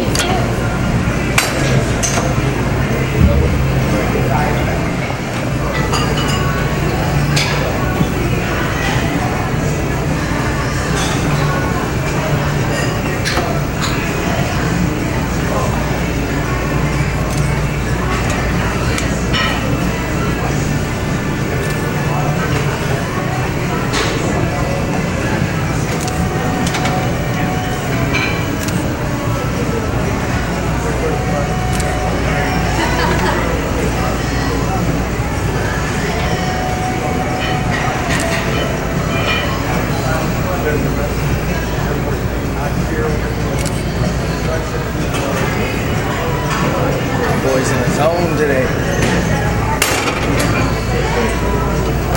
Elbow okay? Yeah, so far.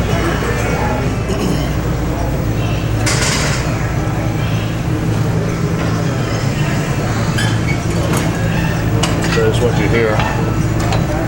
Raise the weight up. Go up heavier. Please. Go to 175.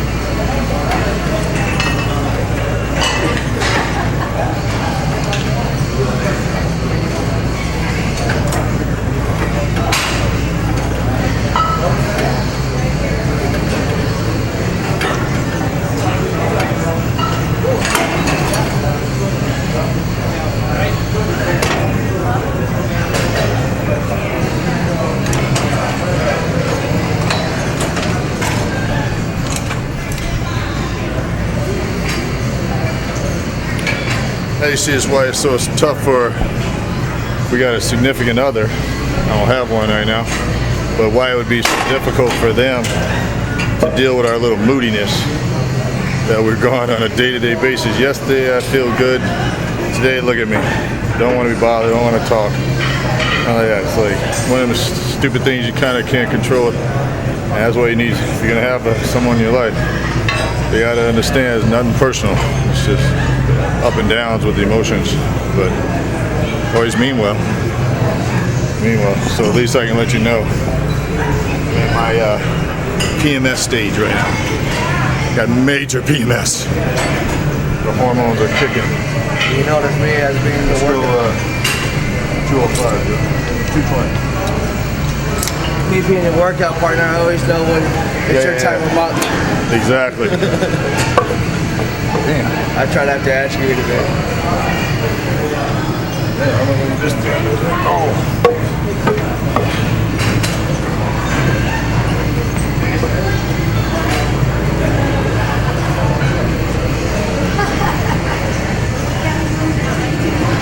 Bodybuilders have Aunt Flo's guy come in once a month. Big triathlon.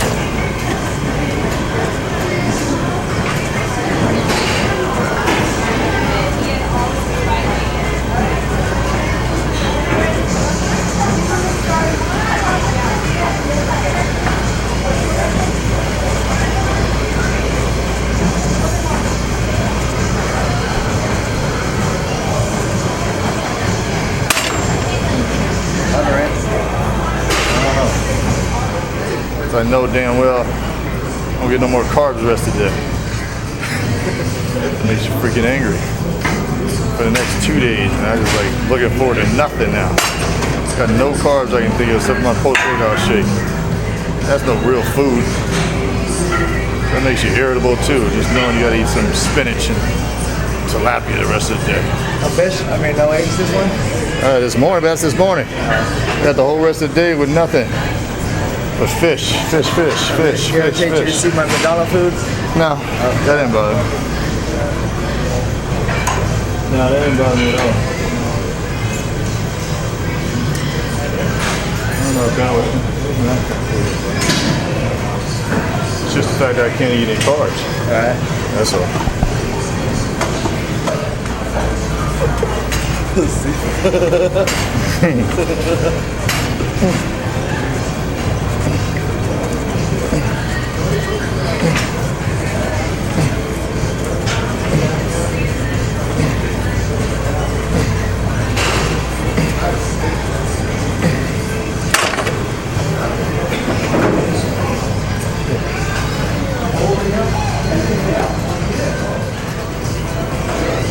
Limited, very limited on what I can do at triceps because it kills my elbow.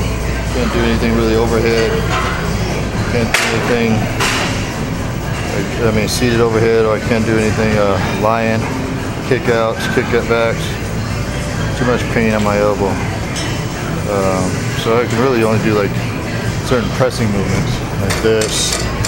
Gotta get that rope out of there. Oh, I see. You're saying to push up 190, so you just get it out? It's all good.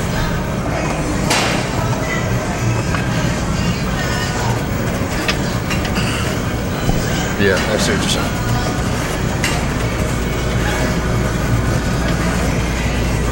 They should have a seatbelt for this one, huh? Yep.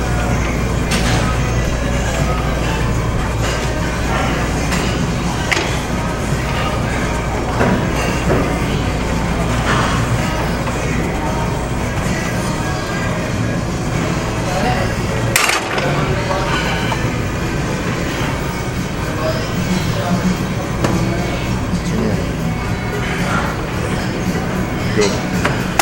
Perfect. Let's go. Some push down. So triceps are close to it.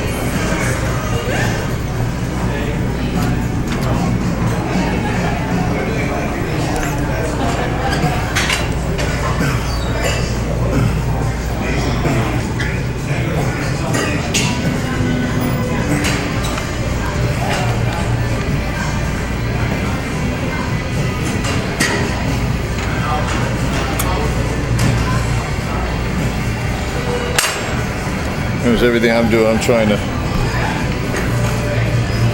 bring some more sweep to my triceps, so when I'm doing my shots, especially on a most muscular shot, I want to have that round look from front to back when I hit a shot. You know, it's all about an illusion. When you got just that little bit of dimension that sweeps around, gives you an illusion of having a much bigger arm. So that's what I work on. I'm not worried about detail, anything like that. That comes with the diet for me.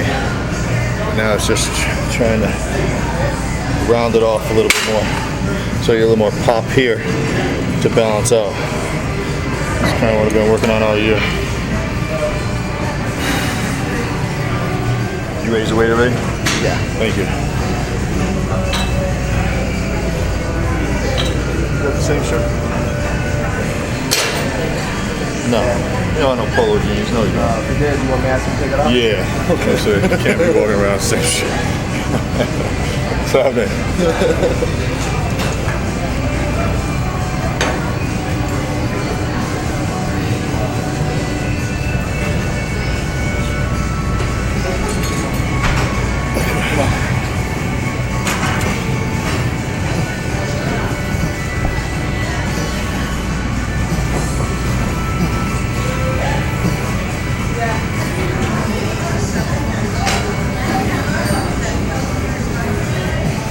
Which one?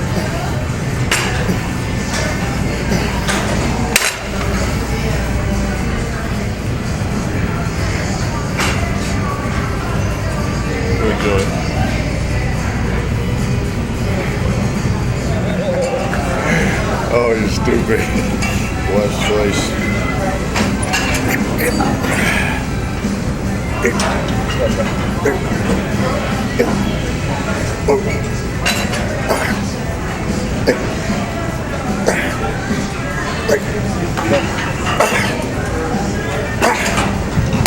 Walking my fucking dead. Yeah.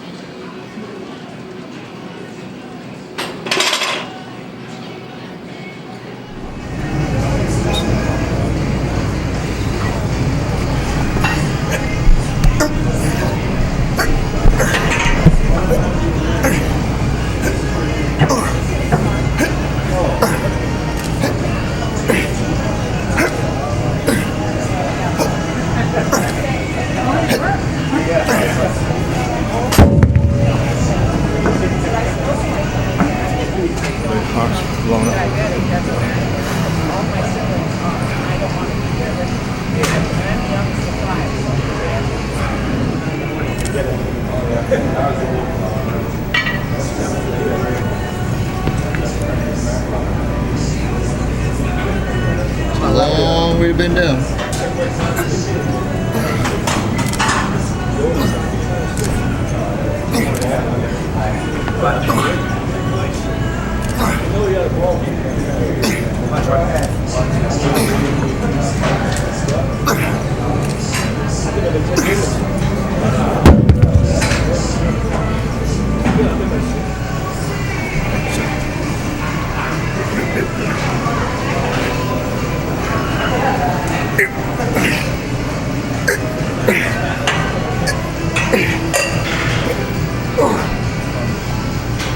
Big bags.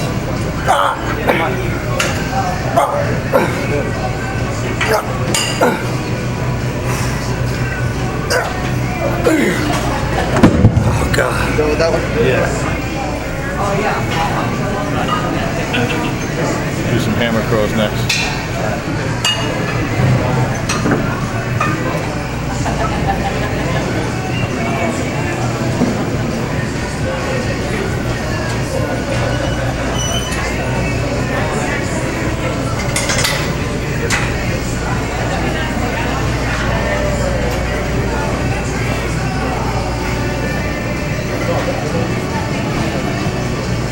That's around you feel stronger.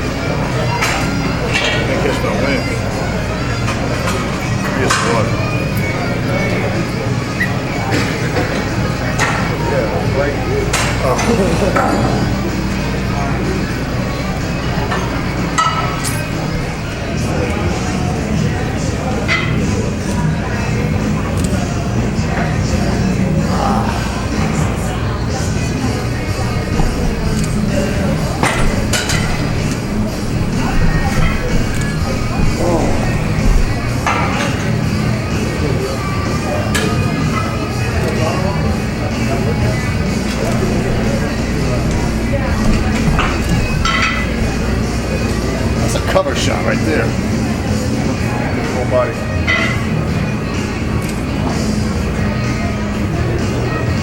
Sponsored by who? Troy Alves. Sounds good.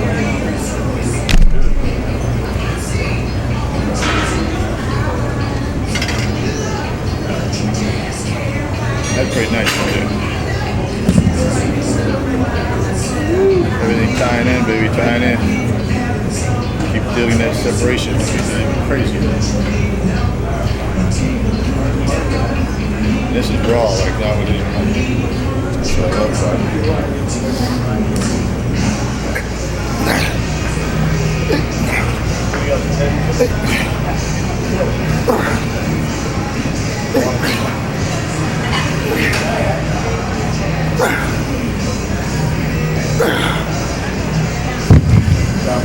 Nice. Uh-oh.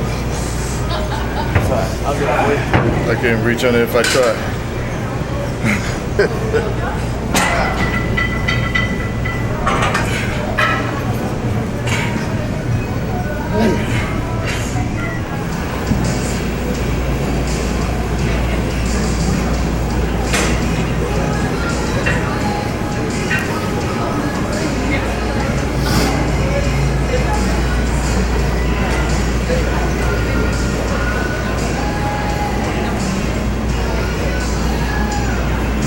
Like that part of the chest.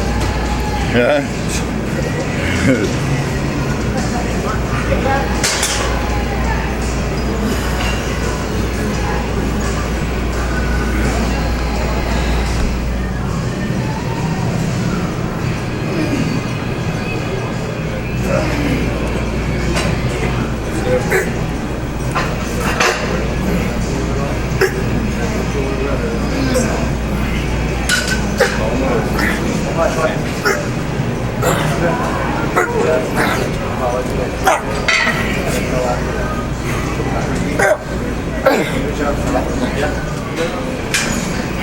Woo! And deeper. This Monday? No, next Monday.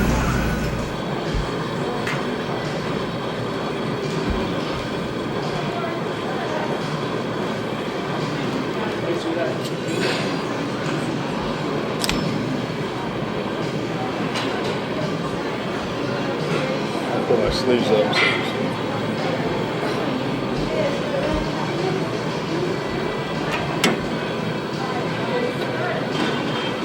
Oh, it's heavy. Drop that thing in. Please.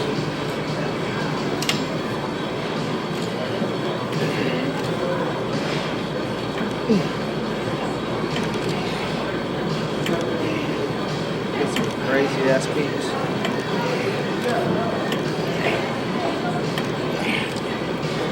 AC champion peaks.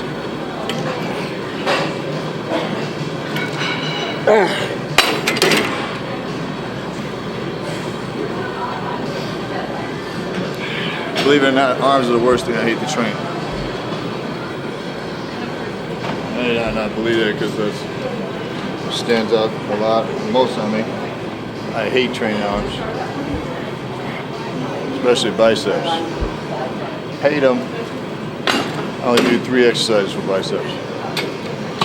Today I did a straight hammer, Mr. Scene. Sometimes I'll do like more isolation movements, or I'll do like concentrated or incline type of curl.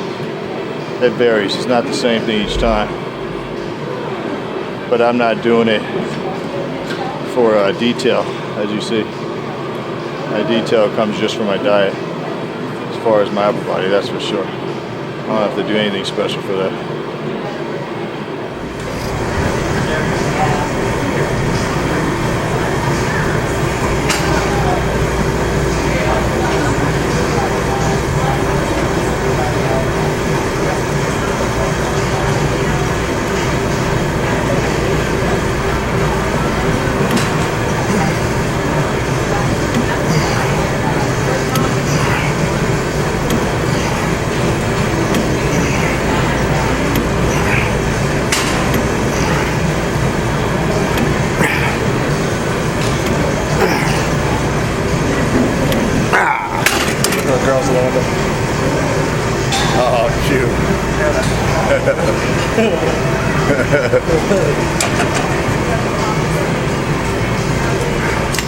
Flex.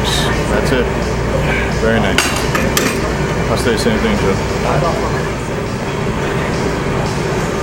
One more set and then we'll hit a few shots and that'll be it. Got a little bone coming out of the ground. Got a little muscle coming out. Yeah, he did.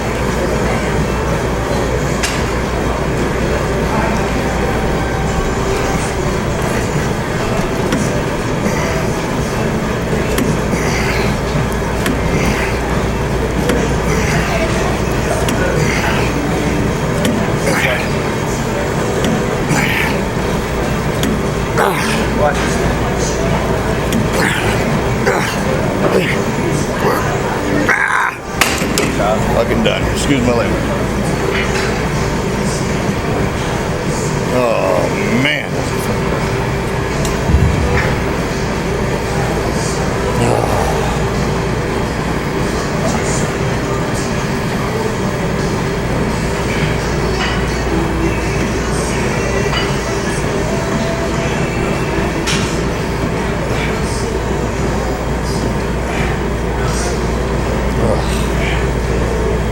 Come on, Jody. Finish up. And my lovely daughter. Come on, you tell me to hurry up and now you don't answer your door.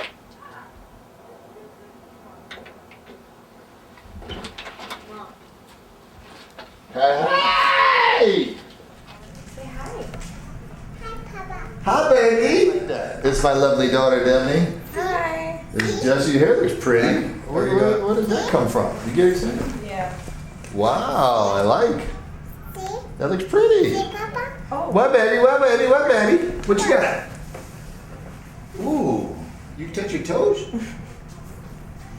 Ooh. Mr. What are you doing? Did you miss me? You missed me? We're making a chucky. We go to Chuck E. Cheese, and that's our favorite thing. She's like, "Yeah, take me, Chucky." Yeah, baby. Chucky. Yeah, we're gonna go, Boo Boo. We're gonna go. When do you want to go? Let's take the bucket seat.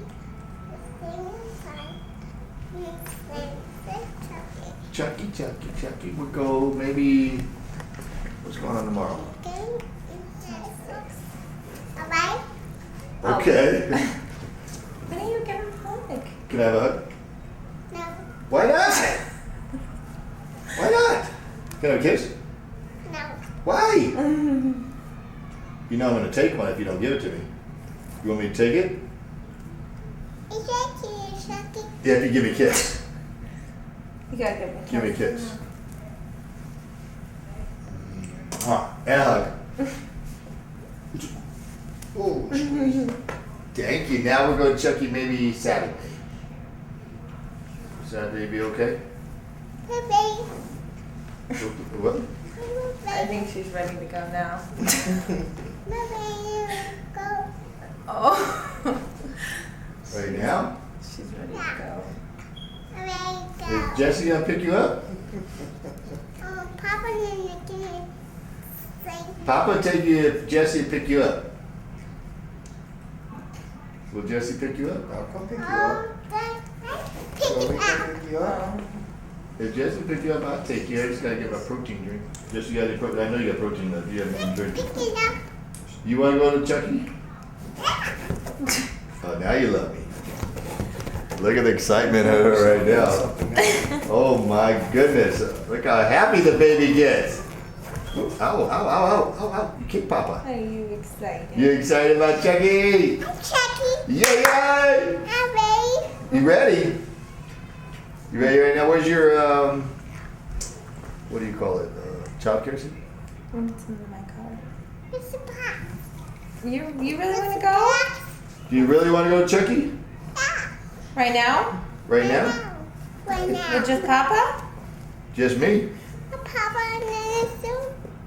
Just And you. Nana soon? Nana will pick you, Jesse's gonna pick you up. Just you and Papa go and I'll let you play. Nana and Mama. And I'll get you a little pizza too. You want pizza? Oh, you want pizza? Yeah. You want pizza and you want to play all the games? Thanks. Hey, put your little hot dress down. Let's not show everybody your little tough stuff. You gotta be a lady. Yeah, you gotta be a lady. You want to say hi to everybody? Say hi. Hi. Tell her what your name is. What's your name? 2. No. No, you're 2 years old, but what's your name? Kenna. Kenna, yes you are. That's Mama. That's your mama? And who am I? It's Papa. Yes, you show them how to count With to that. count to 20? Can you count to 20? Yeah. Count to 10. Count. Can you count? 1, 2, 3, 4. 4, Count. Keep going. 5. 5, 7, 9, 10, Ah, good, baby. 12. 12, What's next? 13. Can I count? No, we're gonna go. We're gonna go. What? We're gonna go. Honey, we just didn't want Brody to go outside. We didn't want the cat to go outside. Do you want to go to Chucky? Oh. You want to go to Chucky? We're gonna go You still. go to Chucky? You gotta stop crying, okay? What's the matter? You want to go to Chucky? Do you want to go? We're gonna go. I didn't do it. We're gonna go. Hi. Listen, do you want to go to Chucky? We're gonna go. Do you still want to go? Okay. Okay, we're gonna go to Chucky, okay? We'll go. Okay. He was just shutting the door, boo boo, because he didn't want the cat to go outside. No, you want to go to Chucky? We're going to Chucky. Okay. Yeah, we're gonna go to Chucky. Okay, you'll go to Chucky with Papa, okay? Chucky, Papa. Yes. Yeah, well, I gotta make a drink real quick, and then we're gonna go. Okay? Can I make my protein drink? Yeah. Okay, thank you. Oh, I get the lunch bags too. Thank you. Oh, you're so sweet. Ice and water. Yes. Ice and water. Papa's gonna make a protein. Thank you, dear.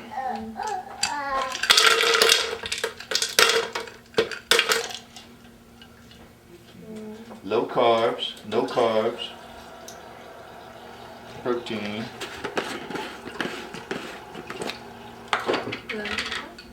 Huh? No. Hold on.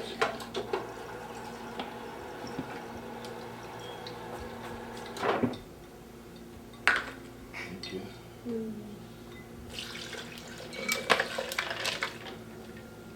Just a tad more, please.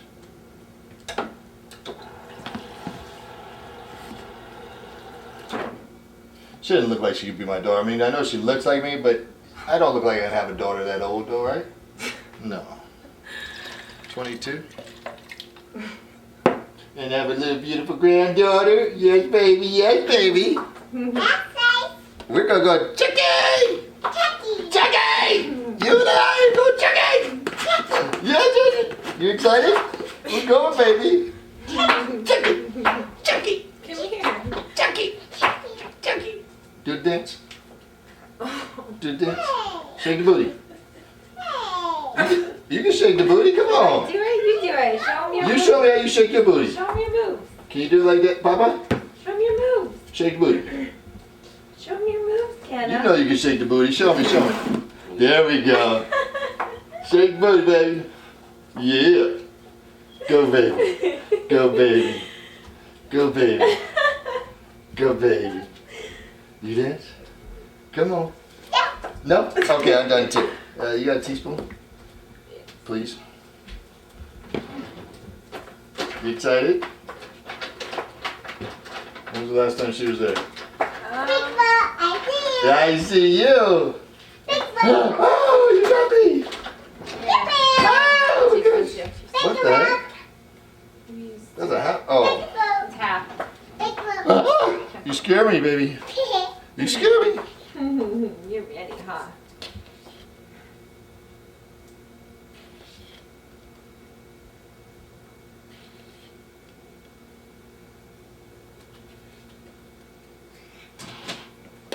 You don't want any of that.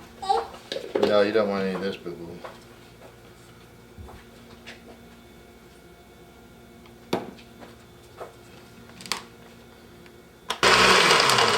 It's that fourth meal we were talking about earlier. That protein and glutamine. You say hi to the camera, say hi. I want you to audition, say, I am, yeah, there you go. Blow kisses. And then wave. And wave. And say, I'm the prettiest girl in the world. Say, I'm the prettiest girl in the world. Say it. You can say it.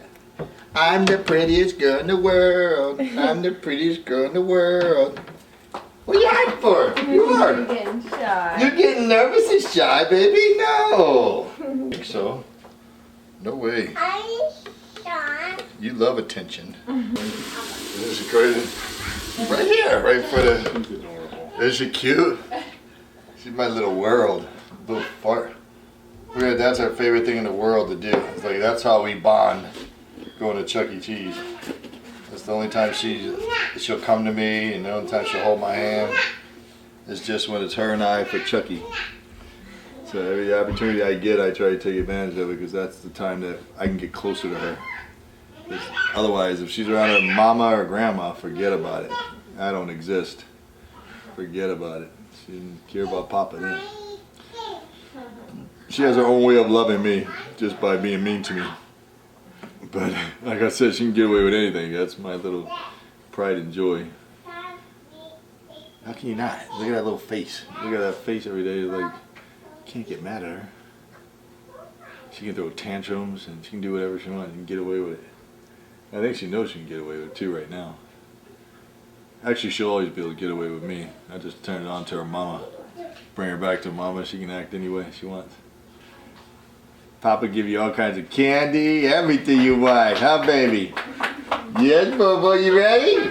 I'm ready. Okay, we gotta get your car seat. Car seat, we gotta put it in my car. We can't get naked. Don't show your boobies. No, don't show your boobies. There you go. You gotta go with mommy to get the car seat and put it into my car. Yeah, you're gonna go in Papa's car, okay? You gotta go with my car. My car? Oh, yeah. Your car. Yeah, your car. Who's that? Hurry. Are we ready? Hurry. Are we ready? I'm ready. Okay, baby. Let's go. Let's go. Okay. Oh, okay, baby, I'm coming. I guess we're done. Let's go. Okay.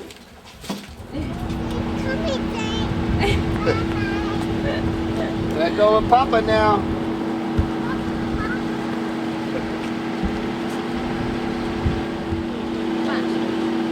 Oh, that son, look on them biceps. Woo! Kind of looking at my shadow like, whoa. Hey, look at that. Come on, daughter. Hey, look at that. Break your bicep out. Come on. Break it out. You got genetics. Show them. Show them. Break it out. No.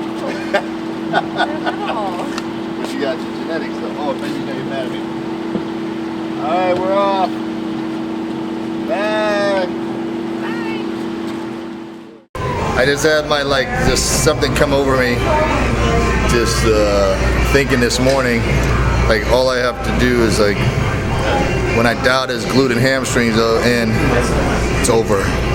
I mean, it's over. I'm gonna win that show hands down for sure. Because I just I pictured it, and I know whoever's in the show, even my main man Melvin, not gonna be able to match up with me once we turn to the back like that when I break out glutes and hammies, because his back's not gonna be any better than mine.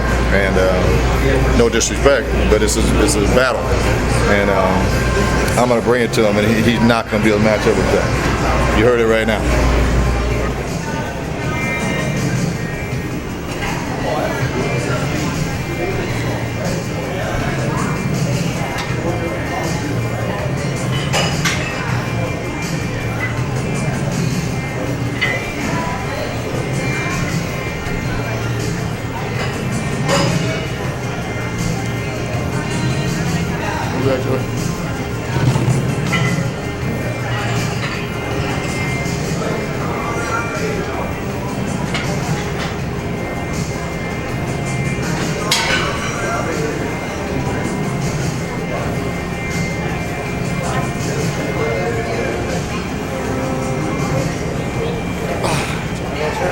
Good.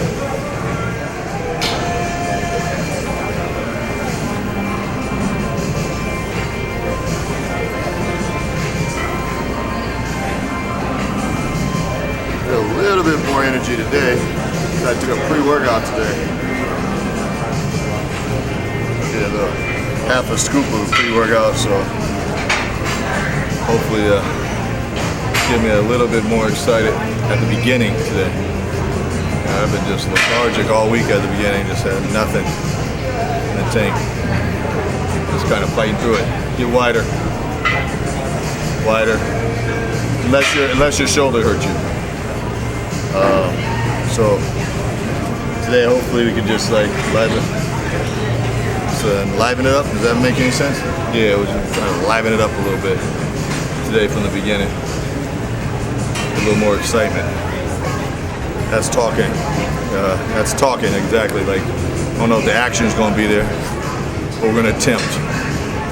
Get a little bit more lively today. It's good, Joey.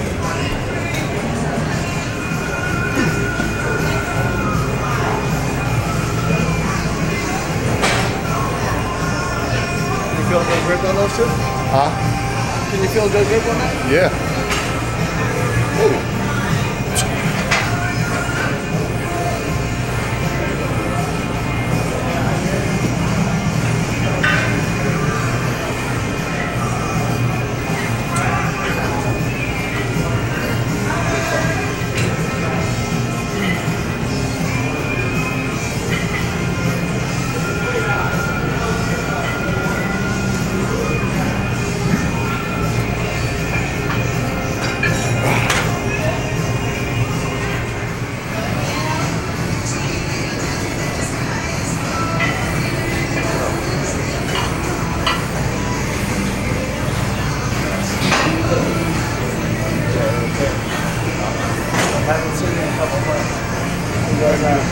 Yeah, she got bigger? Yeah, he goes, I can see why you got bigger now.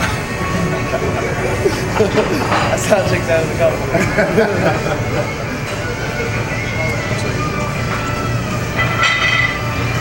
I'll keep it out and I'll come here.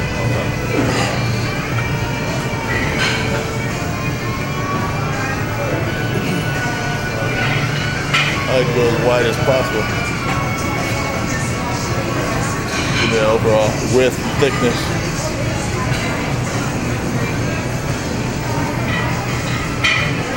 Trying to bring my lats down as low as possible. Ready?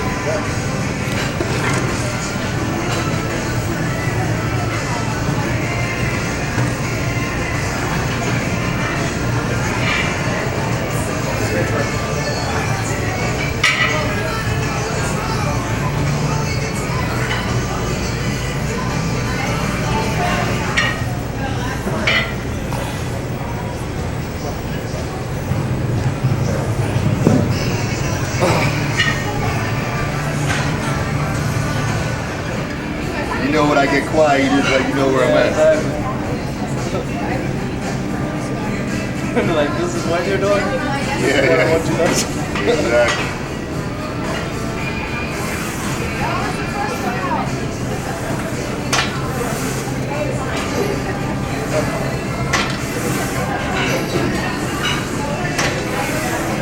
My stomach all right, Rachel?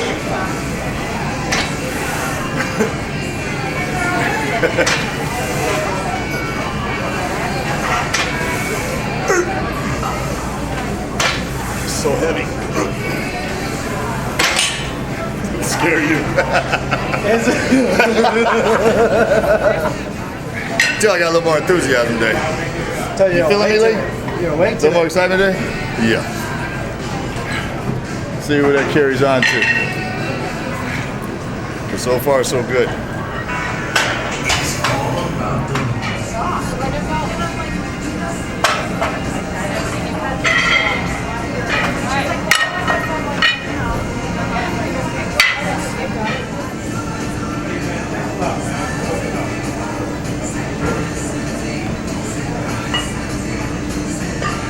One more yellow t-shirt for me at work. Oh, yeah? Dress up, button up. Shut up. At the front door, checking all IDs. Very nice. Now my girl's like, Oh, now she's really now you gotta dress up.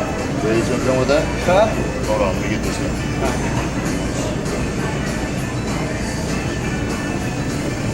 Yep. Okay.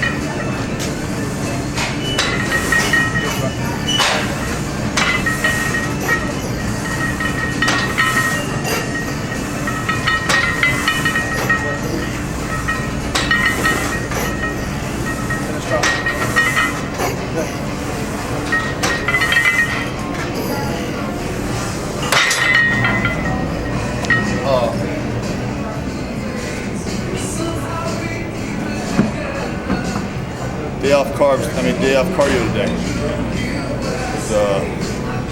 Like Chris said, it's a fill out day. Doesn't want to push the cardio with it. He swears, I'm gonna feel like the champion after the day. So he's been on the money on everything we do. So I know I'm gonna feel mentally like a champion because I'm gonna get them carbs in me. Oh, I'm gonna be so excited. I'll be able to hang out with you that day, Bruce. Give me some carbs. Be able to go to a movie. I won't have this like drastic decline in energy. Be a vibrant Troy again. That's better, Joe. I'll be myself. Why are you laying back when you're coming down? Stay over top. Stay over. You working with your back coming down too. Stay over, over. Good. Hold that weight, come over. That's better. It's not heavy, come on, man. Much better. Good. Go another 45. Not that heavy, right? No. I don't have to have no poses. I'm telling you I'm tighter, Brewster. I already know. I can see in the mirror. It's tighter. Especially from yesterday. I feel fuller already. The same exact mirror, I felt a little flatter yesterday. So I know it's a better package.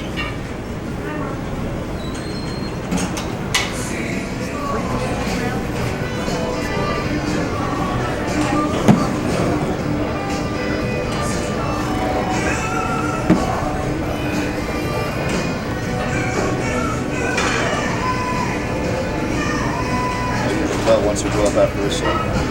I use the belt after this set. Life where you're right now, be using the belt.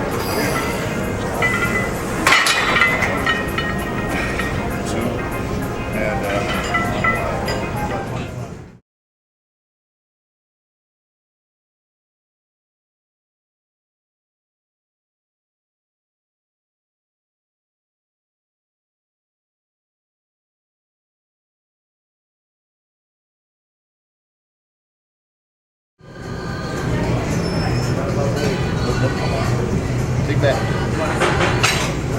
Take that.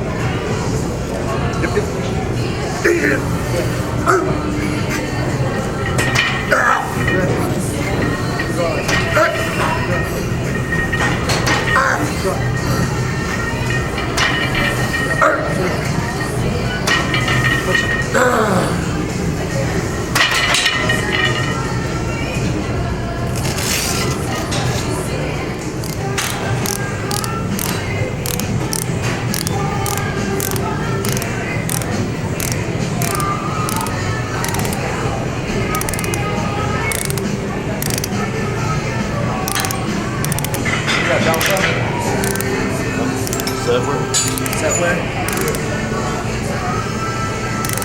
You have to start being their manager and start making phone calls to these people. Yeah, I know. Get a percentage. How you that? You get a finder's fee. It's all for you. No, give me something, I'll get you some. This is something for me, working out with you. I appreciate that. It's priceless.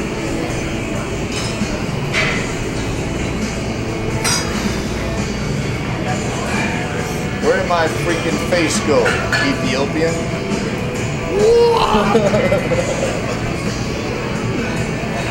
Like one of those goldfish. Suck it in off the boat. Suck it in and blow it out. Yeah, that's what it looks like. What the hell? Can't control it. That's a muscle right there. You see that? This right here? Yeah. Terminator X.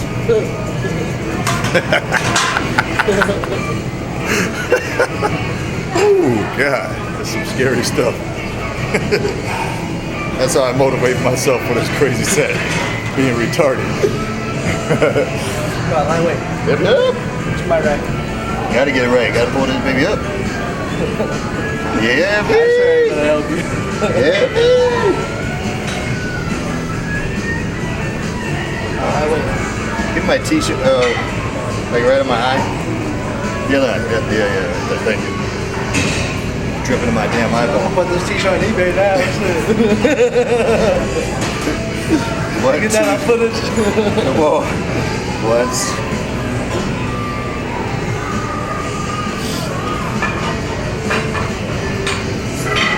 Lightweight.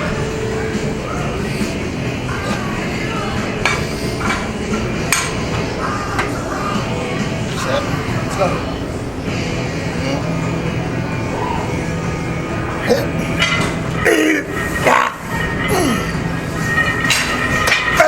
Good. Push out, push out. Come on. Finish strong.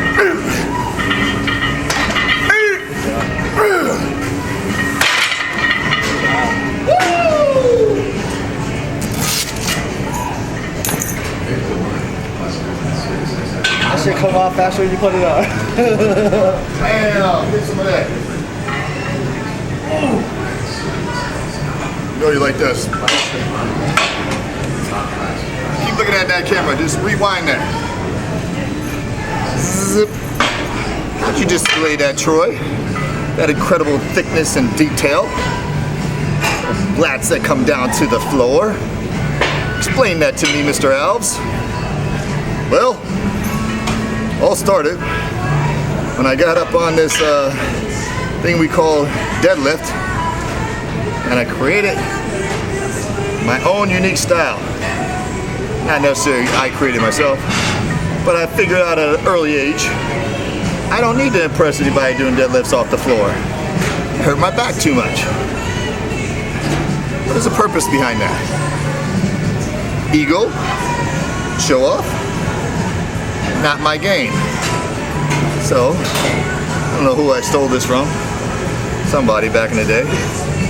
But I figured out early that to create a overall thick back without feeling the necessary pain in the lower back, I don't care how good your form is, once you start putting that weight on, your lower back comes way too involved.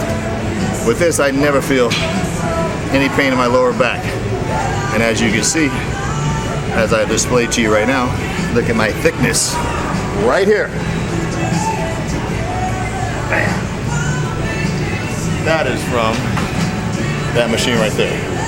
So all you guys that are coming out, you want to create that thickness, that's the exercise. Try it, you'll love it. And then you'll be able to print it out on stage, and not many guys have it. So if you create that, then you're gonna be in a league of your own. So think about it. That's Troy Alves' tip of the day. You see I'm coming out, don't you? Don't you, Brewster? Lee. Feeling good today. Troy Alves is back.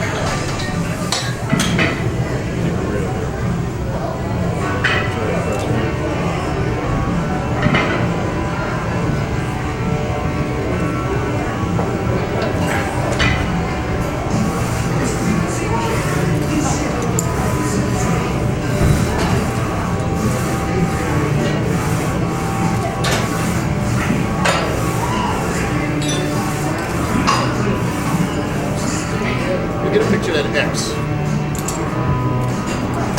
Upside down heart? Yeah, upside down heart. Can you turn upside down for us?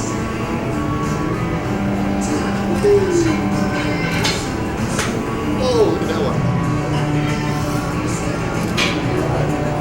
That's feathers. That's how my glutes and hams gonna be. Wishful thinking, dreaming. Dreams do come true. Sees how you take time out of your own Yes, workout I do. That's to exactly perfect what I do. everybody else. That's what I do. No games there. That's what I am.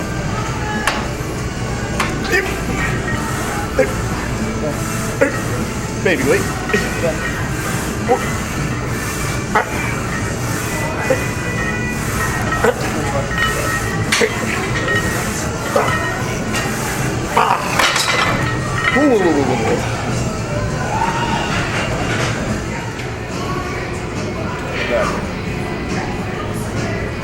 Back.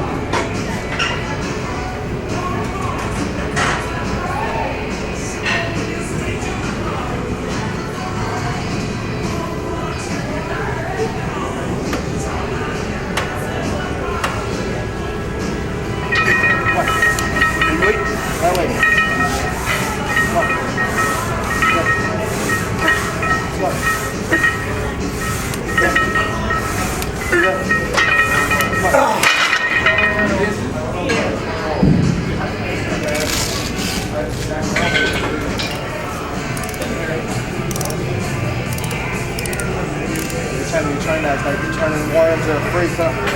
Yeah, no, freak meter. Turn it up a notch. Freak mode. That's right. Blow up time. Oop. Terminator X. Bam. Ooh. You're pretty good right there. Yeah. X, X, X, X, X, X, X. Oh. Woo. Scary.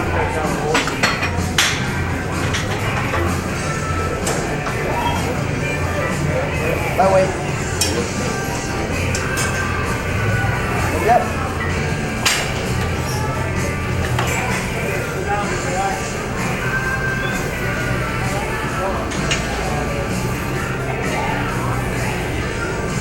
Come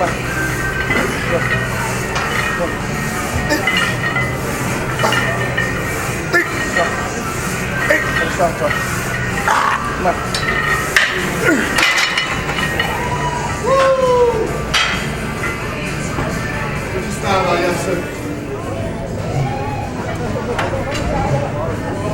No, she doesn't feel. Oh, lightweight. That's what it is. So, big back. Make it count.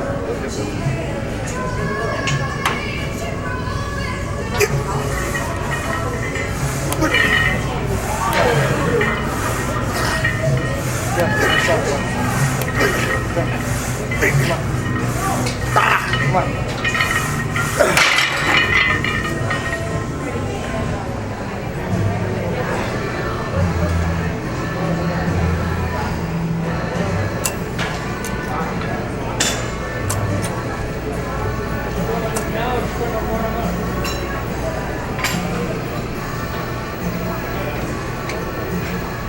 Bring it down one notch, Joe. Get back. Down.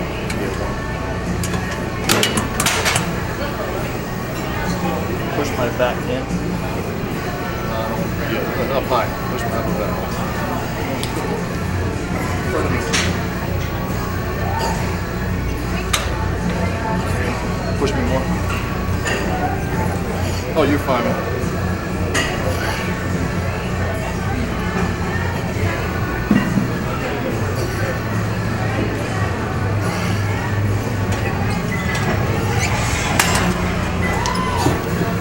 So strong. I'm trying to push forward. I'm push me back.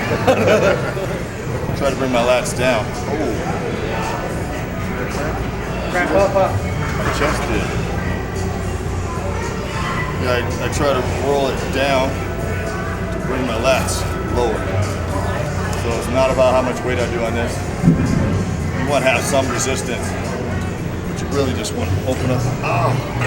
You see that again, Lee? Yeah, I don't know. My pec is cramping. Bananas good? Huh? Not right now for me, no.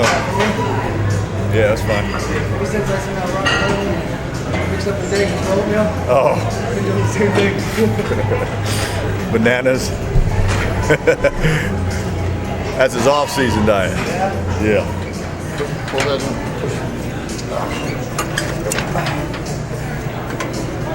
I'm okay.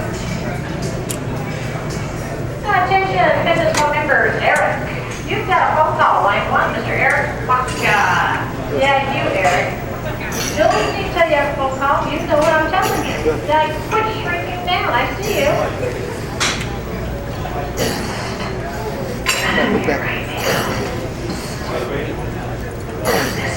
Come on, go strong. You got Ronnie Coleman in the background. Come on. Lightweight.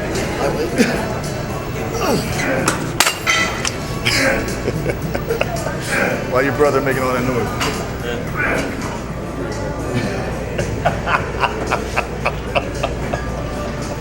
See, today's is like day. Huh? Today's is like day. That's how to do back.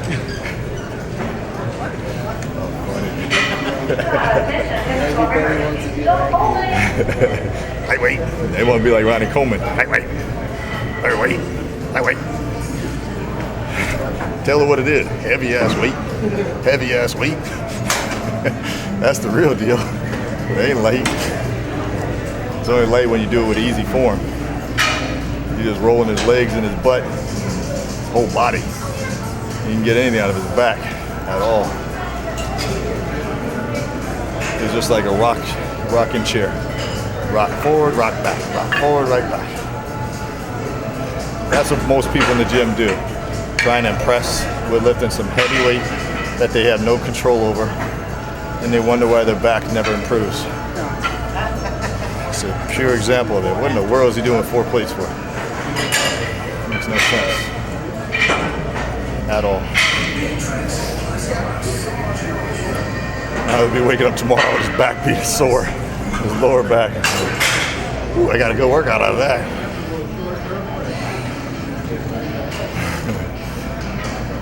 See that? You guys out there, don't get caught up like that.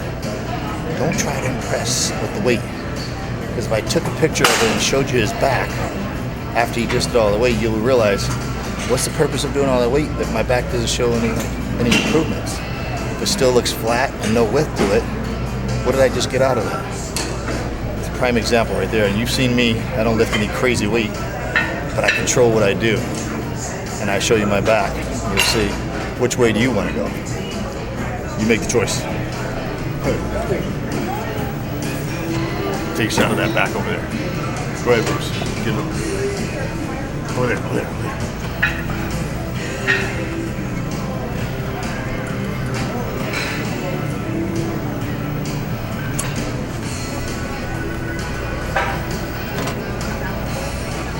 You blocking my view from the older ladies. Oh, my bad. They're kind of loving me right now. You little groupies. My fans right there. Come on. Good. Come on. Big back, Troy. Good. Big back. Good. Good strong. Come on. Good job. Oh boy. Take a picture. Get back. Get a picture of his back. Come on. You gotta be discreet, cool about it. Get shy. I think I need an angle. Yeah, so people can see. That's what I'm talking about. You don't want to look like that. That's the guy that was just doing 4 plates. Where does he look like he improved his back at? Come on, Joey. Trim me up if you shave and everything too. Nice, nice.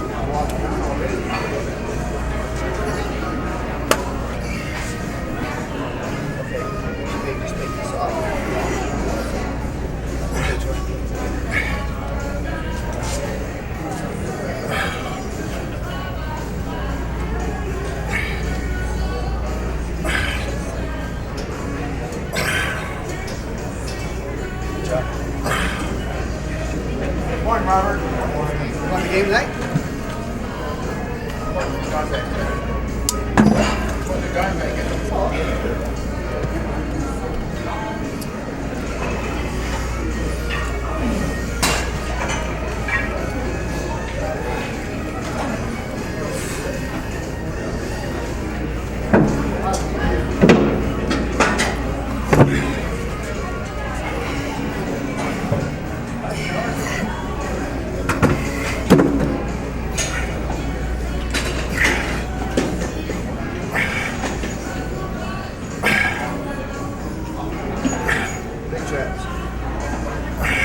Twin Peaks back there.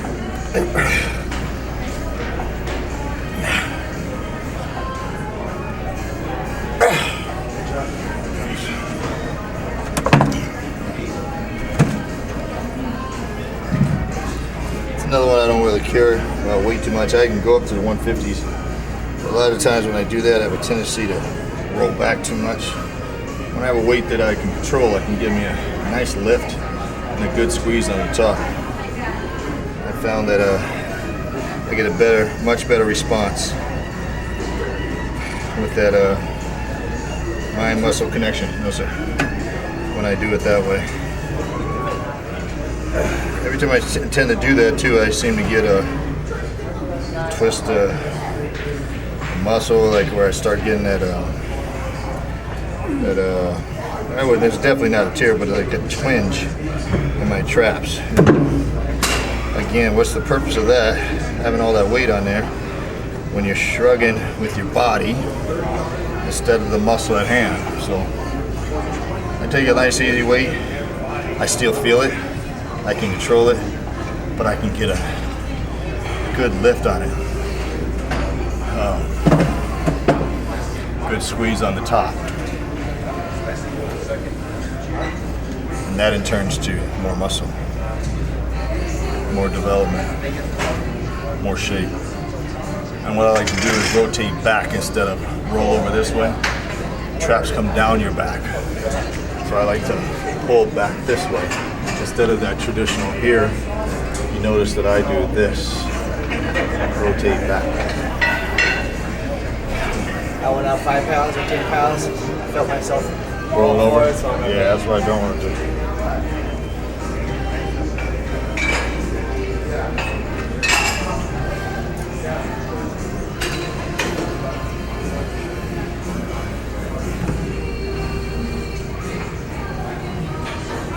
Don't hear him making noise no more, huh?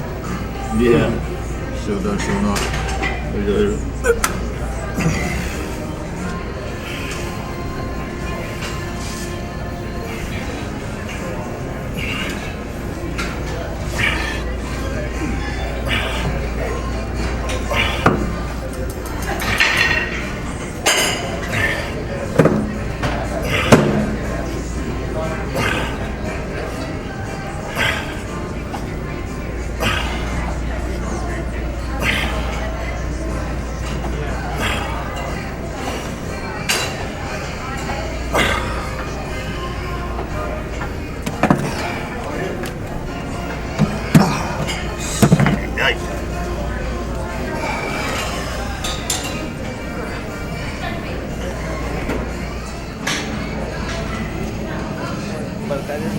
Sunday or something.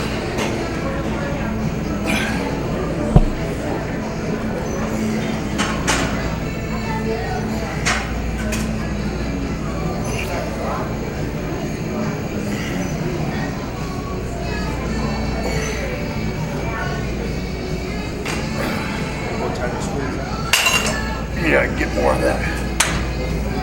Pull, squeeze a little bit.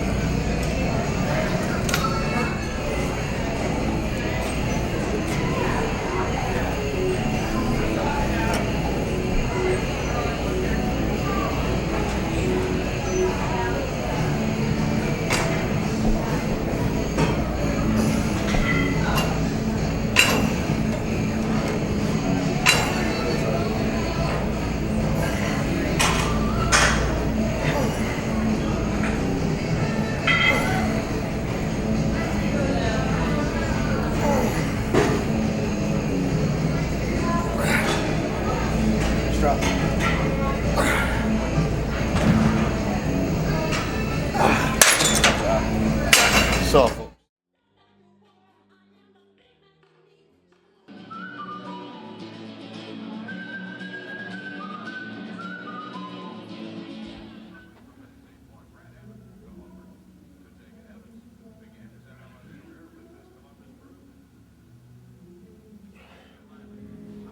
Obviously, there's no way I'm going to be able to stay conditioned like a show.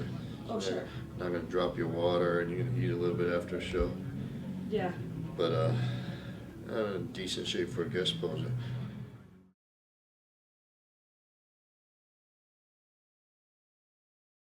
Overall, I feel pretty good. I was a little frustrated after that, the Olympia, and I was a little frustrated after Atlantic City. Because Atlantic City, I felt like I should have won. and or at least came down to Gustavo and I, just like two different bodies, but you know, preference. And that didn't turn out, but you know, it is what it is. All I do is just keep moving on. I gotta look at it, keep it in perspective. For the year I had was outstanding, from wanting to almost give up in January to coming back and winning a show, and having the possibility to win 2 shows, and coming in at my second all-time best at the Olympia. There's nothing else to look back on. You know, that's all positive stuff. I can look forward to a great year next year. So now I got the formula down, and I know what it takes to get in top shape. So ready to just take a little bit of a break and get ready for the early season next year. See what happens. So it'll be interesting.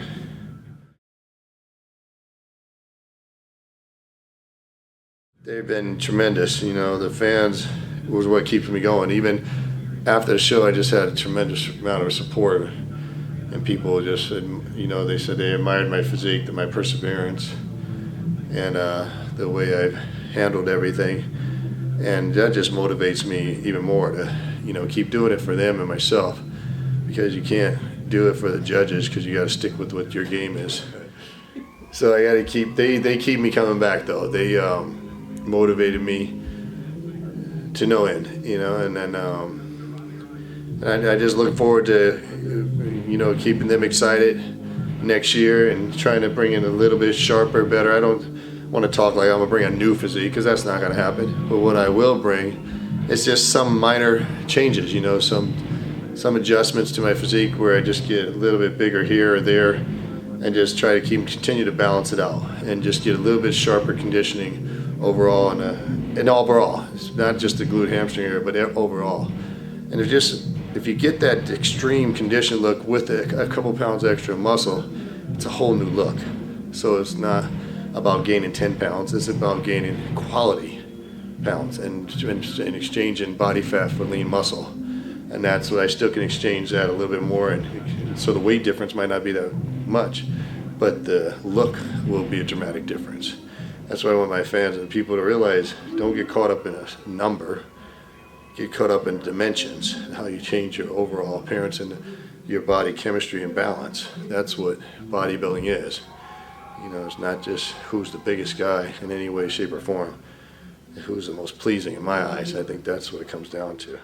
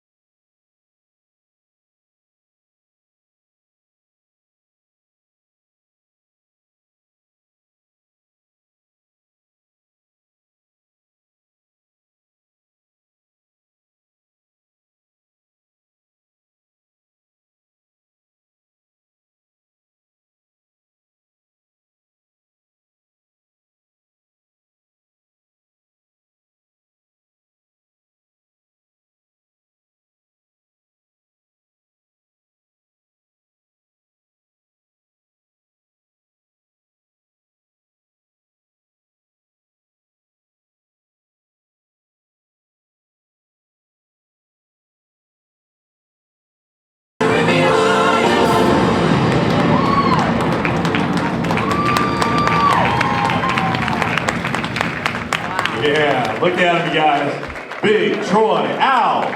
Anything you want to say, Big Troy? Good time.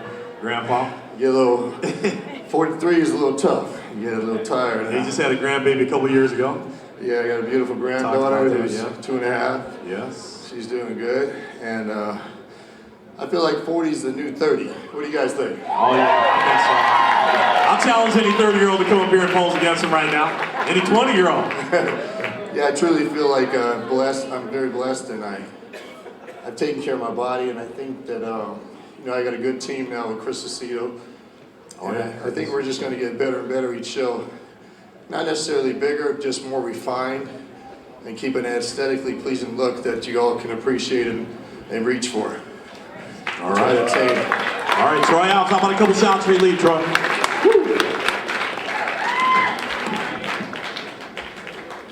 Yeah, big Troy Alves.